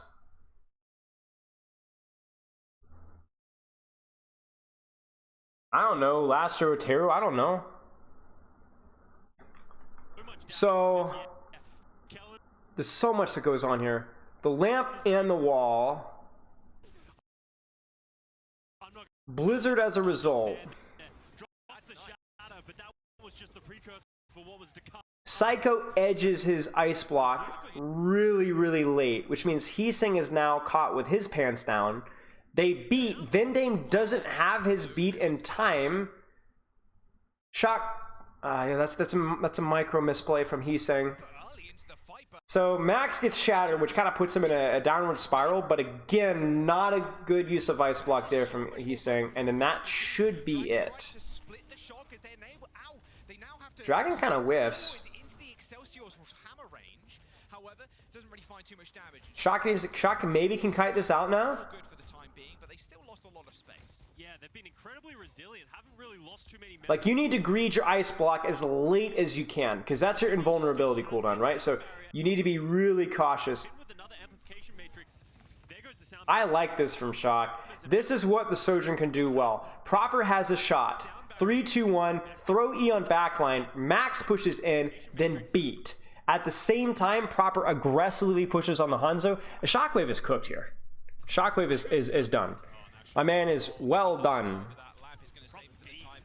I mean, it shouldn't even matter, right? Like, yeah, that was good. That was really nice. That was clean team play there from Shock. Let's just embrace it because we see it so rarely with current Shock. Watch this. 3, 2, 1. Ram push. They think Ram's fragile, so they go, oh, let's push. But no, he's not fragile. There's the beat. The only thing I would like to see is a little bit more help from the loose. Actually, there is Vendame. There it is. All right, let's go. We're cooking. Heesing's on the back line. I mean, it's easy when you have a beat advantage, but you won with a beat advantage and didn't need anything else. So, you know what? I take what victories I can get. Love to see it. That was good. Posture check. Thank you. Hey, Kadobi. How you doing, mate? I was only able to catch a little bit of y'all's. Was it last week you guys casted? I enjoyed it, though. It feels a little bit more discoordinated, but still ultimate's coming out. So BAP window trade. Maybe Sojourn ult here. I like the space for Sojourn ult. Like, a lot of the ults that you prioritize depends on like the locale of the map, and this positioning is super friendly for Sojourn ult. Lots of space, right? So let's get a good wall. Let's get a good BAP window. BAP window probably now. Needs to be soon. There's BAP window pop first, and we're too slow in the draw. I don't understand why we're waiting so long for BAP window. Because Proper slides up to contest BAP window. This is this Proper ego, right? And he dies for it, right? It's a fine play, but he didn't get support from it, and the BAP window is very late. Again, the concept, fine. Execution, terrible. Cheers, mate. Well, you get prio. If you have any questions, you let me know. So, again, aggressive push into the BAP window, right? This is Proper ego, right? It's fine, but he needs help. He doesn't get help. That's the problem. Now, I want to know why Kellen dies. I think actually Proper's suicide mission is why Max survives.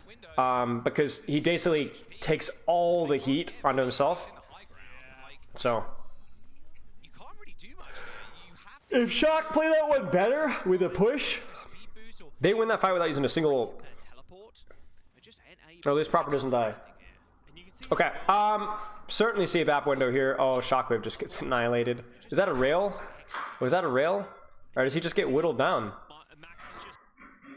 I think it was a Heesing headshot. I think a Heesing headshot. Watch Heesing's ult charge. 82, 83. Not, yeah, it's a headshot. May headshot. Smile, lacks critical information on closest map. We'll get how much pain we'll feel about E-Ments when Kellen misses Shatter. y'all are spoiling. Screw you guys, man. I didn't see this map. I try to review maps I didn't see and that I think they're going to be interesting to watch. Man. Yeah, I mean, I'm pretty worried for Excelsior. Y'all suck. Okay, Setup from Shock here is pretty tight. Again, I'm expecting BAP window. You're noticing that like how much Shock is getting in terms of early pressure. Still going to be able to touch. Like the Ramatra is getting a lot of pressure here at early. I think we'll see BAP window traded. I think we're going to see Max is going to get focused down. We'll see BAP window used to keep Max up. Max has his Ramatra ult, so he should be able to survive, as well as he's saying we'll be able to pop his Mei ult, which if nothing else will prevent the follow-up from the enemy Rein Mei. I think Shock wins this one comfortably. I mean, we already saw that they held on first, so it's not a surprise. There's the shatter. It doesn't hit. The window is really, really good. The Mei ult comes out. Callan tries to pin out. Psycho doesn't get to ice block in time, which is a bit of a mechanical misplay. Maybe he used it. I didn't quite see, but honestly, I mean, Shock kind of falls asleep at the wheel here. New York really did not play this one well. Too many goofy micro errors here. Like Proper, okay, I was mad at Proper's lack of team play by diving the high ground, but the fact that Proper still gets the kill there, and the Rein dies because of his distraction is like crazy. Like when Proper makes a misplay like that, and they just straight up win the fight anyway. I mean, come on, yeah. That's crazy. I don't think we'll see that again. Early wall, but Okay, let's see. Uh-oh. yeah, you can see still sticking onto this Reinhardt. Callan kind of trolls here. That's a lot of early value that they got there. Even with the Mei wall here, I don't think Shock is too concerned. I don't know why Proper is staring at a Mei wall instead of peeking with Rail. Doesn't hit the shot there. 3, 2, 1, we get Mei wall next. Let's go. Still free charge. Good pressure on Shockwave there. Love to see it. It's a nice E from Proper as well. Mei walls from either side have been fine. There it is. Brilliant. Nice job, Psycho. Yeah, Psycho was on a mean flank. Unfortunate kill on Heesang. I want to see what happens there. I just don't like Heesang's positioning, y'all. Like, look at this guy. This guy doesn't have ice block, and he's still walking forward, freezing Rein Shield. This is just dumb. Like, I just don't think the level of play from Heesang on Mei has been good at all. This is where you would tuck back in. You have to respect the lack of ice block. Tuck back in, and you'd be launching right clicks now. You shoot your right clicks. Stop freezing a Rein Shield. This is just dumb. It is a good fire strike, but it's just Heesang's Mei play has not been very impressive. Oh, mama, that is a monstrous kill, because now New York might be able to extend the spawn camp. But that's the thing, is you get sloppy, like, oh, we're good, right? No, he's saying trolls, and then all of a sudden a fight win that was completely free is now lost. We haven't really seen the full power of Shockwave. We saw glimpses of it in That's super bad from Shock. They really fumbled the bag on that one. They go Ram, that's fine. Or they've been Ram, I'm an idiot. I'm like, wait a second, what am I saying? 3, 2, 1. Oh, they sonicked it. that play was dead in the water. First BAP window. We'll probably see it pretty soon. 3, 2, 1. Shield is down. BAP window or shatter maybe? Oh, the shatter.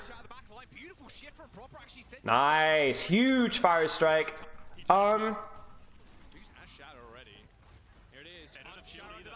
I mean, it's just a good mechanical play from Callan and not quite enough of a response from Finn. If Finn's able to jump over that or use Lamp on that, then New York just straight up dies. New York not necessarily dies, but they lose that trade really hard, even though they used an ultimate for it. It was telegraphed. They should have been able to respond to that better. And even though it was an ult, it still wastes 25 seconds, right? You take that all the day. There's the BAP. Wait, no, I swear, BAP window. No, I'm just silly. Okay, there's the dragon on the BAP window. That's really, really good for New York. Both windows are traded, but the dragon shuts down the one window. Heesang does build his ult fast, so where is my friend Heesang? Where is he? Okay, he's just standing there. He walks through the BAP window and throws it in. There's the blizzard. You gotta win multiple. Dragon through the windows doesn't do extra damage. All good. Psycho gets railed. The male was more zoning than anything else, it looks like. But yeah, the dragon doesn't work. I mean, I think losing, like being that far behind in terms of male, and then the Ramatra just goes right through the Ryan tank and just goes onto the back line. Is it hard without a replay code? Huh. Yes. It's quite difficult. New York really needs to try and get this Mayhold here. They're going to do this rotation out to clear top. They do this as well so they can take 3 fights. They need to drop, though. So they actually double back. That is interesting. So what you'd see is you go top, and then you drop. And then it'd allow you to stop the cart early to play for 3 fights. But New York actually doubles back, but they don't actually... I think they might have been trying to catch somebody on rotation. Like they were probably trying to catch Finn on rotation, but Finn does not get baited. So what you do is you go top, you double back, you set up a horizontal or vertical wall, I guess, and then you cut down the isolated squishies, but that didn't work. It does now mean that we're now in 1-fight territory now. And then just the Yoinkies. Well, I guess I lied, because you know what? It did catch somebody. Look at Proper. Proper gets caught with his pants down. We've had lots of pantless Proper. Now, he should have his shift, though, right? Right? They're really slow to heal Proper. No, he's fine, though. Use your shift, sir. He eats a fire strike, and then he gets headshot. Wow, that's a mechanical misplay. You can't have mechanical misplays in this matchup, right? There's a lot less room for error with the way the ults work. You know, it's not like double sniper or sniper tracer where there's room for mechanical, you know, outplay. You know, once a team has like beat Blizzard advantage, it's a lot harder to kind of turn those fights, right? It's not quite as bad as a comp like Junker Queen Goats or something like that, but it is pretty bad. So it's a good play by New York. It's going to buy them some time. And now we're not quite in 1-fight territory, but we're getting close. Now I want to see a properly set up push here. 3, 2, 1, Sojournal. Surprised he didn't even use it here. He's going to try and charge his rail, I guess. Oh my goodness gracious. Where's Vendame? Shockwave and like, where is it, Shockwave? Where is Shockwave? Where is he? Why do I sound like Matthew McConaughey? Where is Shockwave? Is he over there in the far? Is he over there? No, is that May? Help! Is he here? Where? Is Shockwave? Does anybody know where Shockwave is? Oh, Shockwave's on the flank?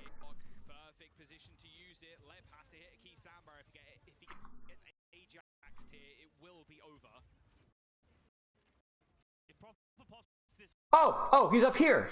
He's up here. He literally flanks all the way around behind. He legit just hard flanks. And that's huge. It's kind of crazy that they went for that, though, because they did have Mayol and Beat. So I think that they're not terrified to take this ult matchup. So, wow, that was a gutsy move. Found him. Where's Waldo? But instead, it's Shockwave, and it's the Overwatch League. I mean, that's huge. I mean, your Beat's dead. Oh, I'm surprised they even commit Blizzard here. What did Shock use? I'm surprised they commit Blizzard, yo. I'm not gonna lie. That feels like a bit of a misplay from New York there. Yeah, see, he knows it too. He knows he messed up. He pops it so late too. Nobody's even low. I mean, it's kind of bad timing because they get the kill on Fillin as they push. But I think it could have been okay to just kind of chill there. Yeah. Yeah, he knows he's messed up. Surely they won't need it next fight. I mean, really, if you think about it, New York is still in a decent spot to win. We know that they lose, but they're still in a decent spot to win. It's going to be off of the Shatter. And I know that you guys said something about a whiff Shatter, but it had to have been bad. Because the Shatter is what shuts down the Ramatra ult. The Shatter is what sets up the kills in the Batiste. All right. I'm ready, guys. Okay, so Shock has really a lot of mechanical misplays from Shock here. Really, both teams just trading mechanical misplays.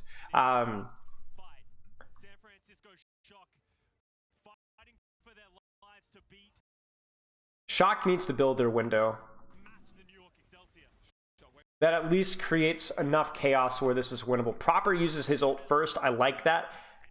That is going to pressure Lep into using his.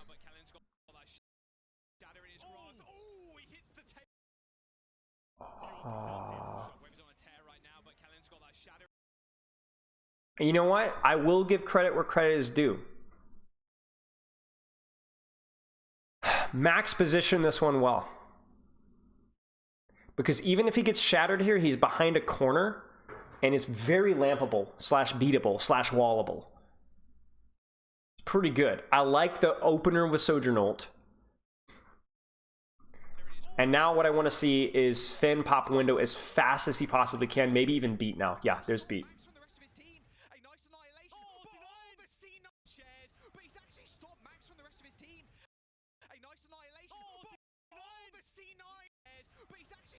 Yo, watch this.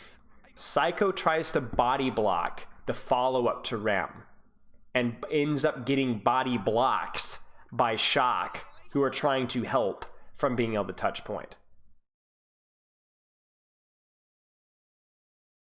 Oh, that is agony. Oh, that one hurts. I don't even... This is just miserable all around. Oh my days.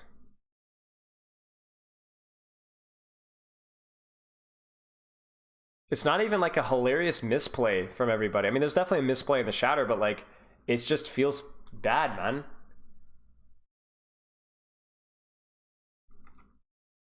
One of the Mei walls of all time? What are we referring to?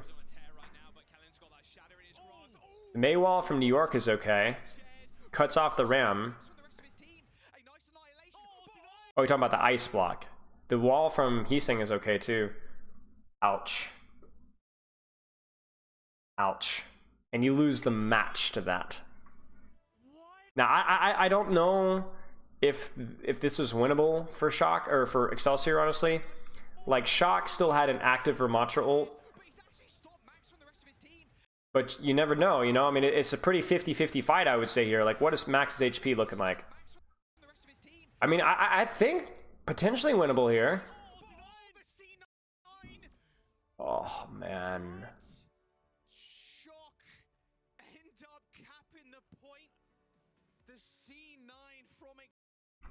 Ouchies.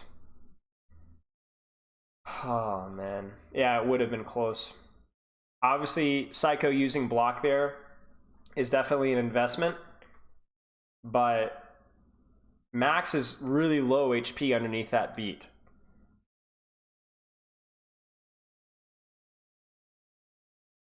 I think it would have been a question of, is Max or Psycho going to die first?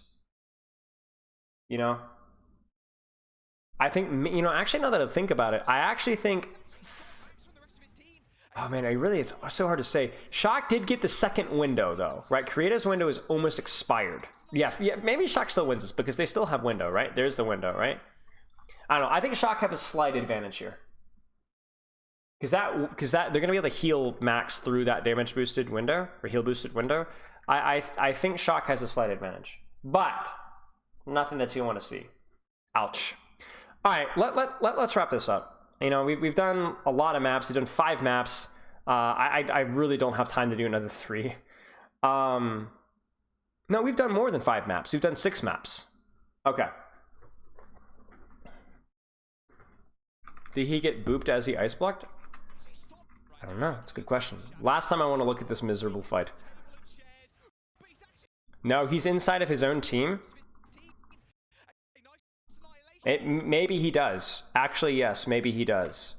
Yes. I think Vendame actually does boop him. Look it. He's trying to jump cancel into his ice block, right? Right there. You see it?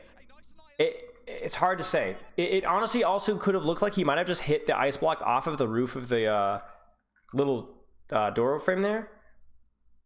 Not sure. Okay, here's the takeaway, y'all. Shock don't look very good. Shock don't look very good, to state the obvious here. They look lost in a lot of macro matchups in terms of they're taking space. The team play is super far behind. I'd never want to see a brawl mirror again, at least on a map where the ults actually matter.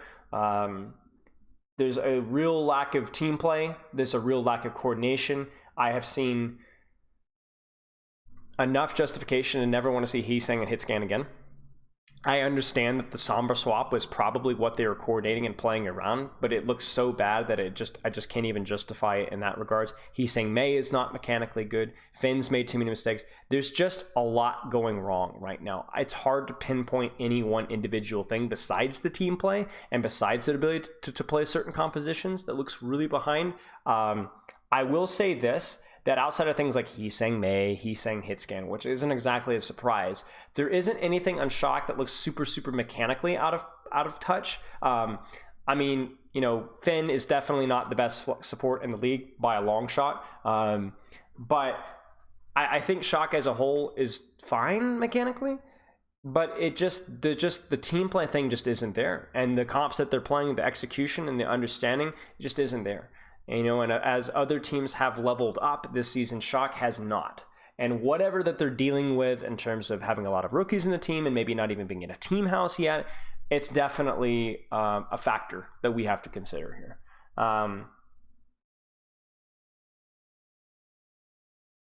So it's tough. It's tough. It's some ugly Overwatch, to say the least. So I'm hoping that they figure things out. I'm sure that they will.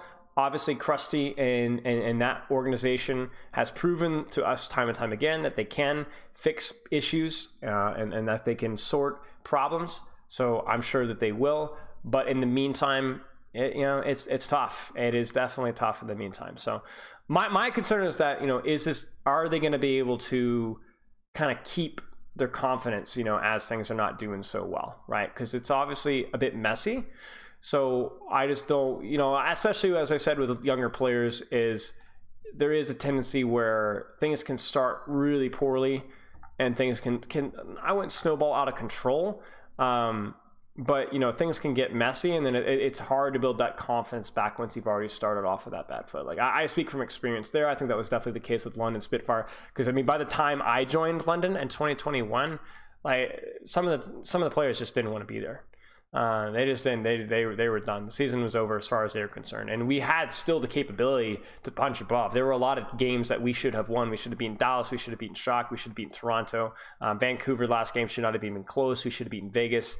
I guess at the time Paris, but too many of the team players had chucked out at that point in time. And I would hate to see that happen with Shock as well, just because they're off to a really, really, really ugly start. So again, what the issue is, why there's an issue, we don't know. But we can definitely say that we're not playing at the best level, to say the least. Okay. Give me quick questions before we wrap this up. If you were in the same coaching position on the Shock right now, like you were in London, what do you think you would want the Shock to work on? You'd have to work on, keep their focus on fundamentals. Try to not overcomplicate stuff. Keep it simple. I can't really tell you, because here's what I did with London. When I joined London, I'm not saying my way is the best way, right? I'm still a scrub. But when I joined London, the first thing that I did when I joined London in 2021, which was in a similar situation, was I messaged every single player and I sat down and I talked with them. What are the issues with the team? What's going on? Like what seriously, what are the issues? What are things that you think are going well? And I got a surprisingly amount of non-Overwatch related issues that I tried to work through over the course of the season. Lack of effort. This guy's frustrating. This guy pushes too, and putting effort into fixing those issues and getting everybody on the same page when it came to basic fundamentals of Overwatch, effort levels, mentality, that kind of thing, did pay off. It did pay off. I know the results don't always speak for themselves. Too many of the players had checked out, but for the players that were able to stay on and give effort, it did pay off. We came really close to winning 3 or 4 games on that second half of the season. And I think considering how many players had checked out at that point in time, it was pretty good. And so for Shock, it's got to be, and I'm saying that with humility, because I know that's what Krusty is already doing. Some coach of his caliber is trying to make the best of that situation. Krusty's not perfect. Nobody's perfect. But I think he is at least, that organization at least deserves the benefit of the doubt. If any organization deserves the benefit of the doubt, it's probably Shock. So I think that's just the respectful and fair thing to do, honestly. Good question, though. Any other questions, guys?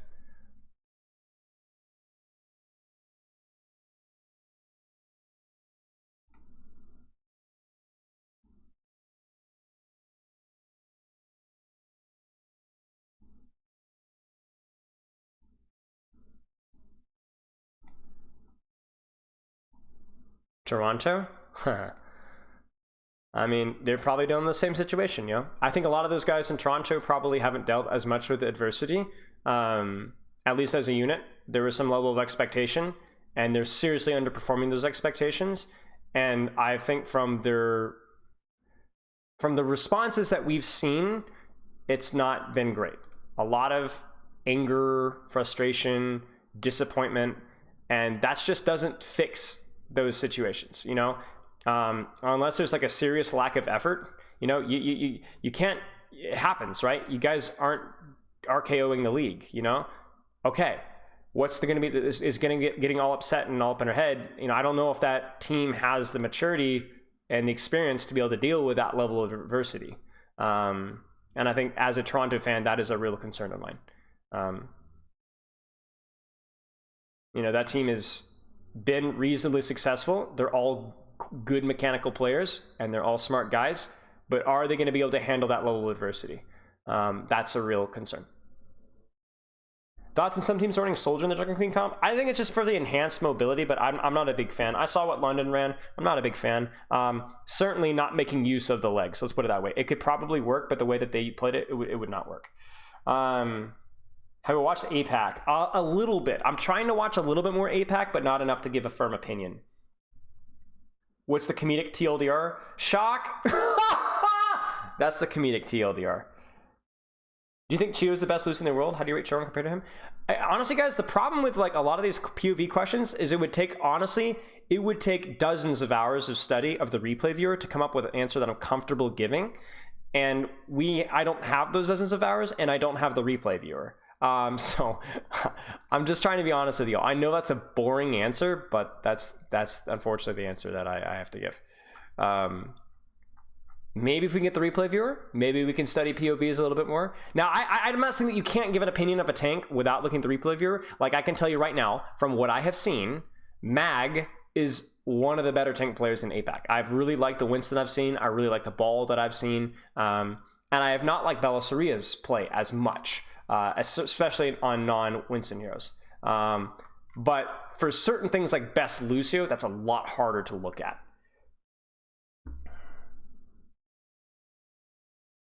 How to improve as a bronze soldier, averaging around 35 accuracy per game. Stop looking at your accuracy, start looking at your positioning. That's how you improve as a bronze soldier. Accuracy will come with time, don't worry about it.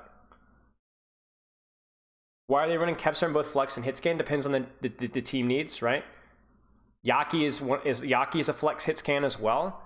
At least with the tracer, right? So, but unfortunately, Kevstar is also a really good tracer. So it just depends on where Yaki is and whether Kai is playable or not. But Kai locks you in for certain heroes, and Yaki locks you in for several heroes, where Kevstar is a true flex. Dallas, hard to say. I think Dallas falls into the shot category where Rush has done so well as a leader for a long time that I think you have to give them the benefit of the doubt and trust the process a little bit. I will always lean at the trust the process thing, but you guys do what you want. 5 clone Sparkers or 5 clone Backbones? I'm taking Sparker. I would say 5 clone Backbones. I have more confidence that Backbone will be... I think I have more confidence in Backbone tank and support, but I'm not sure. I haven't seen enough of Sparker off-rolling to know for sure. If we had 5 clone Backbones, it'd be way too much calming. 5 clone Sparkers, not enough calming. Who knows? Huh. Yeah, the problem with Yaki over Kai is it just straight up means they can't play Sombra Tracer. Well, that's not true. It's just going to be a lot worse. Or they can't play Tracer Genji or whatever. It locks in a hit scan hero, which is not something that you can do on every map. My thumb looks like a chicken wing. Take a bite. Let me know how it tastes. Yeah, a lot of the issues happen when you have your best Tracer and your best hit scan is the same player. That's... right? Especially when the gap is significant, right? I think...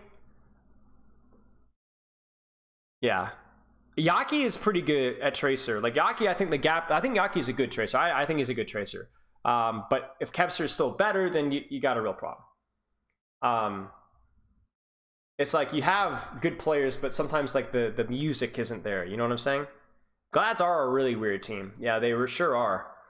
Sure are. Dante, Tankline. But that's also a team that could absolutely dominate if the stars align. And I also think that with the players that they have, the intelligence that they have, that they're never going to be bad, I think. I might have to eat my words on that one, but I think Vlad's will always be at least a decent team and have the potential to be one of the best teams in the league if the meta's aligned.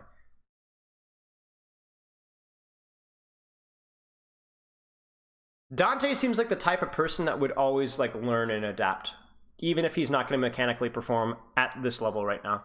And I think we're slowly, I hear things like his Ramatra's doing better. I hear his Queen is pretty good. So his tank pool's like doing this, you know what I'm saying?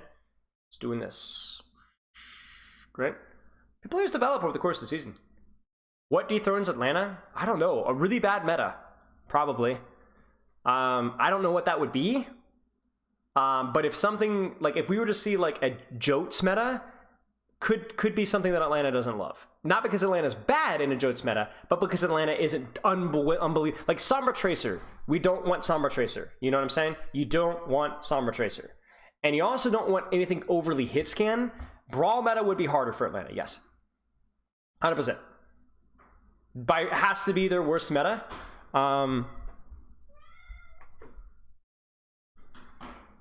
But even then, their team plays at such a level, and they have good mechanics as a whole, so it's not even like Brawl is a bad meta for them. It's just not as good. What's the best counter to Tracer Kiriko dual flanks? Diffing them on mirror picks? Yeah, mirror picks are just avoiding them as best as you possibly can. Yeah. Okay, chat. I'm gonna head out. Oh, wait a second. I was gonna raid this person, but they're on a delay, and I think they're doing like a competition. So that kind of kills the whole point. You know what I'm saying? Hang on a second. Stay tight.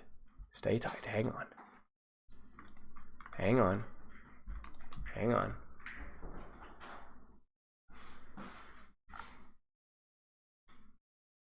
Okay. Is Kiriko Ana stronger against Queen in ranked? Kiriko. I don't think Sleep Dart lasts long enough, and if they run Junker Queen Kiriko, you're screwed. I think Kiriko's probably a little bit better. Okay, loves and kisses, chat. I'm gonna toss a raid over to Kibs1x. I'm not sure. It's somebody in my Discord. I like to raid people in my Discord. All right, loves and kisses. I'll be back on Thursday. Be variety stream time. !mark coaching. !mark feedback for free coaching. And I will see you guys later. Let's hop into the raid. 10. Bye, loved one. Goodbye, hated one. 6, 5, 4, 3, 2, 1. Farewell.